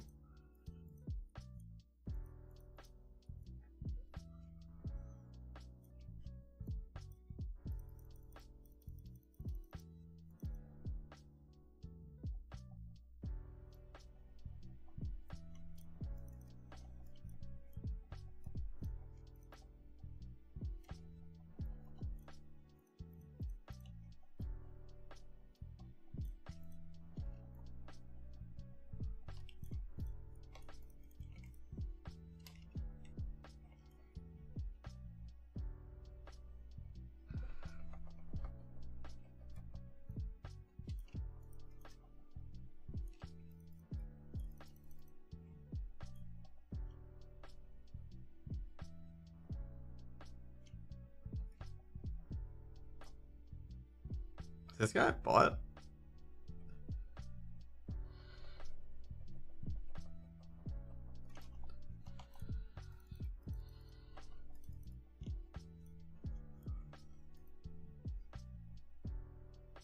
I think this guy's a bot. I think they're all bots.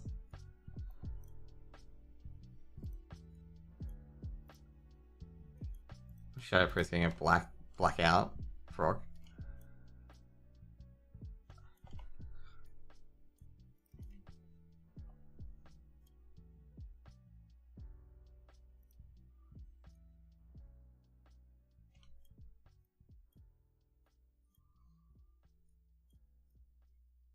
God damn it. That rogue was just waiting there, wasn't he?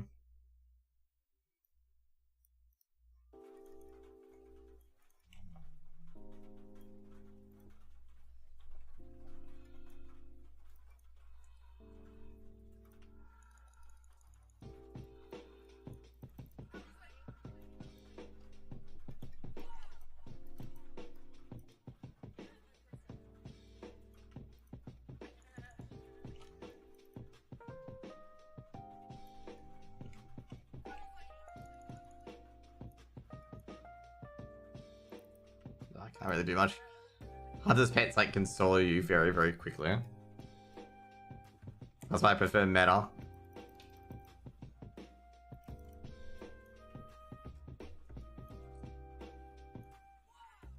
Oh, I got an imp. I didn't realize my imp was out.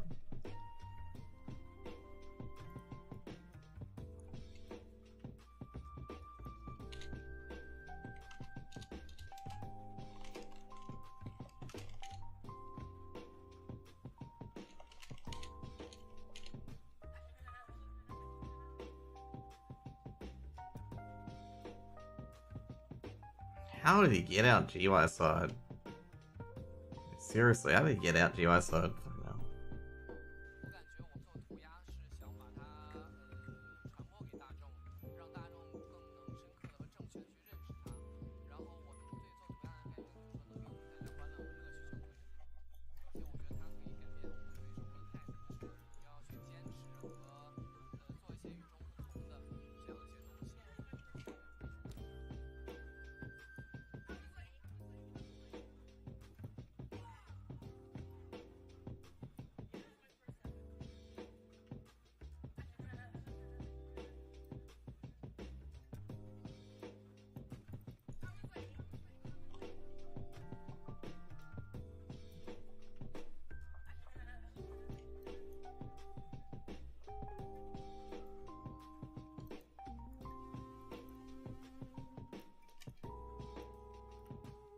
Not really much I can do though.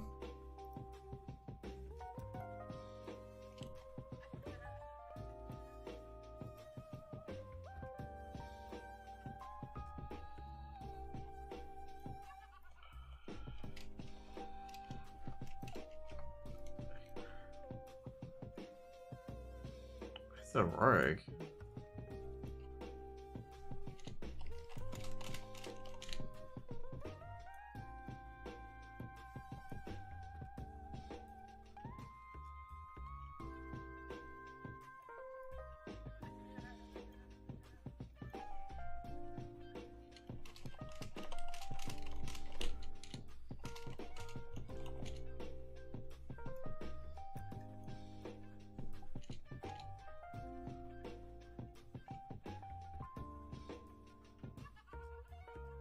Dude, this guy's like, oh, why are you in defense like it? Because no one's making a call where the goddamn flag carrier went.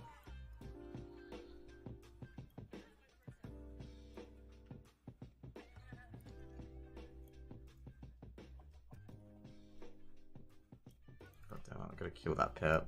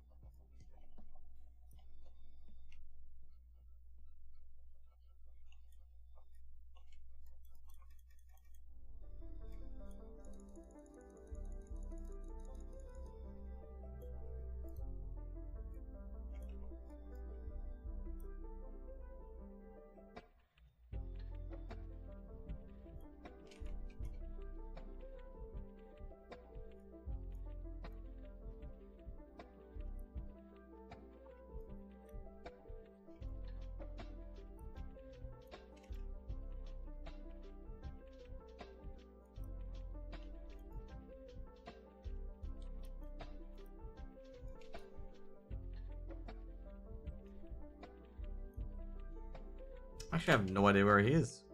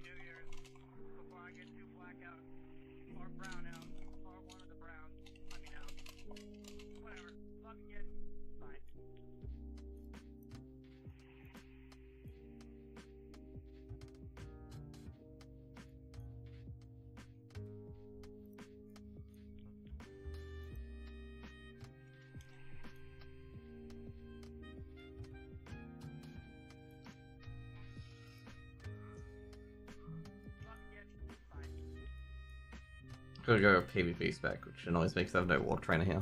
Darn.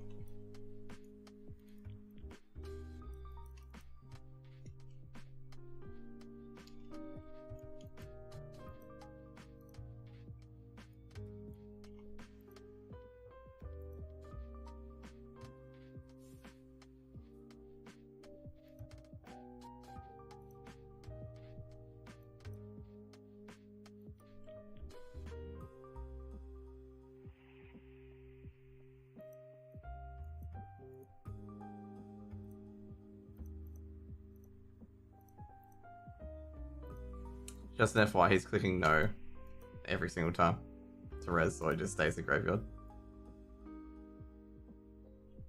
Fucking called, he's clicking no every single time.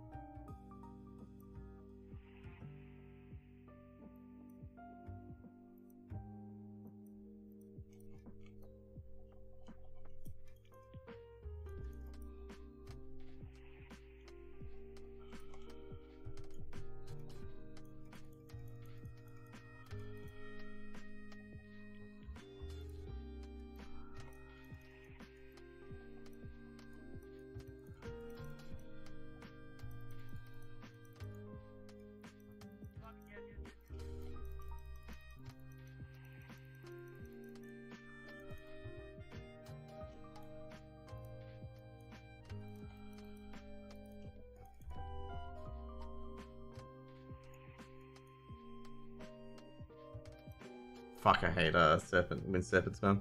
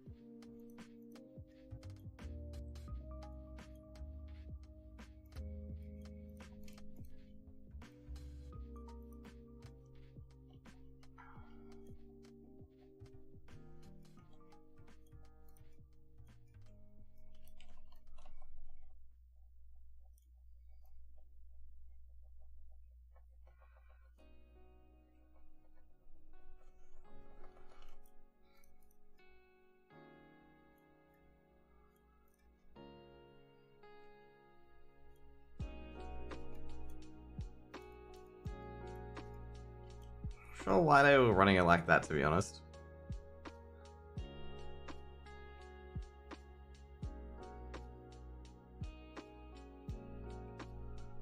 Bang.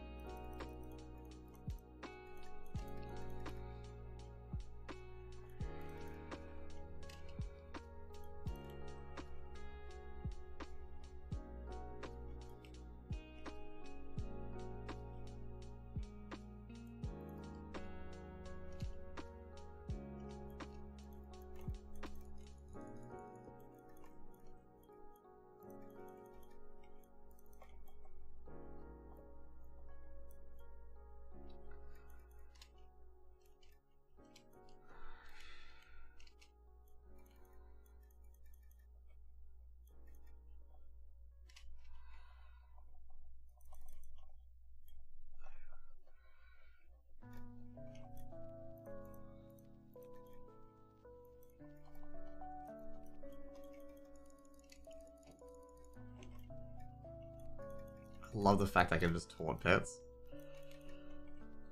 I couldn't get State Liquor.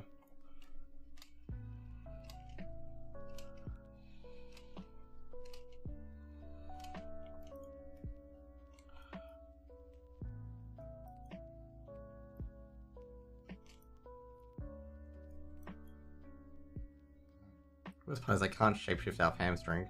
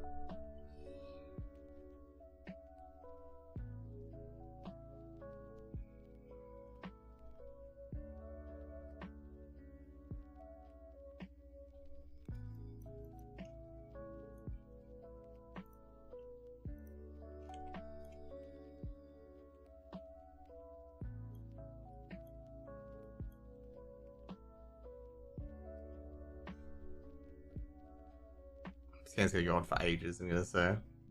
A bad feeling this game's gonna go on for ages.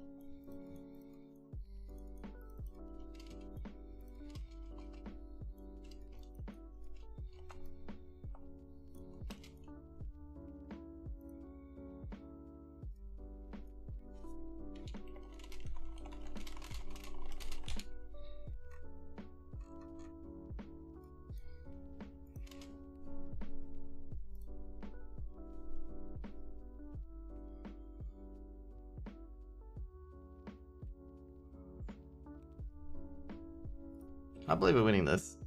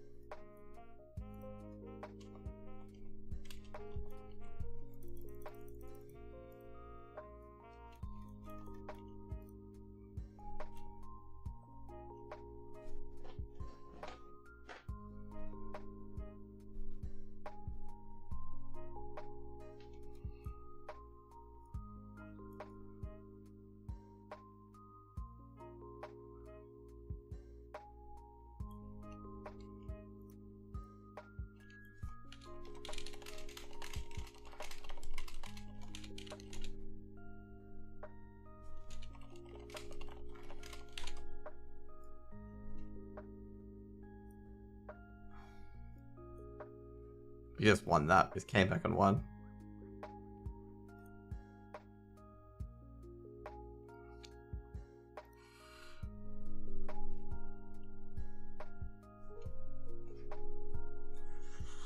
Dude.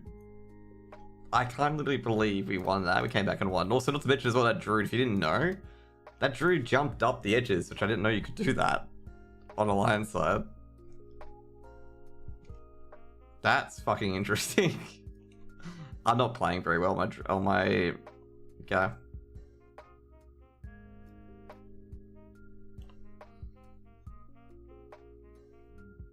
Like, I'm really bad on my wall, just an FYI.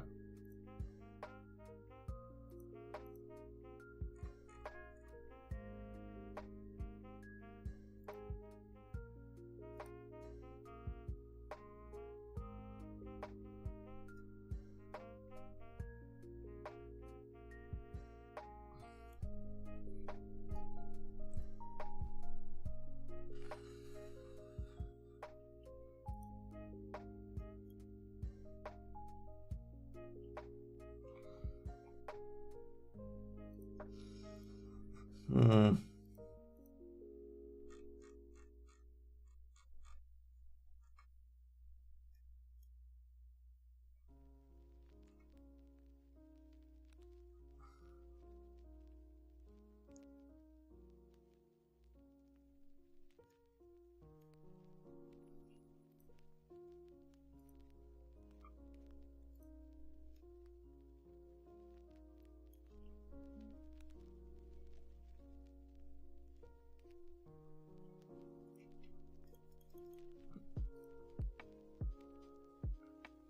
I don't know why I'm manually going to wetlands.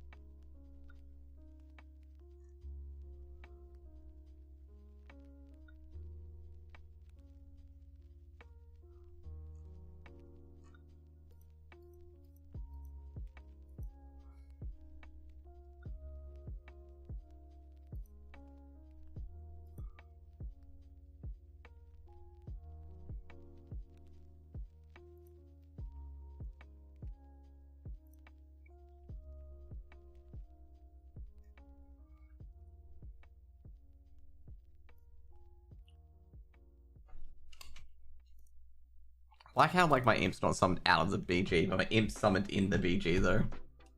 That's absolutely actually super confusing. Like my imp's like, oh yeah, not here, but out of the BG, it's here instantly.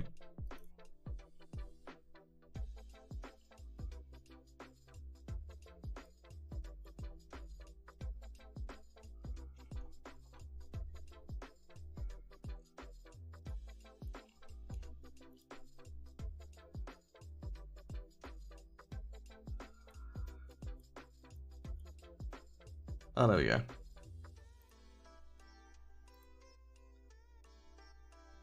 Even if we win or lose here, just another token.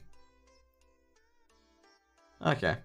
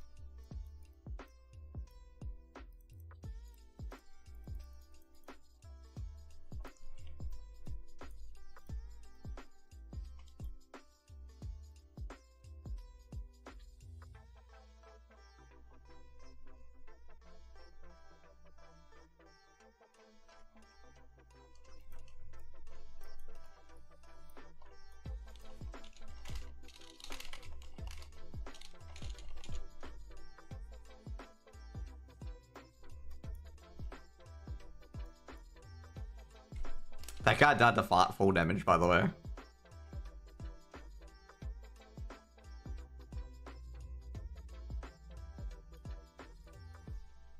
That is actually pretty good, dying to full damage.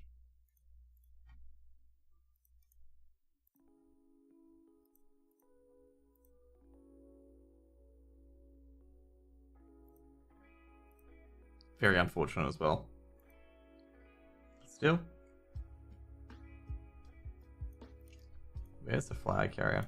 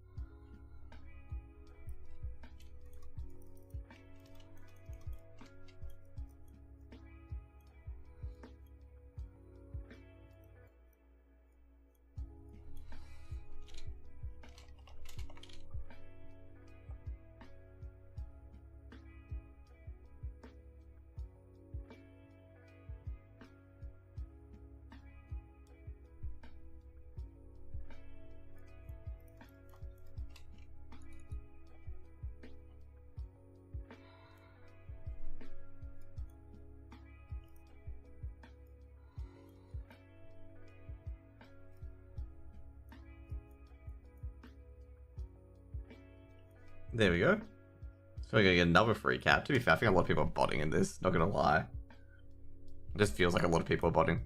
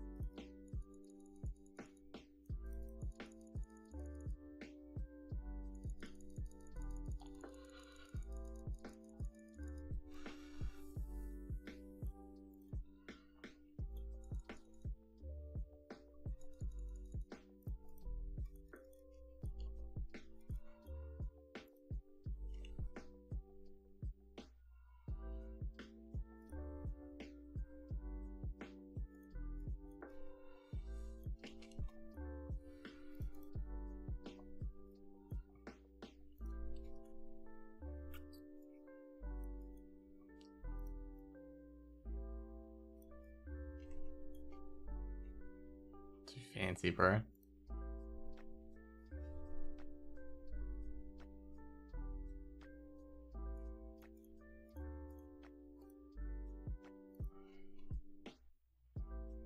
This week, oh dude, I got a lot of fun this week. I think this will be the last one. Yeah, it'll be the last one. Oh,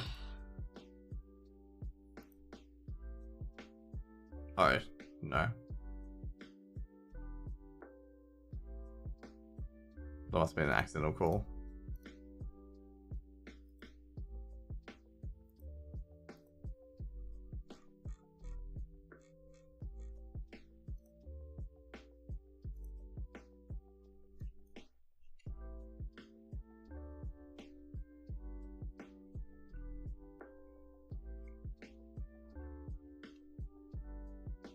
So I've got a lot of honor, so I should get sergeant potentially. Depends. So I've got 8 now, right? Yeah.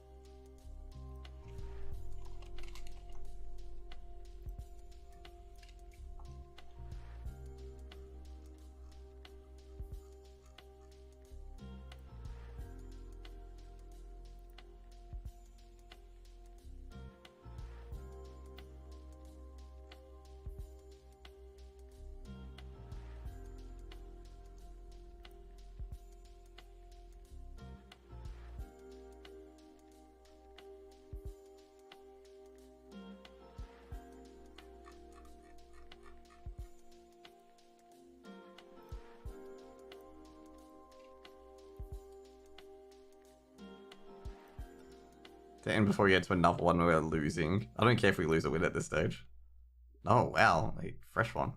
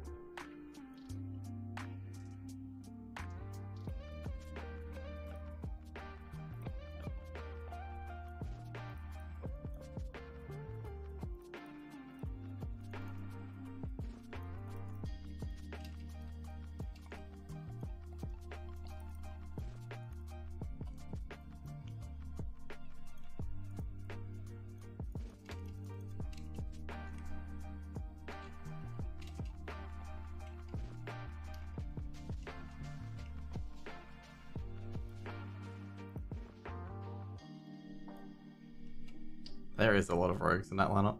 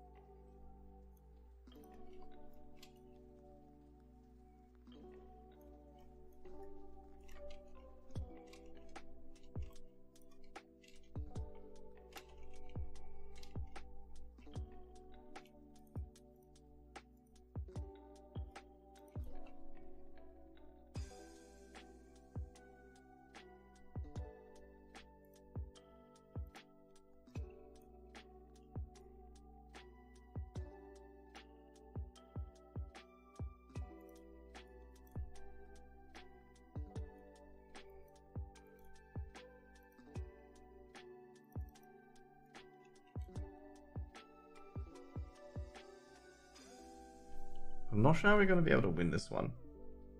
It's going to be a stalemate for a very, very long time.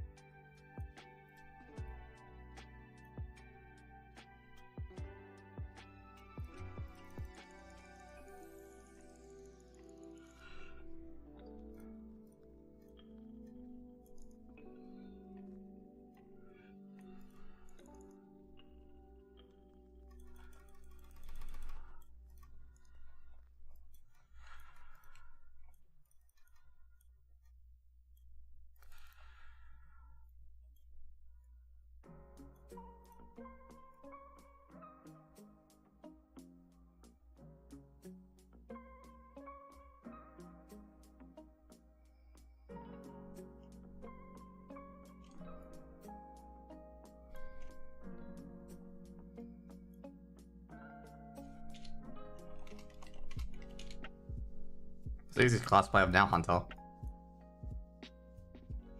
Hunter's the easiest class to play by far. Like, by far.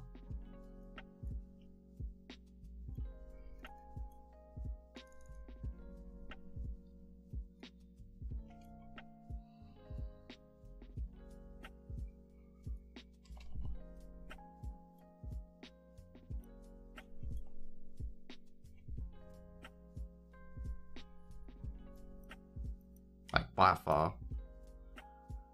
Oh boy.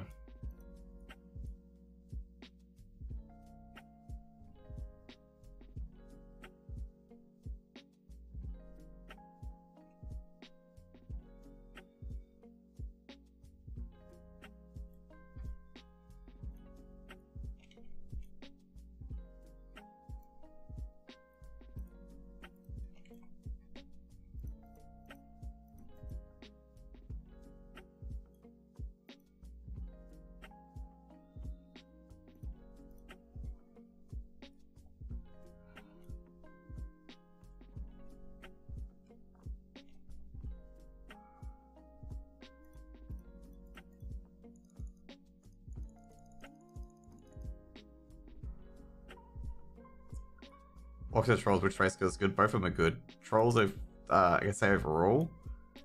I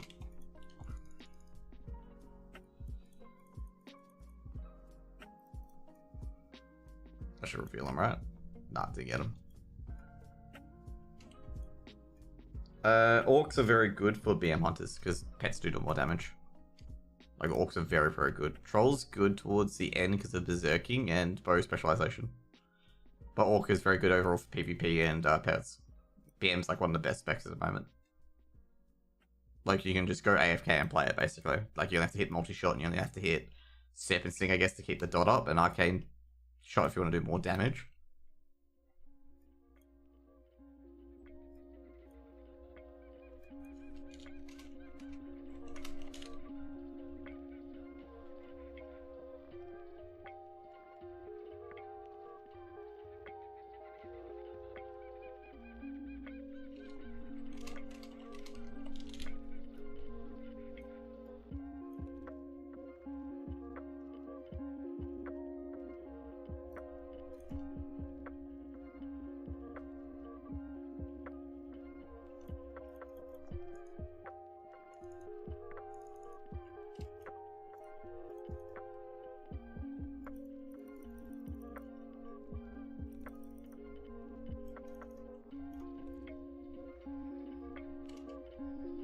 Using Frenzied Regen, right?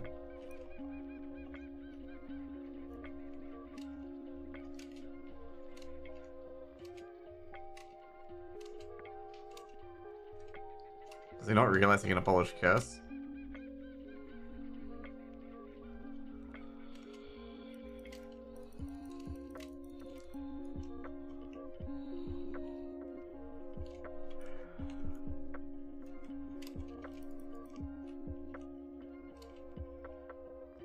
I'm dead, man. Did he right between the eyes me? He did too. Did he really needed to justify he could win that? Jeez. I don't think he needed it right between the eyes me though.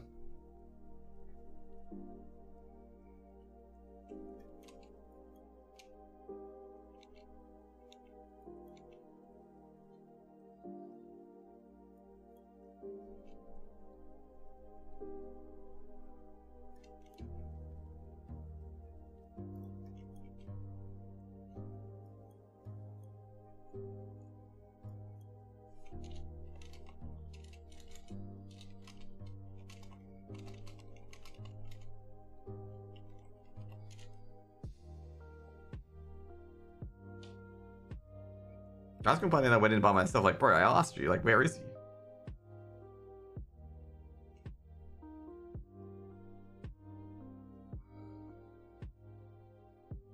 Okay, they're going to, Roost.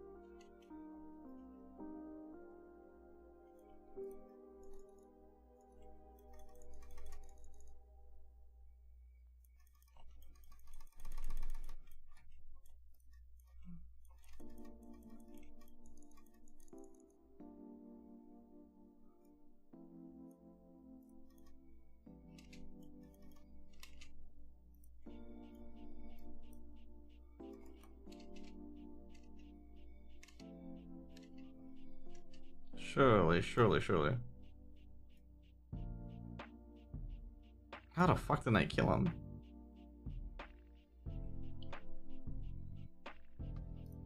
You played this in the past? Have you ever used a keep F from Razor for better PvP? Like I say, you don't need like the Razor macros and whatnot, you can just create macros in game. You don't need like all that jazz. Like, you can create PvP macros in game instead and just put them to keys and whatnot. You can have shift modifier macros where if you shift or hit shift or alt, it changes to a different spell. Jeez, that druid must be fucking hard to kill. Because that Druid was only 40% health, and all his healers were on the ground being feared and CC'd by me.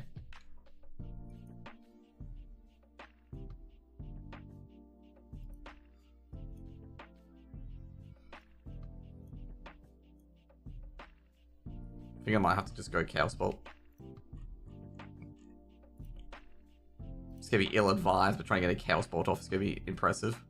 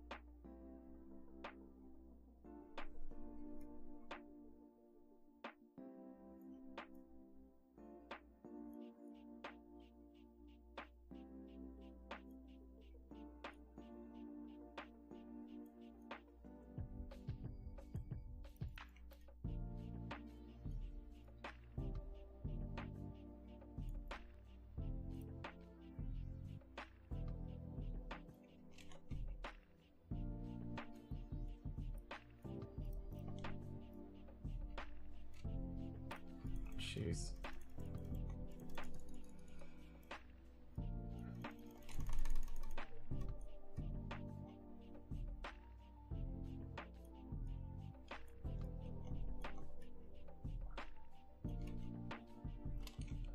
Perfect.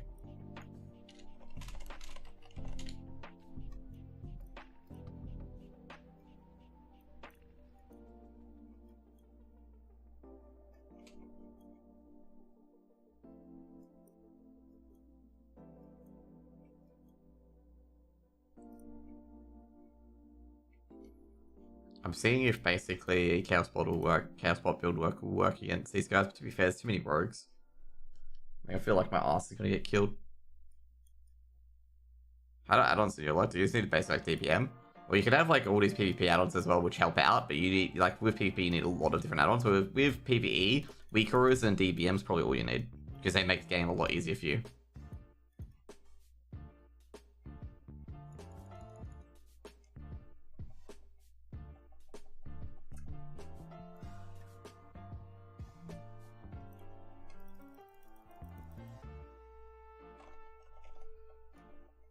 Ooh, did I get kicked on Chaos Bolt? No, I think I kicked on Chaos Bolt. Okay.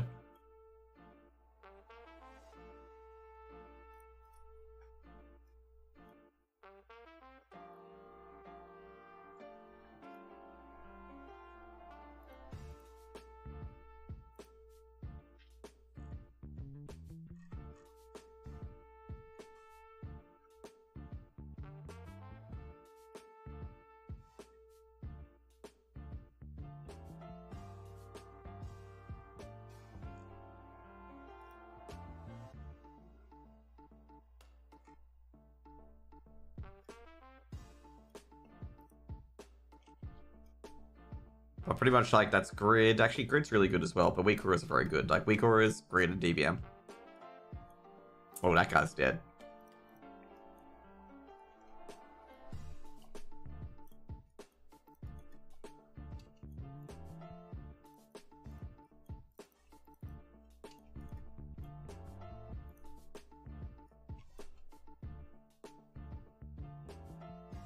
Is there a lot of expansions now? Well, I think you can get the newest expansion or the base pack for like pretty cheap. But it's up to Dragonflight, which is like probably about 9 expansions. I think it's BC, Wrath, Katar, Mists, Legion. Yeah, 9. But to be fair, like they've all squished it down, so it makes it easy to catch up. Like I think Shadowlands, everything, like all the previous expansions are 1 to 50. And then Shadowlands is 50 to 60, and then the last one being Dragonflight is 60 to 70.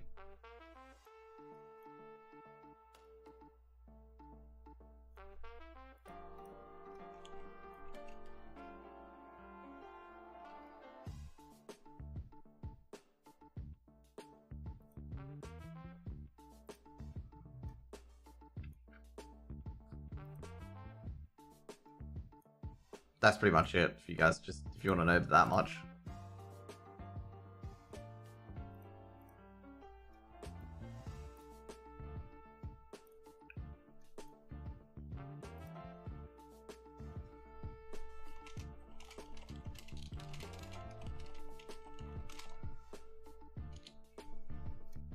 Dude, I'm trying to wait for this game to be over already. Because basically I'll be casting CS2 very shortly, so I'm just waiting for this game to be over. Because yeah, in this PvP game, like particularly comp matters quite a bit. And our comp doesn't have enough burst to kill, just doesn't have enough burst to kill anything. So we're just waiting here for the game to be over.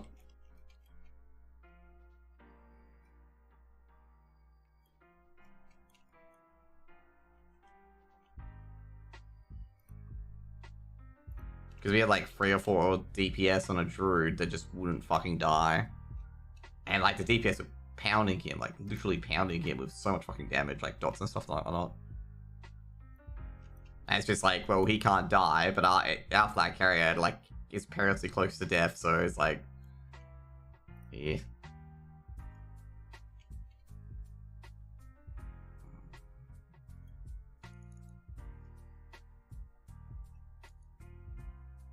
Oh, that is a bit of a risky move.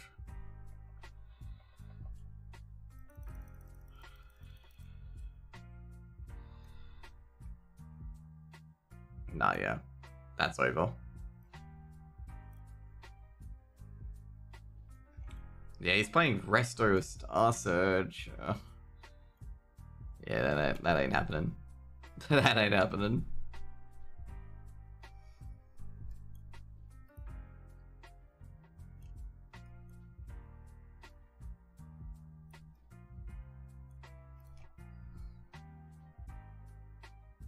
Well, that's risky.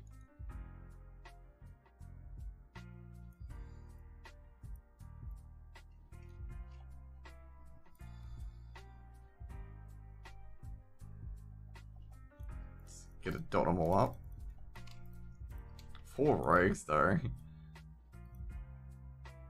the thing is, like, they can go straight to roof, and we can't do jack shit about it.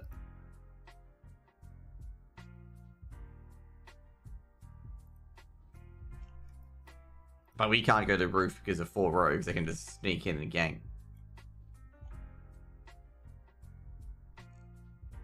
It's just a hard one to like try to negotiate that one. Anyway, so we've got happy things to do. At least we got 9 out of the 18 that we need. I think I'm on the right spec now. Oh no, I've got to get a Rent Laker Flyer. Yeah, I gotta switch to CS2. I was just doing WoW's in between thing. But yeah, like the key ones you need for PvE is DBM, weak auras, and grid, especially if you're healing and whatnot. And then you need to make mouse over macros and whatnot as well. They're pretty easy to make. You can just Google it. I know Googling it is like a cop out, but you can like, you know, they teach you how to like, you know, do the cut mouse over macros. And the next part you want to do is of course get weak auras. You can go to wago.io and there's a lot of weak auras for certain classes, which will tell you abilities when they come off cooldown and whatnot. So you always have an idea of when your abilities are coming off cooldown. In the meantime though,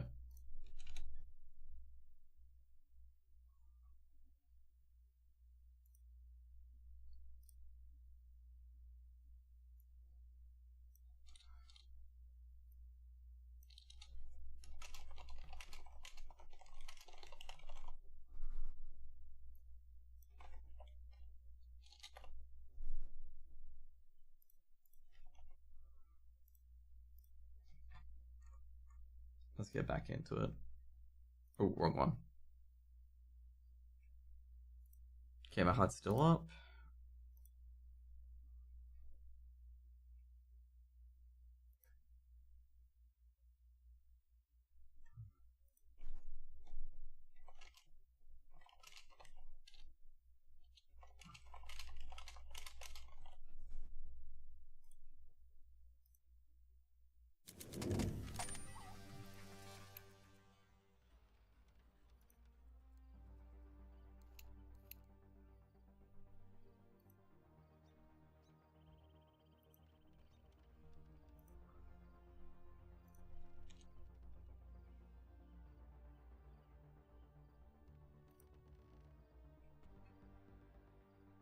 There's a lot of dailies for these games. No, not many anymore. They got rid of dailies and put world quests in. So yeah, like dailies, they like end. I believe like there are some dailies in there, but not so. Obviously, they've been replaced by world quests, which is basically go to an area in the world and you have to do a little mini objective and that's it. And there's no limit to them. You can do as many world quests as you want. It's just obviously they go away.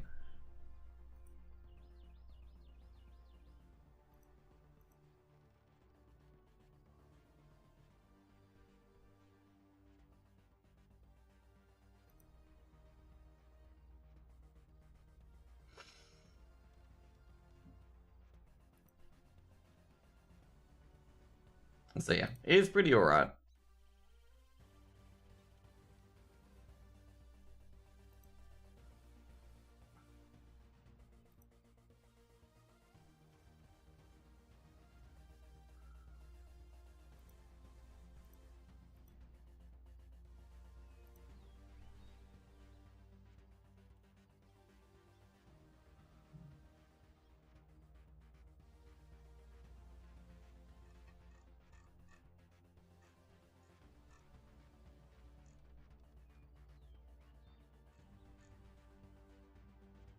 So yeah. Anyways, we've got Navi versus Ecstatic shortly. Just gonna get into the EU qualifier room.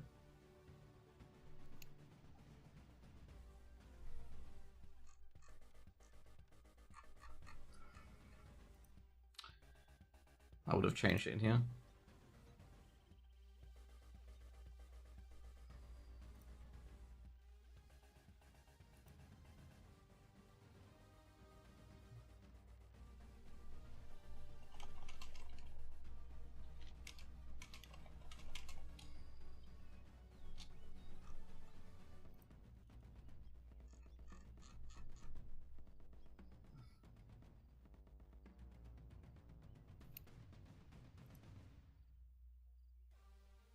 Sorry guys, just trying to get to the Europe.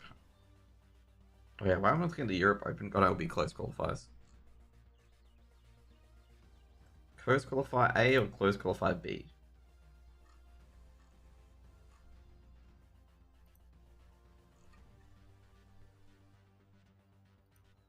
Crap, which one's Navi in? A, okay. And I clicked B. Good one, Josh.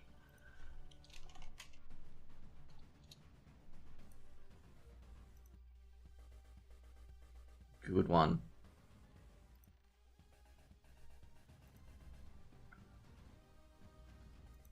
Sorry guys, I'm trying to get the IPs and did the good old click the wrong qualifier. Oh no, there we go, we found it. Okay, so we got the names, so I need to put that in my HUD. Okay, so first of all was PGL Copenhagen Asia 2024 Europe.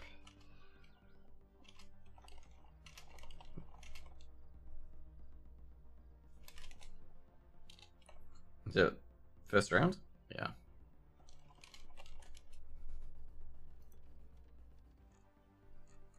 That one's decider. Thank God we don't have to fill any team names.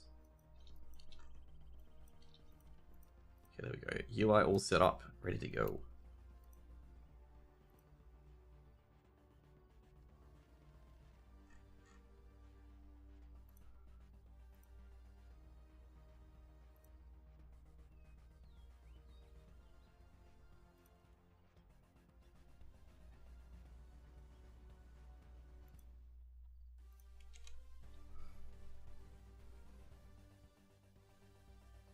We're just waiting for like the IP, by the way, guys.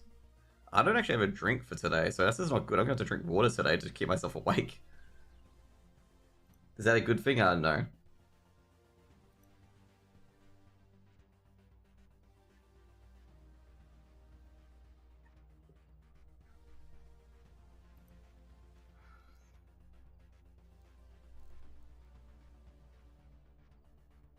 But yeah, Buster, dude, oh shit.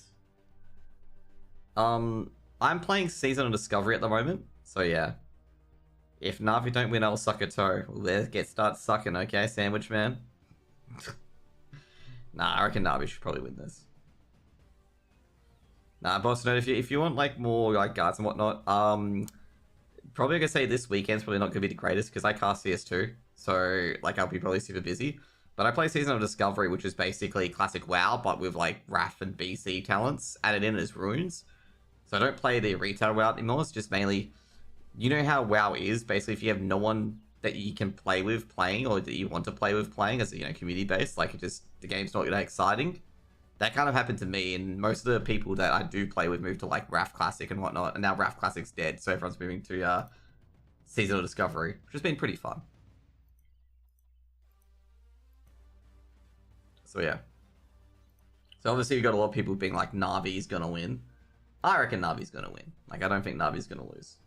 Just an FYI, guys, like the game, okay, before you guys rage about like cast a start game, or not rage, but make a meme about it, the game doesn't start until like 15 minutes. I'm gonna say you just give the game 15 minutes before it starts, because the veto started at 11. The game doesn't start at 11. The veto started at 11. And you know how some players are, where they spend 5 minutes, probably mouthing, probably gurgling down to lunch, getting a big Red Bull into them or whatever, and they don't connect at 11 my time. Okay, so in about 7 minutes for your time, they don't connect. Right away, okay? They take 10 or 5 minutes, make sure everything's all sweet, make sure, the server doesn't blow up or anything like that, or like their mouse is okay or whatnot. And it usually starts about 10 or 15 minutes after the start time. So pretty much we've got about 15 minutes to like talk around or whatever. I will go in the game right away, so you hear it in my headset when the game's, when I'm in the game.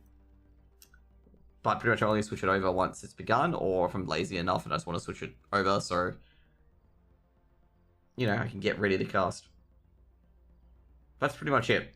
I don't think there's any other casters on this game other than Oni. And Oni Pixel, I'm very sure Oni Pixel does not cast the game. As far as I know, because Oni Pixel is now searching Reddit. The gold mine of CS hot takes is just going to Reddit. I'm joking, by the way, I'm being very facetious. The biggest brains are on Reddit. Being very facetious now. You can hear the facetiousness in my mouth.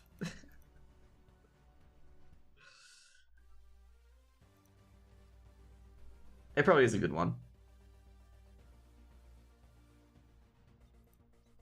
Also, I was going to say, a lot of people on Cloud9 be OG. I'm not going to lie, that's going to be a pretty interesting game. I played this during Kata and Mob Days only. You should be relatively fine, but like I gotta say, these days they've really streamlined a lot of classes. But still, you can have your fun on anything, really. The talent system's more PoE-like now. So, yeah, there still are cookie cutter builds, though. Like, there still are cookie cutter builds. It's just you get a lot more options, basically. It's alright. Like, the gameplay's alright. And then you got Mythic Plus, and then you got, like, rating. Like, Mythic Plus is basically challenge modes, but, like, you can get better gear. Can't stand Oni Pixel. Well, he's just an entertainer for skins gamblers, isn't he? I forget. I've never watched Oni Pixel in my life. I assume he's, Probably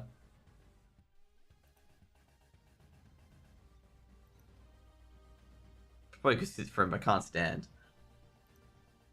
Like, is he a skin gambler? I have no idea. Like, I have no idea what he does. I just assume that, like, when CS players got, like, 8k and 9k views and then not a pro player, then they're a skins gambler. Probably a fair but not fair assumption to make.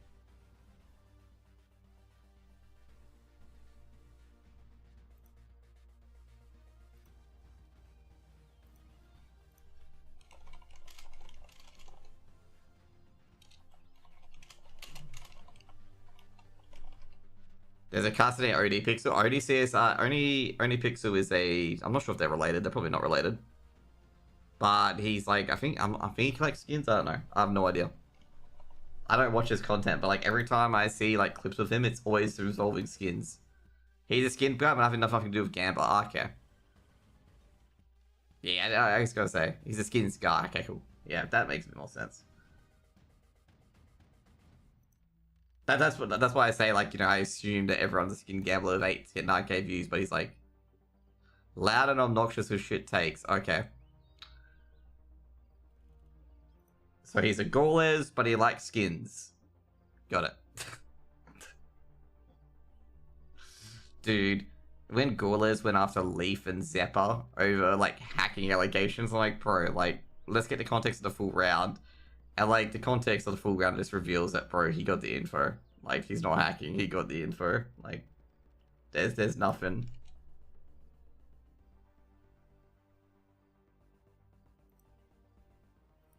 That's why, like I say right now, with hacking accusations, you should always watch the demo of the round that is in. Heard French people are good in CSGO? Oh, that was a long time ago. French people were so-so. They used to be very good, of course. You had Titan and stuff like that back in the day, or like Kenny S and whatnot. But now it's like, you know, there's not really... I'd say the Swedes and the Danes had their time, but there's not really a dominant, like, country or EU country in CSGO anymore, or CS2. So someone might say, oh, anyone in the Baltics at this rate, given like Brokey, Rops. You could probably say that, anyone in the Baltics. The Estonia, Lithuania. Even before Lithuania is not in the Baltics, and my geography is bad. It is in the Baltic region, I was right, okay? I'm good with my geography, okay? Israelis are taking over as well? Yeah, you know, you got Nerds, you got Flames, you got Spinks. I was actually really disappointed at IEM Sydney that no one wanted to interview was Exertion and Nerds. Like, I got like told at IEM Sydney that nobody wanted to interview, not nobody wanted to interview, but no one was going to interview Nerds or Exertion. Of course, if you don't know, during IEM Sydney, that's when the incidents happened, by the way.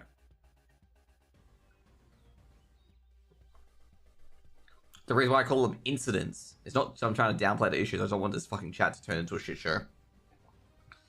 But yeah, like, you know, no one really talks to them, which is, I gotta say, like, I find it a bit, a bit shallow that they're not talking to them because of that. That's what was implied and hinted at, by the way. To be fair, I think it's more to just protect them from shit as well, because they get interviewed and they don't say a certain thing. You know, you can imagine a Twitter thread. Like, you can imagine that Twitter thread. It's just not a good look. To be fair, I would love to, like I say, I would love to interview Exertion. Legend, you got your Legends wise, top 6 CSGO also in the world. I believe that would be Kenny S and Simple. I think it would be Simple's made a very famous or played a 1v2, the infamous 1v2 against Crims and Dennis. There's Kenny S as well in Inferno. Like, Kenny S made fucking some insane plays. They had nerfed the AWP because of Kenny S. Because Kenny S was just so good. Simple made 2 no-scope kills in a 1v2 clutch to defuse a bomb. It was pretty incredible. So all players usually star players of a team? No, not really. It's just, like, to these days, it's just generally the riflers. Like, riflers make most of the key players. There are some star all players, don't get me wrong. Like, there's, of course, you know, you got your James, you got your Simples, you got your Monacies. But, like, the top 3 players, other than, of course, Zaiwu, were all riflers. So it was it was basically Rifler, Nico, then it was Orpa and Zaiwu. Zaiwu was insane. And then it was Rops. I feel Rops was hard done by, to be honest, but then again, Rops really only shined up during the second half of the CS2.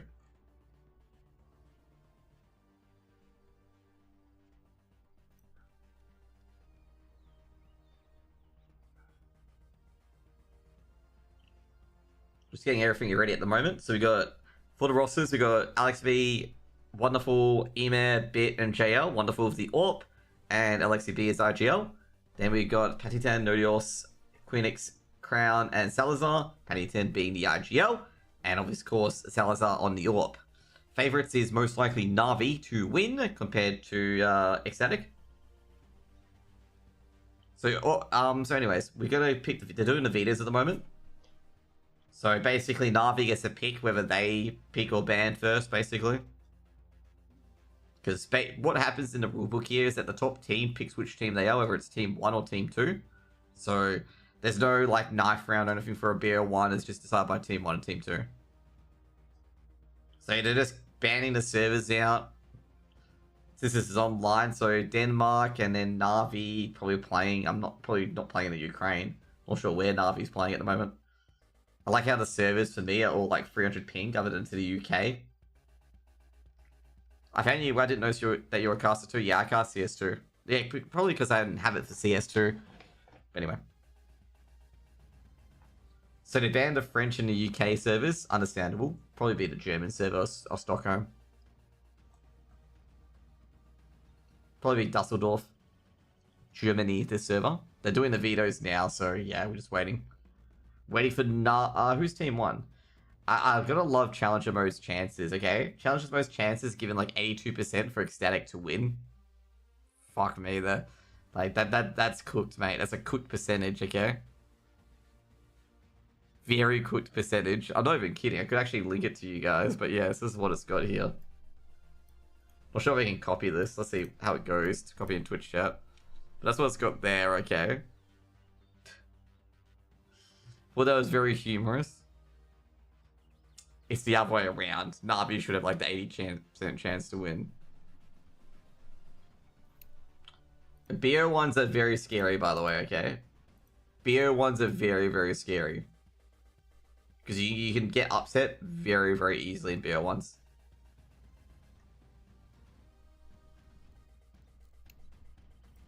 Like, incredibly easy.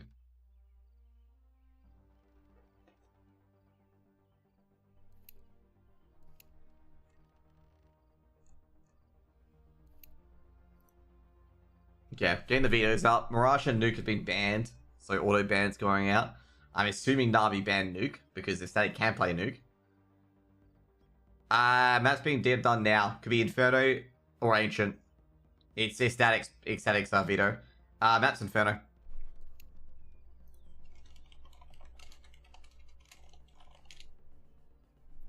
This is, like I say, it's probably Na'Vi favored, not gonna lie, given that's Inferno. But then again...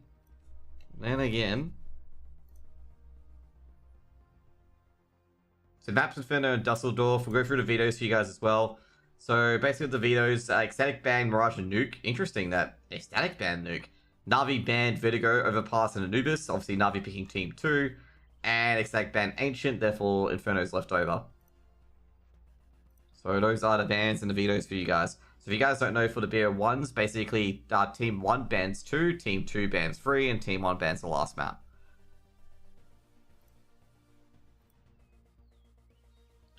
We haven't got the IP yet. We have to wait for the IP, just an FYI.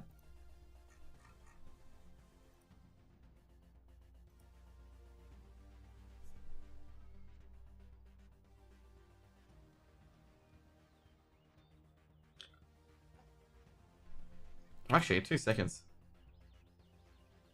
Ooh.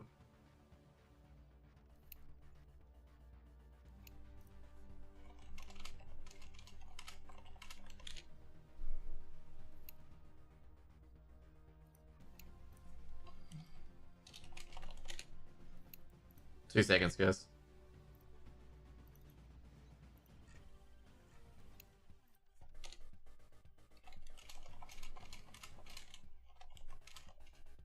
Is there live this game? They're getting to the map at the moment, Sinister.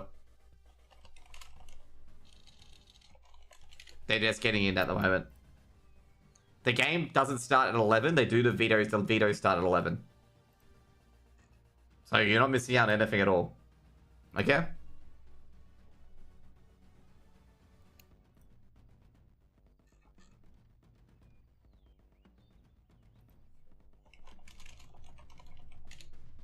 If we're missing anything on the game, I'll tell you guys right up. Like, pretty much, if you guys are muted, like, demute. And, yeah.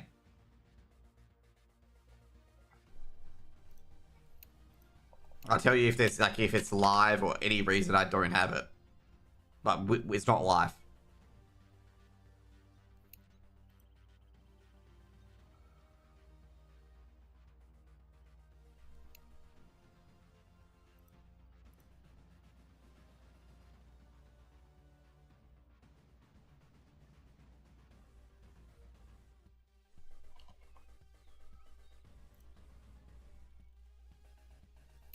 Just waiting for the CSTV. No one's in the game at the moment. Okay, that's probably why. How many more minutes until the game starts? I'm not sure. None of the players are in the server at the moment. Okay, none of the players are in the server. So that's probably why CSTV is not drafted up yet. Okay.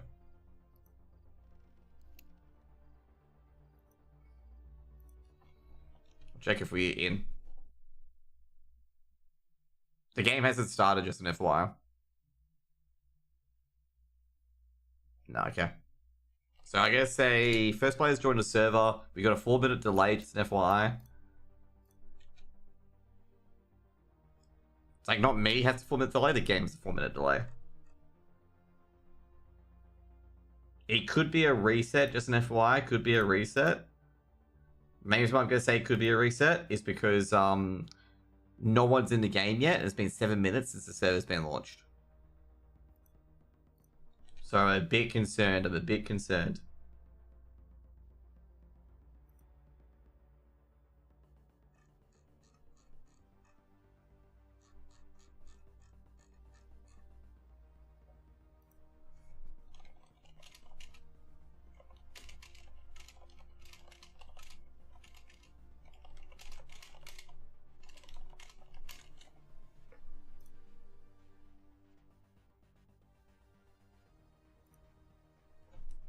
So yeah. Alright guys, like if anything happens, I will know right away. I've got like the okay, I've got the not the server, but I've got the status of the people in the game and whatnot. It's just no one is in the game at the moment. So that's why I'm concerned we could have tech issues because no one's in the game.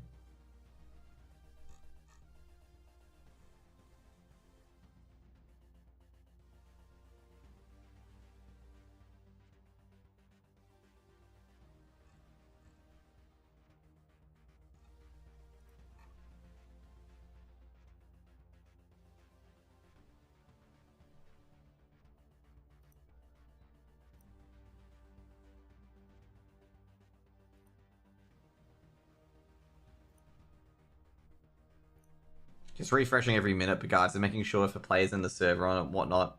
Because it's basically what it is. So I've got the challenger mode page here, and it's basically got everyone's go to the game. No one's in game. So I'm not sure if that's going to be a reset or anything like that.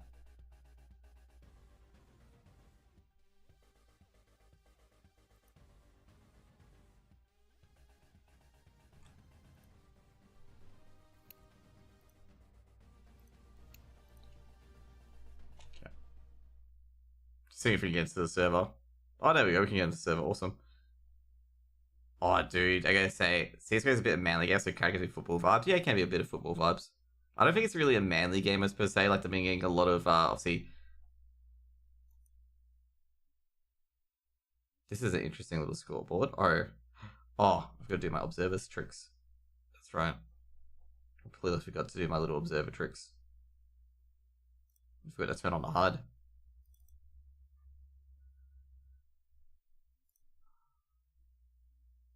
This is a bit embarrassing, by the way, guys.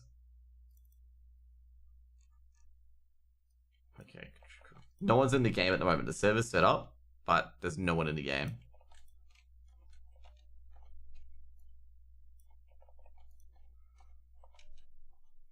Just give you a bit of an example. Like, no one's in the game at the moment. See? No one in game. Oh, sorry. See, no one's in game at the moment. I think it's, I gotta say, yeah. Just waiting for people to pop in. So welcome to Inferno. So Inferno is indeed working. If it doesn't work in the next 10 minutes, I'll double check if it's like failed or anything like that. But yeah, no one's got into the game. It could be like tickets done. Oh, never mind. We got JL in the game. JL's the first person in the game. The only one that's in game, but it doesn't say he's in game. Well, there we go. Good. So obviously the game isn't live yet, otherwise it would be a bit unfair for Ecstatic as JL's the only player in.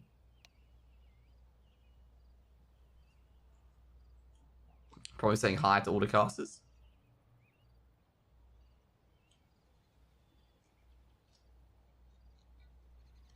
With GoTV you can't talk to any of the players, so yeah.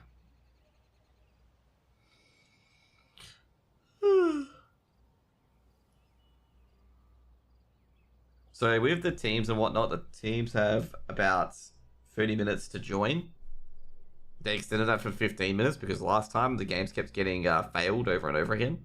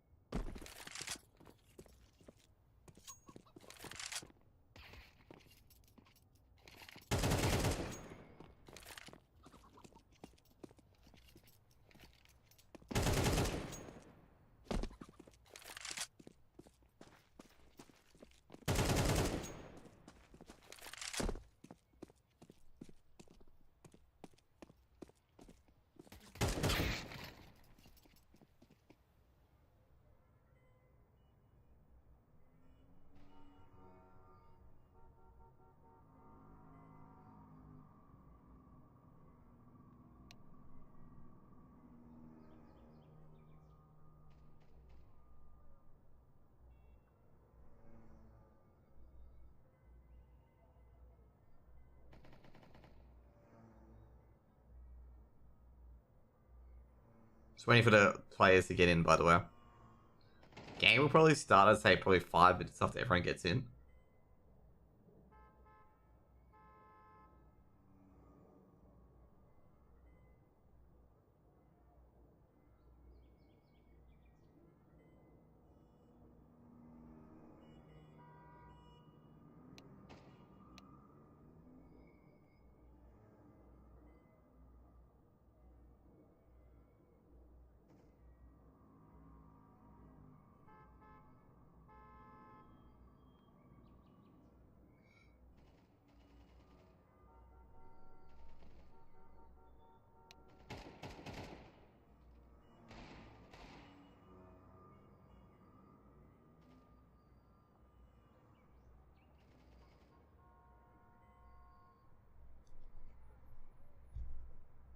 So with Navi and Ecstatic came through the open qualifiers.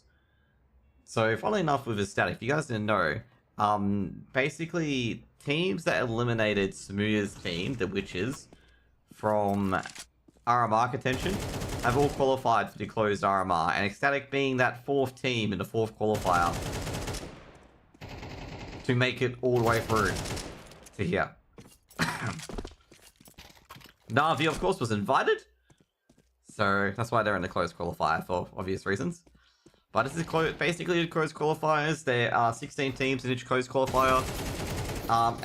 Basically 21 teams, or not 21 teams, basically 11 teams will make it to the next stage.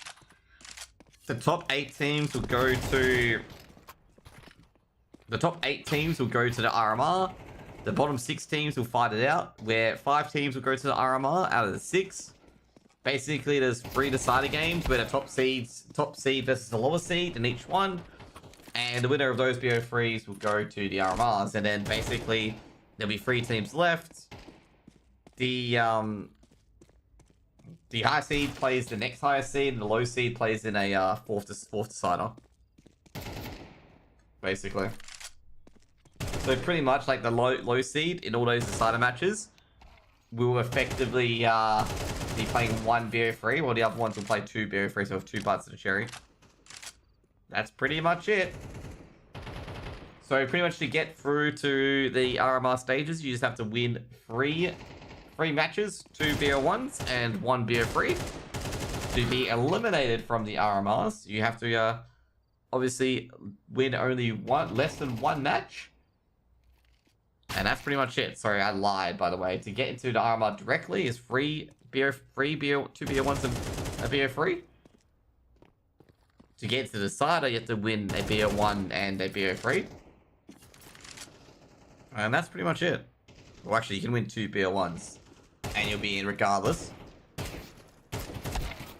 But then you would lose 3 BO3s. But anyway. I digress, okay? I digress. You get the point. You get the point.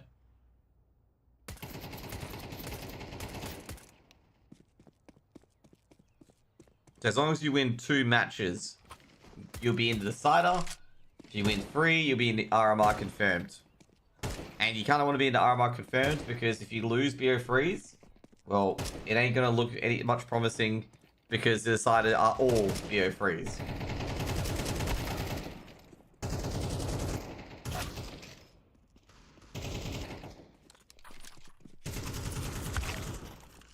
Now, I gotta say, Na'Vi here are the favorite to win this one. There's no threat of elimination today.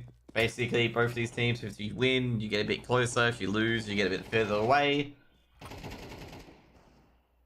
So basically, if you win, you go to versus another team that went 1-0 in Group A. If you lose, you go versus a team that went 0-1 in Group A. And it's another BO1. Now, of Na'Vi, the players to watch is JL and Ema, as well as Wonderful as well. Now, for Static, it's definitely Salazar, Nodios, and Crown to watch. The AWPers are Wonderful and Salazar, respectively. The IGLs is Alexa B on Na'Vi, and Patitan on Static. And before I got it wrong, and the team captain is not the IGL.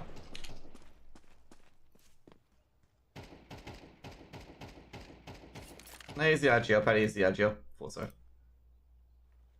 I gotta really just like be like, just focus on your notes.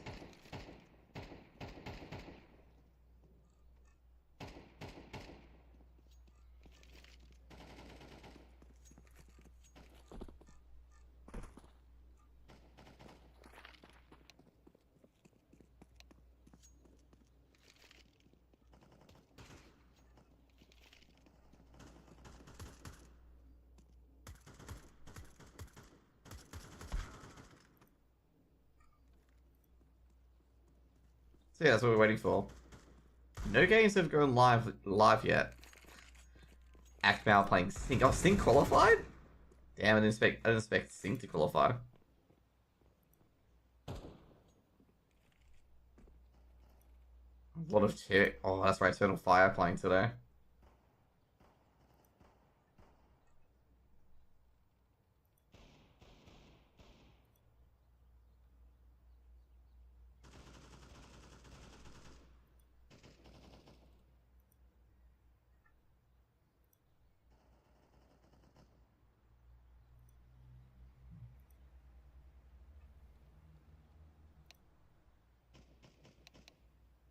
Yeah, looks like the players are getting ready, by the way. Players are getting ready to rumble.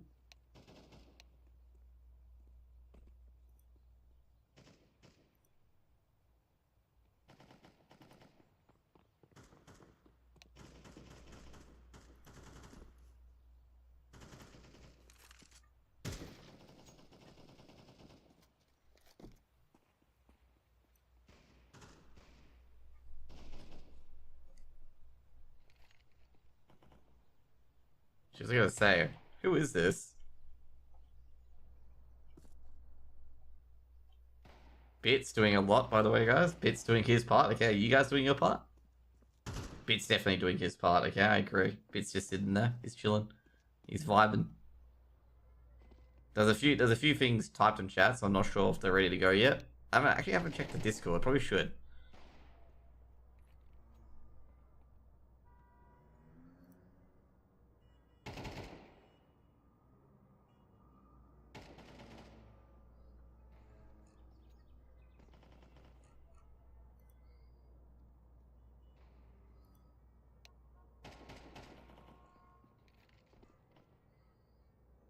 Dude, I'm surprised people were giving me calls. Like, some person's not on my friend list tried to call me up. I'm not sure what he was asking for, but I thought it was, quite humorous.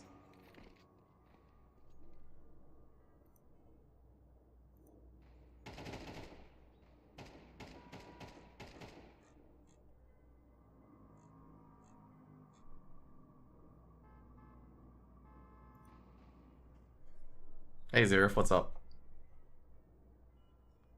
My favorite performance manager is in chat, okay? Say hi to her. Also, the only performance manager I know. I'm kidding, I know a lot of performance managers, but you're my fave, okay? So when does JL wrestle a crocodile? Nah, I won't meme, but I won't meme like that. Just came to say hi? That's good, thank you. I appreciate all that you do, okay?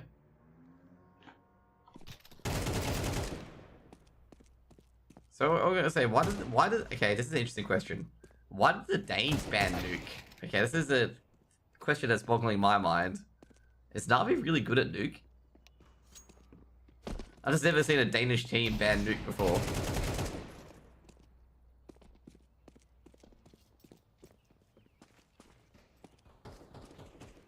There's so many AKs and banana. How many AKs are in banana actually? Jeez, 1, 2, 3, 4, 5, 6. Can we just like call them out for littering at this stage? Take care, see you later, Seraph. Thanks for coming in, okay? Dude, they could be charged for littering Na'Vi. Like honestly, Na'Vi or Ecstatic could be charged for littering. How many AKs in here? Like 1, 2, 3, 4, 5, 6, 7, 8, 9, 10, 11, 12, 13, 14, 15.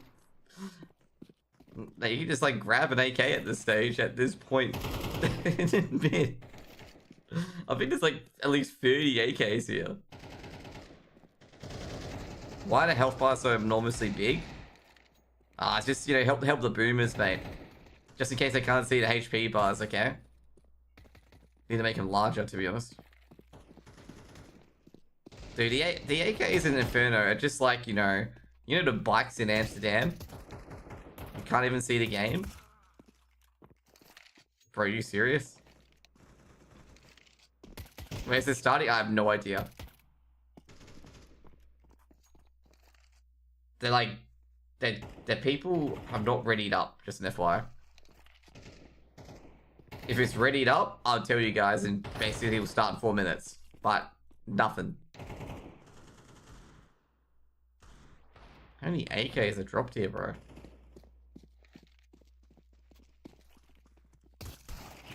50% of the screen's covered by health bars. Dude, I count like 12.5%.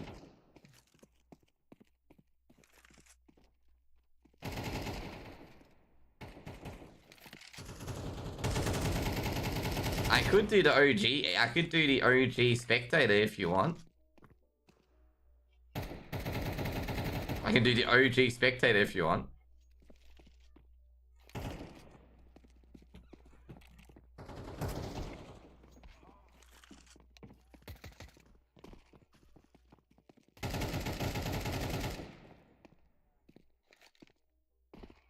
Na'Vi's more fun to watch. You know, try to see if I can fit it. Actually, put it down or not.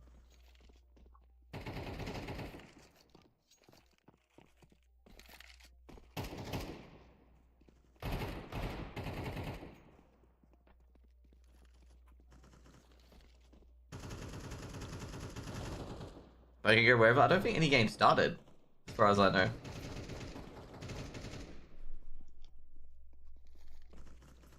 No games. Oh, actually, a few games have started. Not sure what's causing this issue for like Aesthetic and Navi to start. Dude, have I been cursed with a game that doesn't start on time? And that has tech issues. Only Pixel, dude, like, it's because Only Pixel's not a caster. That's the point. That's why I chose to cast this game, because Only Pixel I know is not a caster. Only Pixel has like guys who love skins and whatnot.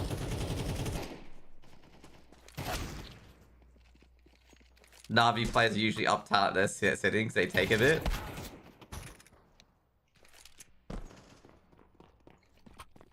Like, you guys gotta realize that Only Pixel's stream is obviously, the audience for it is not for casting. That's the thing, okay? Like, you gotta realize that. Like, Oni's like shtick is not casting. That's just, you know, that's pretty much it. Is people like, okay, I tell you right now, people like people being dramatic and crazy all the time. I'm gonna put it to you that way, okay?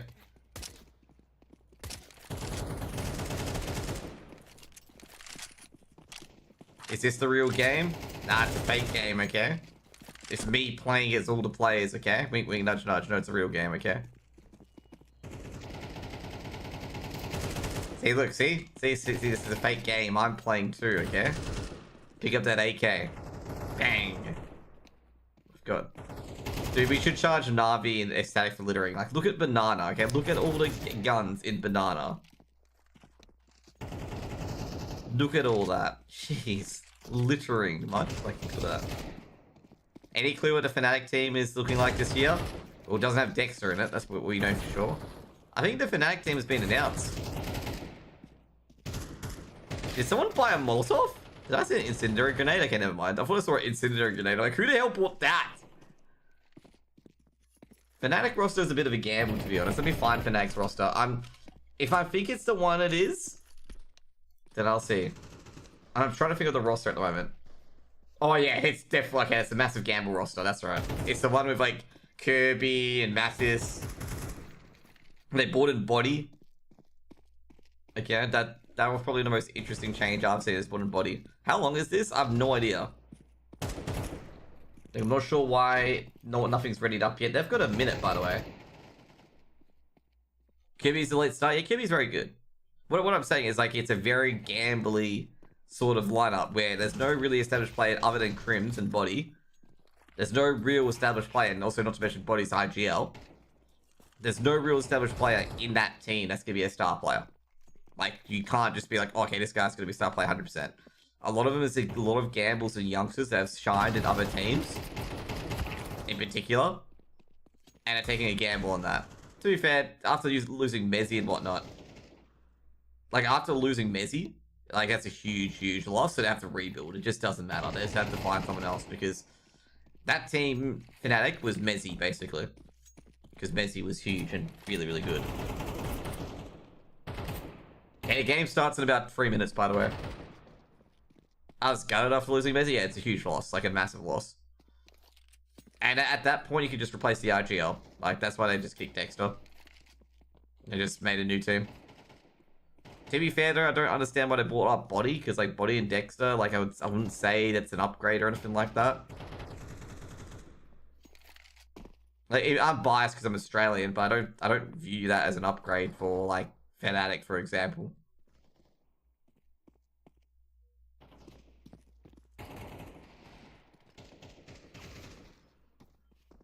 Or JKS. Oh, dude, people, like I say, people either really love JKS or just hate him at this stage. Okay, there's too many extremes. What's the holdup? I have no idea. I have not seen an EU ticket saying like, oh, hold up, you know, got my mouse disconnected or something like that, or server issue or Across or whatever. Nothing about that. But the game will start in about 2 minutes because they've started the game. This has got a 4-minute delay on it on the Go TV, so it will start shortly. Because I got on my other screen that they're in server. That have started the game. You don't get Anchor if you hate JKS IMO, it's more a star and a support role. Well, like, I don't, like, pretty much like with the hating part, like, they're just taking piss out of the super fans. I know. To be fair, I don't understand. I understand kind of the second round call for Nexa replacing JKS, but like that's the only reason to replace JKS in that G2 lineup.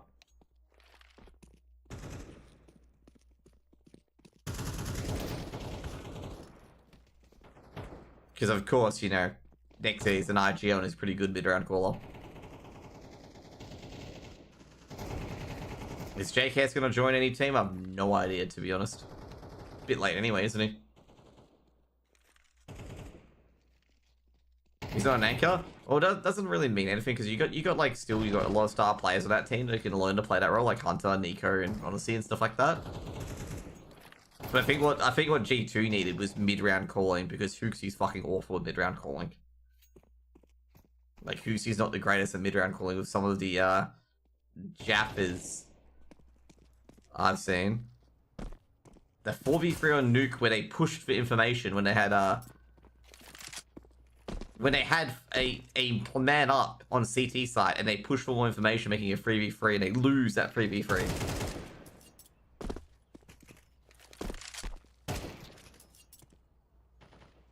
I'm trying, like, there was a lot on Nuke in particular. I think it was like 3 or 4 rounds where they pushed when they had a man advantage and should not even be pushing or seeking for info. But that's about pretty much it. Like, it will help Hooksy out with mid-round calling and whatnot with Next in the roster. But I don't know what's going to happen. Like, you know, is G2 going to go well? We know what's going to happen. It's going to be like Cloud9. If G2 go awful, like, they'll pretend they never ever are, you know, they'll pretend they never ever wanted JKS to be replaced. It's like kind of like Cloud9 at the moment, where like they're all dancing about Nafani getting replaced, and now since Cloud9 haven't, you know, been well beaters, they're starting to just shy away that Cloud9 might not actually be good. Like I said, I don't like analysts like that, where they clearly push and influence for a player to get replaced, and then when it doesn't go so well, and when the other side's actually right, you know, removing Nafani was a dumb fucking option, they're just quiet. They're just dead quiet, and they pretend they never actually influenced it or tried to propose for it. But anyway, we get our pistol round coming underway. So Navi picked the CT side, as Navi was team 1, and Stack will start T side.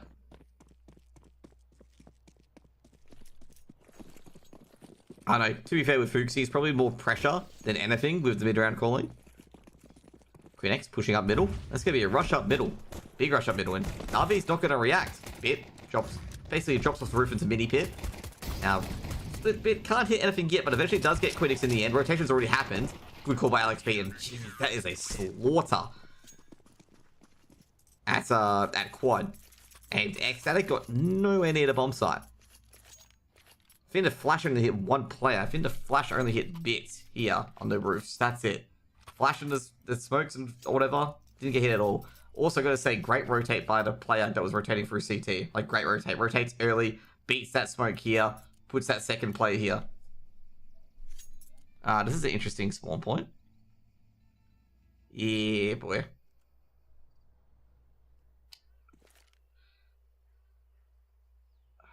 I have a feeling that our playcast is lagging. And that explains how that round started. But anyway. I hope it doesn't time skip like this often. Okay? Otherwise we're not going to have a fun day. But either way. It is going to time skip like this, isn't it? 2 seconds, I'll ask for support. If not, I'll reconnect after this round.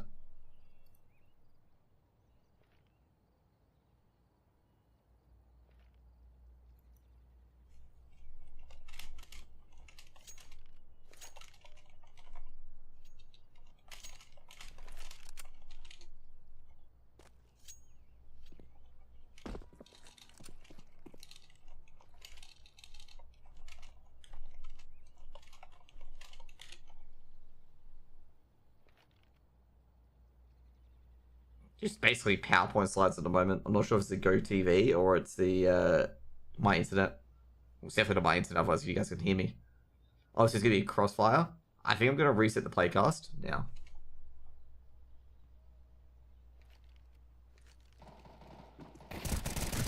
Oh, there we go.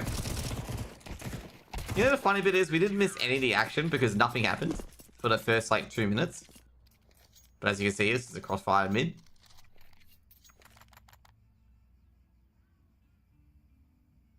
Okay, I think we're having a lot of just an FY. The playcast issue is not just to me; it's to like 3 other games as well. Just an FY. Okay, 2 seconds, guys. I'll bring it back to me. I've got to put this a.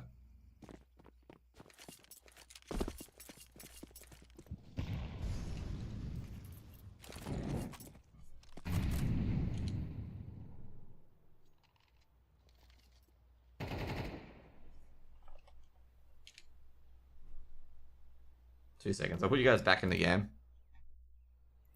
Because what I'm going to do is I'm going to see if I can fast forward to a round. It's so hard when you're not used to this. No. Ugh. Do you guys know how demo UI works? To fast forward to a certain round? I'm going to have to disable the HUD on my end. So let's see, I think.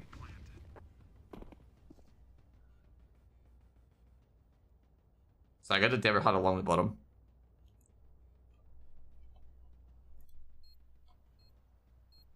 Just wanna...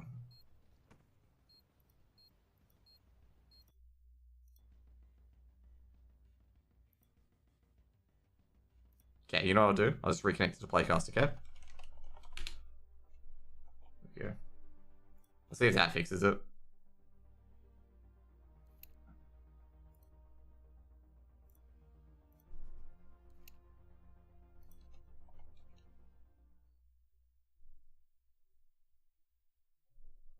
Yeah, like I say, it's nothing on my end. Like sometimes just... Okay, cool.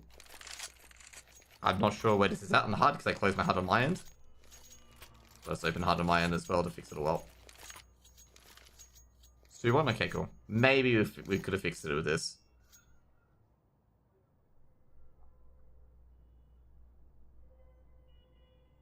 Or it's lagging. No, it's still lagging. Have I still got the console command to show error? Yeah, I do. Oh, jeez.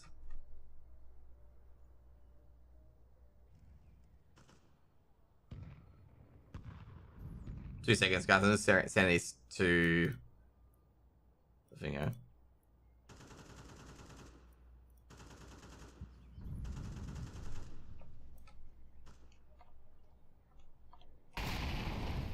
Just sending it to the support.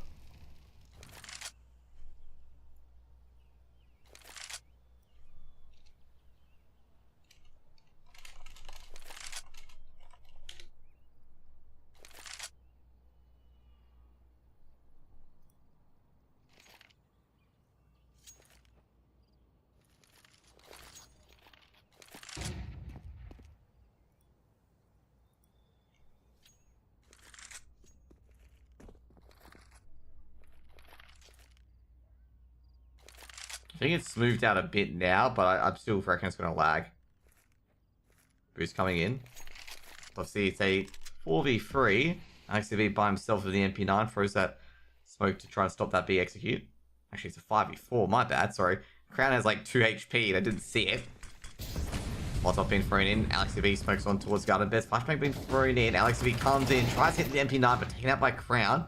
Only does a bit of damage to Paddy. And the rest of the players on A, so Navi, just going to say that at this stage, was a bit unceremonious there. They threw the bomb like it was just like, you know, just like it was another package from Amazon. Static will get round number 2. Nothing really much Navi can do. Let me check with HLTV, by the way, making sure that, like, I am at the game as well.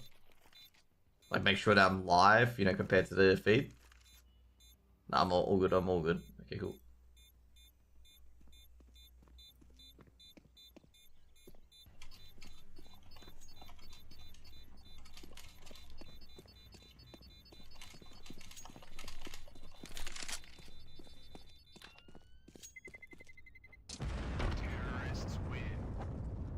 No, it does lag. Okay.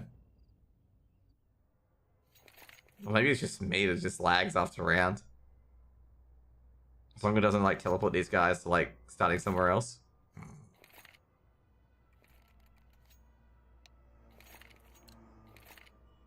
Okay, give me timeout for ecstatic here. Buy round coming in from Navi.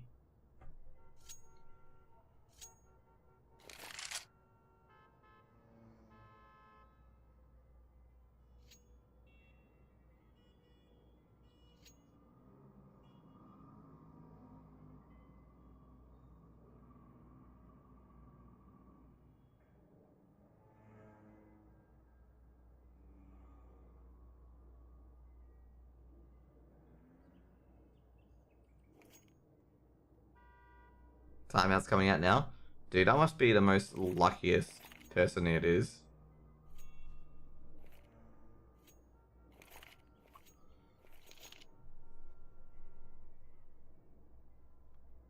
Okay, we're not getting a bit lucky. Dude, we are literally replaying the warm-up over and over again. So like basically if nothing happens in the first 20 seconds, we're not missing anything. Maybe it just only starts when like players actually take damage, so like all the boring stuff is taken out. I'm not even kidding, by the way. It seems like anytime damage is taken, the round just plays perfectly well. Okay, the round just plays perfectly well. So it's like skipping all the boring parts of like, you know, players playing like little games and whatnot. It just skips to the good parts. Okay, that's what it's seemingly doing, which is actually quite funny because you can see the timer running down. That's obviously an in-game timer. So Paddy lining up the smokes. They're gonna go for apartments bust, trying to get into fire middle. Now it's going to be a cross there as well. Every PJ streams Ruinous? Oh yeah, definitely. I know, I'm aware. I see caster support being spammed, Sherlock. Quinix. Coming in via apps. Ooh, he sees a player called Zera. However, bit. Gets 1, gets 2, and gets 3. So obviously no action happens. Salazar coming poking in. Salazar, oh, he just drops back. I don't think he's interested in proceeding, watching his teammates site over and over again. And looks like he's, I don't know. He's on the site. And, yeah, I'm very sure he dies here. Oh no, they got a bomb plant. Salazar and Karan do get the entry in the end. It's going to be up to JL and AlexB to try and salvage this round. 2 AKs versus a FAMAS and an MP9. An unlikely duo to retake a side. JL goes down. AlexB should swing out, should trade out Crown. Salazar should be able to come back in at Secret. AlexB's just have to go for the pre-fire. I think he's going to go down. And that should be free to Ecstatic most likely. Unless, oh no, he did lose that duel. And AlexB puts 3 rounds on the board for Navi. But according to the Go TV, you'll say that AlexB actually also covers an AWP. And he gives that to Wonderful. And, yeah, this is going to be a very interesting round because Ecstatic can buy up. And even though Navi won that round, they've got M4s and really shit. What the hell is this? It's a playcast issue. I have no idea why, and I don't want to know why.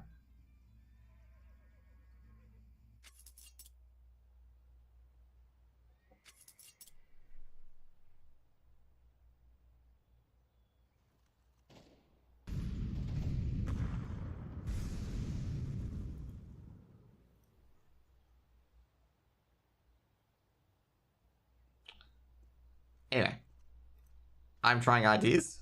You'll not like these ideas, but anyway, these ideas are going to work. This is what I'm being told by someone to do, okay? Will it work for me? We have no idea.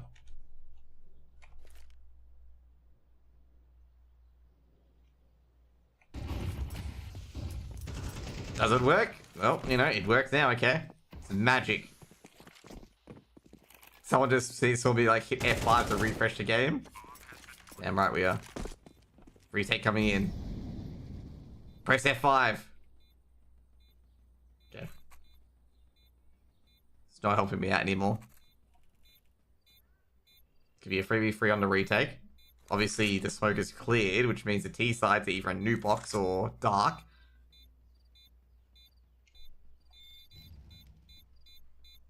To be frank, I say Navi are not going for it, to be fair. Don't blame them, to be honest. They have no utility to go into the site. and they're completely and utterly boned, and Ecstatic will get a third round aboard, and no one will die. You know, there's like no explosion. Like, you know how weird it sounds when there's no explosion?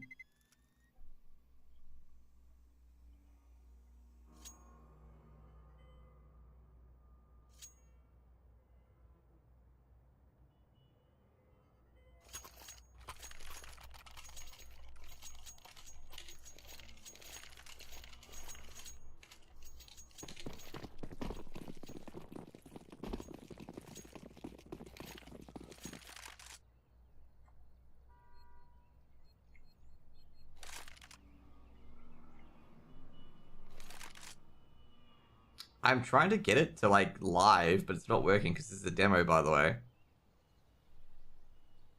But yeah, it's still frozen.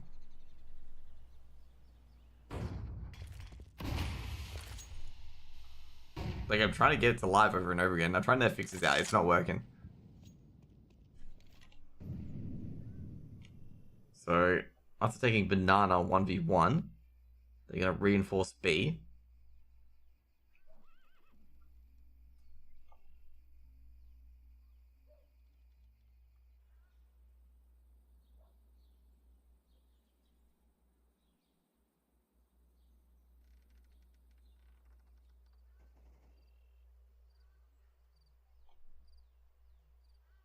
I say at this stage I've been told to restart CS, but I'm not going to restart CS. Ground. Let's get an opener. How will Static be able to get these openings with, like, players on, like, 2 and 13 HP?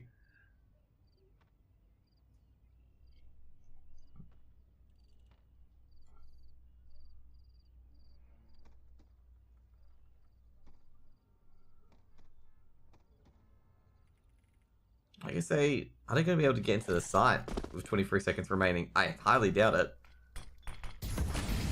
These jails forced out. Now, all Wonderful has to do is get the opener, and they don't have to respect this smoke. They really don't. They'll just have to wait for that bomb trying to be planted. Sellers, I will get the plant. Retake coming in via Banana. I don't think it'll be successful. I think they'll just bail out. I do not think they'll try to have to retake that. Again, Patty and Nodios on very low HP. They're actually going for it. Emed gets the opening pick. Burning as well. I don't think it's going to end well. I think Aesthetic should have the fourth here. Yeah, Bit just retreating. Is it only on our end? Yeah, it's 100% only on our end. Our players are definitely not experiencing this.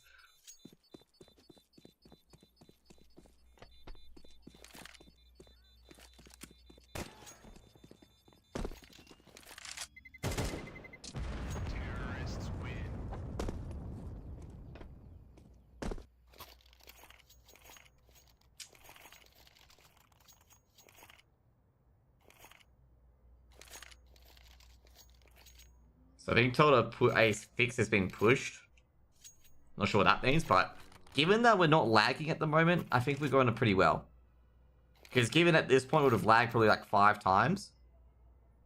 So I'll see if I can just fast forward to live. Okay, I just cursed it, didn't I? Yeah, I did.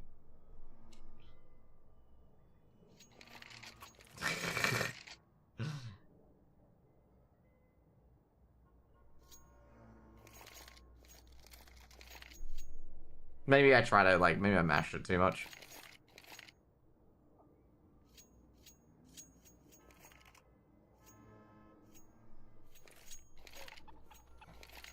I'm a bit annoyed about this because there's nothing on my end. Like, my CPU's cool as a cucumber. My internet's fine. The FPS is fine. Oh, damn. Patty's doing the Vorborg dance. I don't want to mean Vorborg hard here, but that's how Vorborg dances.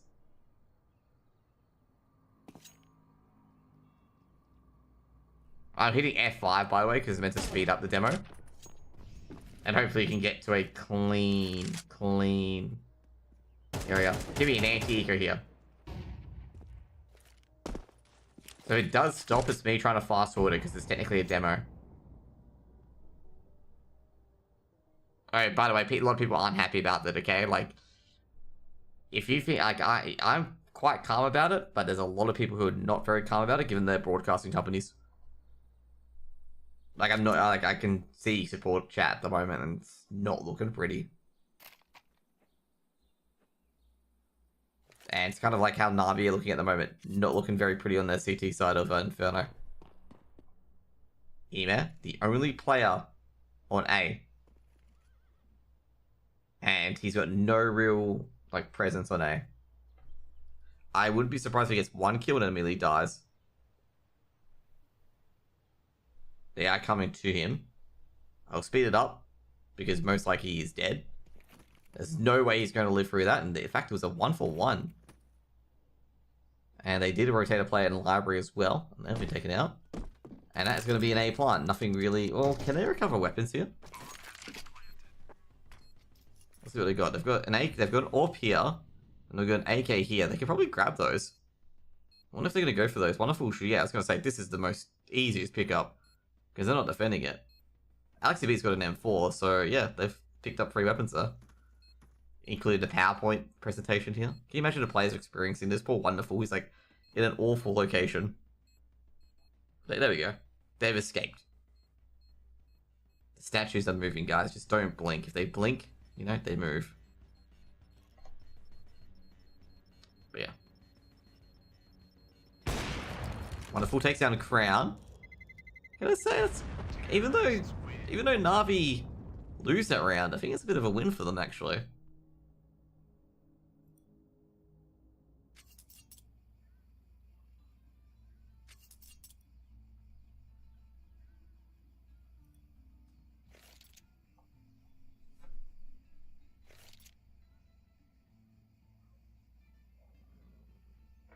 Three, 5. I actually did not refresh that, so maybe stream's good. Maybe the playcast is good. How cursed it will just be, okay. Paddy, they hear him. Another Molotov's been thrown in. Oh, Paddy's gonna jump over that Molotov. He's gonna take a lot more damage there. Should it be relatively alright? Oh no, he actually goes down to that Molotov. I think he got flashed as well, so he can run across the top of it.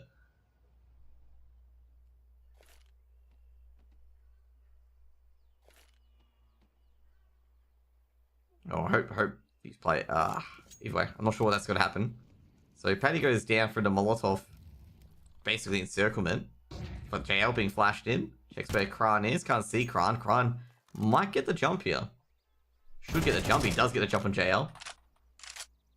So it's just only Wonderful left, and not Wonderful. Sorry, it's only Alexi B left with the M4. They're going to crunch in towards A, and they're just going to keep.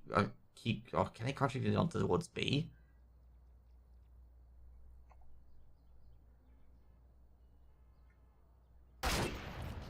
Wonderful. Shuts down Salazar. They are going towards A instead. Bit at cold 0. Nodios just testing the pit. Player Wonderful stuck in pit. He won't be able to dig himself out. Gonna say the static though. We've got to get that bomb down. They've only got probably about 30 seconds to get it down.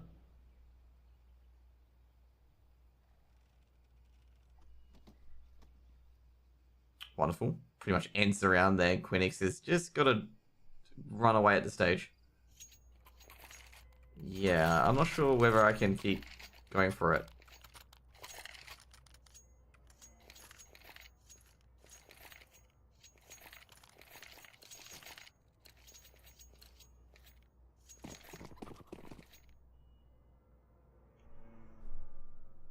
Yeah, I'm not sure what's causing it. I really don't. They did this with the NA closed qualifiers, and NA closed qualifiers at the same amount of games.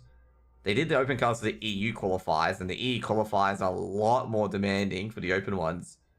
So I don't know why the closed qualifiers are struggling this bad at the moment. Like, to be completely honest, I have no idea how they're struggling this bad. Quinix. Takes that Wonderful. Wins a duel there as well. Just drops back towards Apps. Number 2, does he want to peek? Nodios peeks. Ooh, caught his hand. And that's going to be another round for Na'Vi, as the banana assault does not go well whatsoever. Paddy does take down JL, but he ain't going to get very far, to be honest. He's got the bomb, he's got 11 HP, and that's going to end very, very badly for him. You know, I feel like I'm going to play a game. Okay, I feel like I'm going to play a game. Guess what's going to happen in like the split, you know, second that we get frozen on, okay? Like, what's going to happen? Because that's what I'm trying to do here. And I've already lost like twice when goddamn Alexi B retook that site with an MP9. And I said it was all over. 5-5. Navi've tied it up. Now, we're going to push a bit of a middle play here. Static are going to receive a bit of grenade damage because you can see 2 HGs being thrown towards Banana if they do push forward. And meanwhile, at the same time as well, we've got Bit in balcony as well. Might be able to put forward an advanced position. No damage at all for the eco coming in for Ecstatic. I think they just waited for the grenades to pop up. They knew the grenades were coming through. Another deep smoke's come down.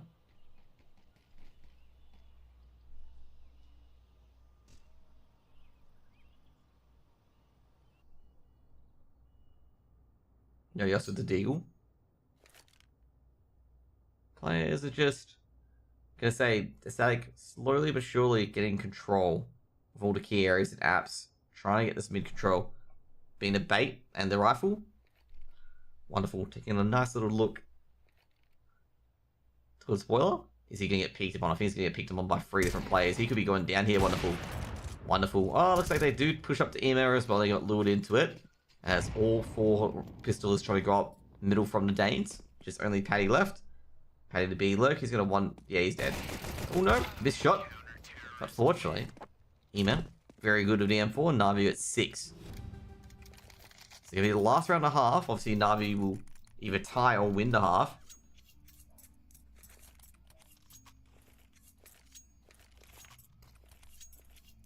Okay, being told to like pause for 20 seconds in the UI.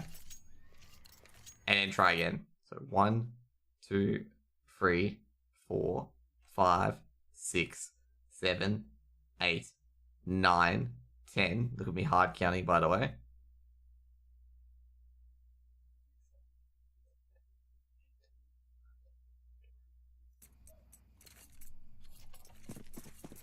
Get rid of demo UI. Maybe that works, okay? Just put another 20-second delay on my end, so it's like... Spirit lost? Yeah, well, they don't have donk. No donk, no wonk, I guess. JL gets the opener, takes down Crown. I'll say this is working a bit better, but, you know, I've cursed every fucking time I've said this. Like, oh, it's working a bit better. And then the game just, like, you know, floats up to goddamn Narnia. But a good little entry there from Navi. Take down Nodios, one of the better duelists on the Static. Paddy just... Not Nodios, sorry, Crown. Jeez. Looks like Salazar's seeing shadows or something like that. Spraying to the top of Banana. JL. Not relying on the sound cues here. JL's just relying on the visual cues. As you can see the angle there. Just jiggle peeking in and out.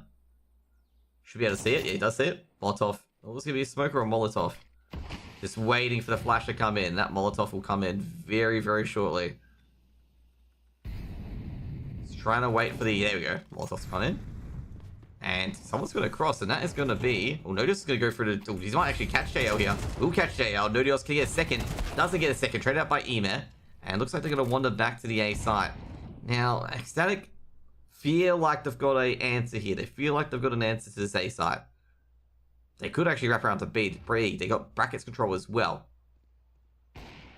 Orb shot misses. Wonderful. Oh, jeez. Bit caught flat-footed. Now, Wonderful's going to do a miracle. He's taken out by Paddy. That's the A site secured. Ebert, well, all he sees is smoke. Checks anyone at brackets, doesn't see anything. And they've actually got to go for this retake. Rotation's coming around from LXCV. Ebert just checking the cubby. Doesn't see anyone. Poking and prodding angles. Flashbang being thrown in. LXCV checking boilers. Doesn't see anyone. Salazar takes down E-Man. Now solo up to LXCV. LXCV. Looking towards Graveyard. Nah, he's the dead man. Phoenix finishes off. They're going to be tied at 6-6 on Inferno. Now that seems to have fixed my issue.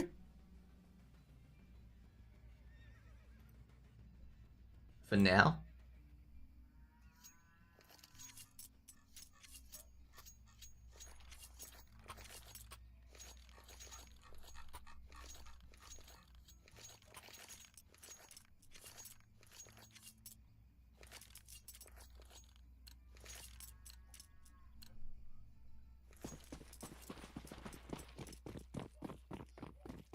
This is working.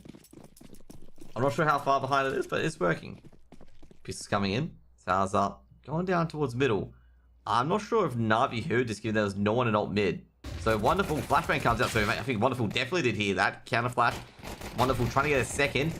And it's not going so great, but Alex does trade out. So now it's going a lot better. JL and Emek both close in from alt mid.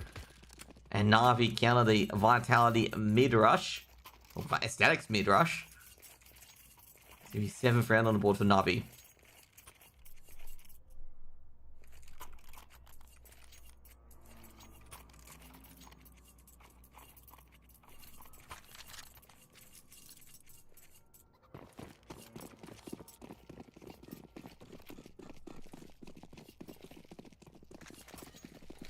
That may be the dumbest CT pistol in history. It does catch a lot of teams off guard. I just think Navi were more ready for it. Like, it can work, and when it does work, it works effectively well. It's just I think Navi were aware of it, that Ecstatic were going to do that. Like, because Vitality do that quite a bit. Golden Nova strat, dude. Just don't be memeing Vitality like that. Vitality do a 5 pistol rush. Down middle. And it catches, like, if a lot of teams are focusing in this banana area looking like this, it catches a lot of them out. Problem is, I think here, where Salazar stepped when he shouldn't have, Wonderful knew was coming. Hence, the flash was being thrown over. So I think that's the big issue here, was the step, because they heard that step from here. Now when Vitality does, they nade it and cut it off. Well, they did nade it. They did throw a smoke. It's just basically Wonderful countered immediately. Cloud9 destroyed OG, now I'm back here.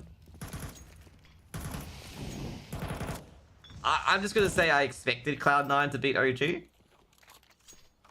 So I probably should say that. I did expect them to beat OG. Well, at least the demo's playing smoothly now. I set to delay it for 20 seconds. So we have a 4-minute and 20 seconds delay now. I'm going to bed after this, okay? I don't think I can stay up from all. JL spraying down Crown, but Crown, well, funnily enough, JL damages his teammate just as much. Oh, no, not too much actually, more than Crown.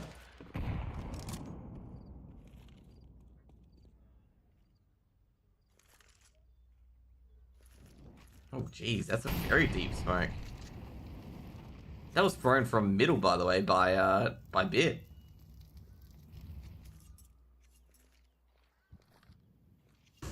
Flashbang goes in. JL looks towards Coffins. He knows the player's Coffins.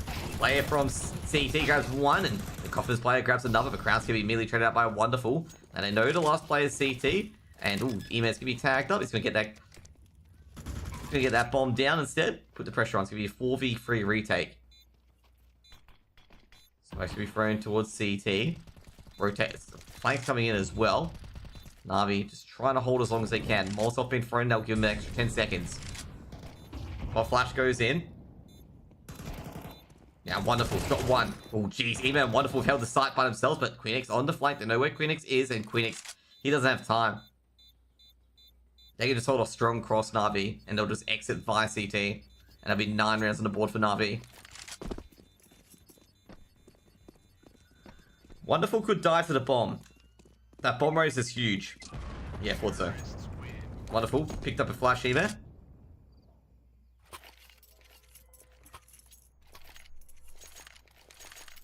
Navi on 9. At this moment, I'm going to say right now, at this moment, I think Navi may put pedal to the metal, make it 13. Like, I reckon they will just put it to 13 at this point. What do you guys reckon in chat? Like, I reckon, like, Navi's on a streak at the moment. I reckon they'll put this to 13. I know they had one anti-eco, but I reckon it's going to go to 13, like, very quickly. Because, like, Ecstatic just haven't had a win at the moment. Like, haven't had a win on, like, any hold. But we'll see this round, because this is the critical round where we see if they can win on a hold or anything like that. JL gets a bit burnt. Actually going to be thrown in as well. Damage is Paddy. I think Crag's going to flash him in, potentially. No, they don't have flashes, so they can't do that. Only 2 smokes.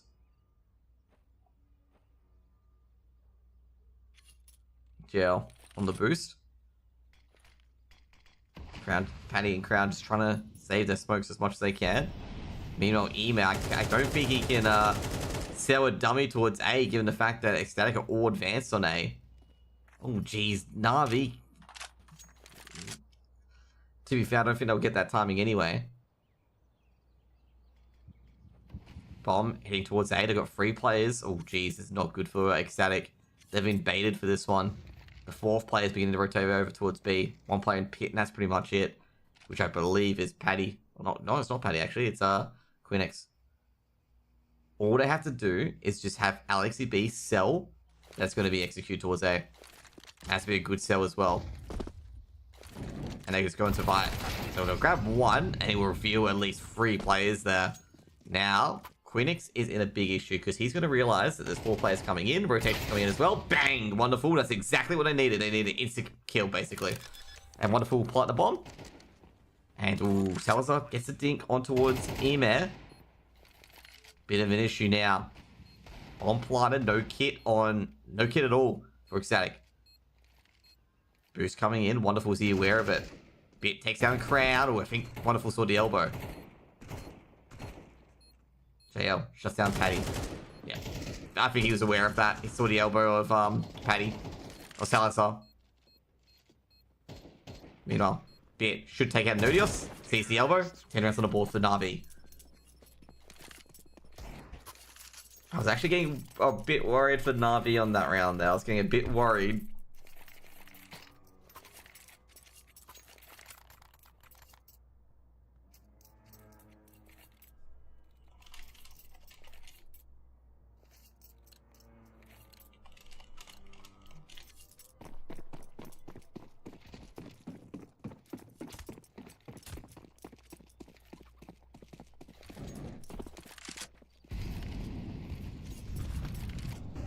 Salazar.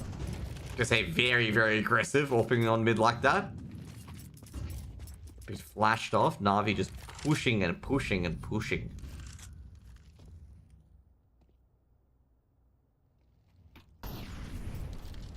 This shot even has been leg. Can't take down Salazar, but Nodios with the trade. Well, not the trade, but the finisher.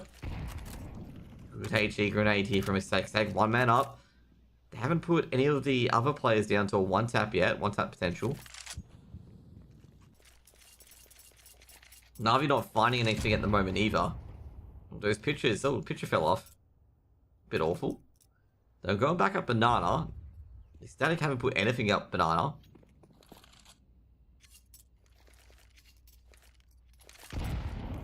Should have been thrown in. Alex to be leading the charge. Meanwhile, Crown and Paddy going to boost each other up onto the boxes. They've got to be very careful with this because if Na'Vi decide to execute, they can be both stuck behind here, and that's exactly what's happening here. Crown, does he check? Molotov's been thrown in, Crown goes down, and that's the smoke being thrown in, so they know where the other player is. Rotations are coming in. Paddy does take down JL, but that's going to be a trade. Bomb's going to be put down right away. Bit's going to be hit with a Molotov, but Bit will only get tagged for a bit of damage, and that's it. The ironic pun. A bit for a bit. Soon he'll be chomping out the bit, and meanwhile Salazar on a retake. Salazar looking... Oh, he's just waiting for that smoke to clear. It's looking towards the edge of the new box. Meanwhile, Quinix has got open CT as well. Retake coming in. Oh, jeez. Quinix, could have 1 for 1. One from behind is wonderful. Now it's just up to Bit, and Bit sprays down Salazar as well. The 11th round for Na'Vi. I don't think they recovered the orb, but I don't think at this stage for Na'Vi it matters too much, given Na'Vi's money.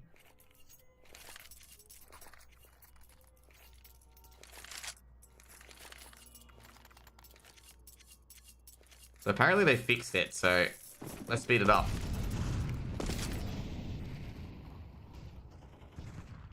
There we go. So Bit and AlexCB, they haven't fixed it.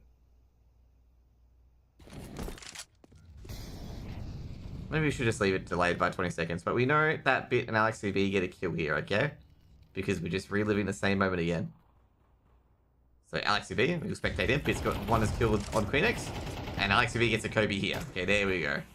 I like this automated replay system. I'm a big fan of it. Bit gets the 2nd kill taking down Quinix, and this is gonna be 12 here on the anti-eco. And Bits killed Quinix so hard he's killed him twice according to the kill feed. That's how good he is, okay? We'll just pause for a bit, okay?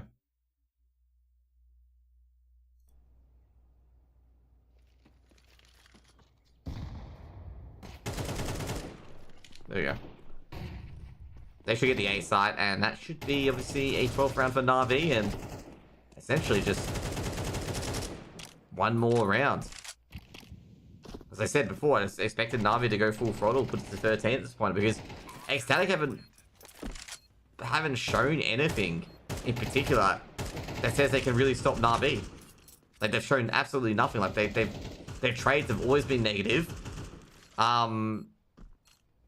Even when they had the play advantage, they still lost. As you can see here, 5 rounds in a row. I think they had a 5v4 advantage, and they still lost with, of course, Wonderful and email holding the site.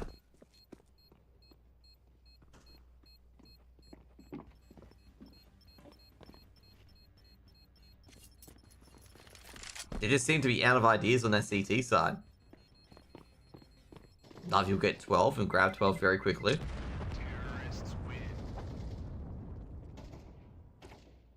So I reckon it should be 13 for Na'Vi here. I'll be very shocked if it's not 13 for Na'Vi.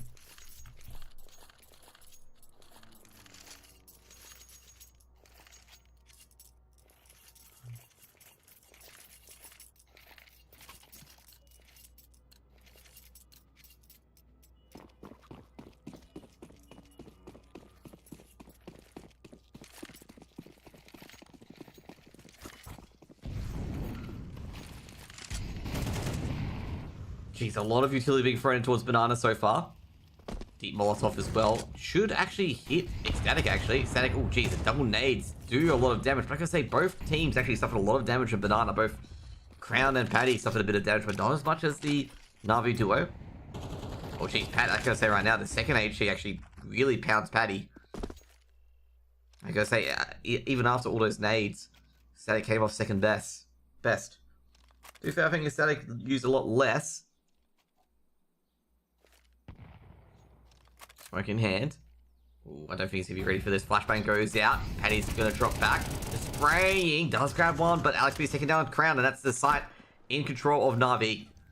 Molotov being thrown in. He moves into it, but Wonderful's just already accounted for him. Now Nodios coming to rotate across. Now meanwhile, Bit spotted Quinix, so he's basically said, hey, there's going to be a flank coming in. 3v3 at this stage. They don't have a choice. They've got to go for this. 20 seconds on the clock for Static to try and salvage something in this game. Now, LXCB telling the guys to keep calm. Lots off in the HE being thrown towards the new box. E-Man's got 2, but he's going to be burnt by Quinix, but doesn't really matter. Wonderful. And LXCB holding the B-bomb site. Make it 13-6 for Na'Vi. Guess I wasn't wrong. I definitely was not wrong about that. I'm just going to speedrun it to 13. And that's exactly what they did. You know, I think at 9-6, I just saw the entire story and it was like, not like Ecstatic are just getting absolutely outplayed. The trades aren't there. Even in the gun rounds, it seems like Na'Vi's playing like against an anti-eco or a half-buy. They just really had no answers there. Anyways, guys, I'm going to go to bed. It's midnight for me, and I've got work tomorrow. And I'll see you guys later. I'm not sure if Na'Vi are playing again today. If they are, well, great. I don't think I did my best work of casting that, but I figured out the fix a bit too late. A bit annoyed, though, that I figured out the fix a bit too late. But, yeah.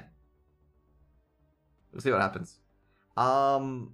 Tomorrow, I'll be casting probably the OCE stuff. OCE RMRs, if they're still on. You gotta remember the OCE RMRs, they start at fucking, me swearing, by the way. They start at, where are they? Where do they start? They start at 1 o'clock, my time. Okay, let's put it that way. So, it's a, they end at 4 o'clock my time? Oh, bro, we're not going to be casting any OCE qualifiers. Oh, jeez. That's not fun. Anyways. Who won? Na'Vi won 13-6. Anyways, guys, see you guys later. Peace out. Bye.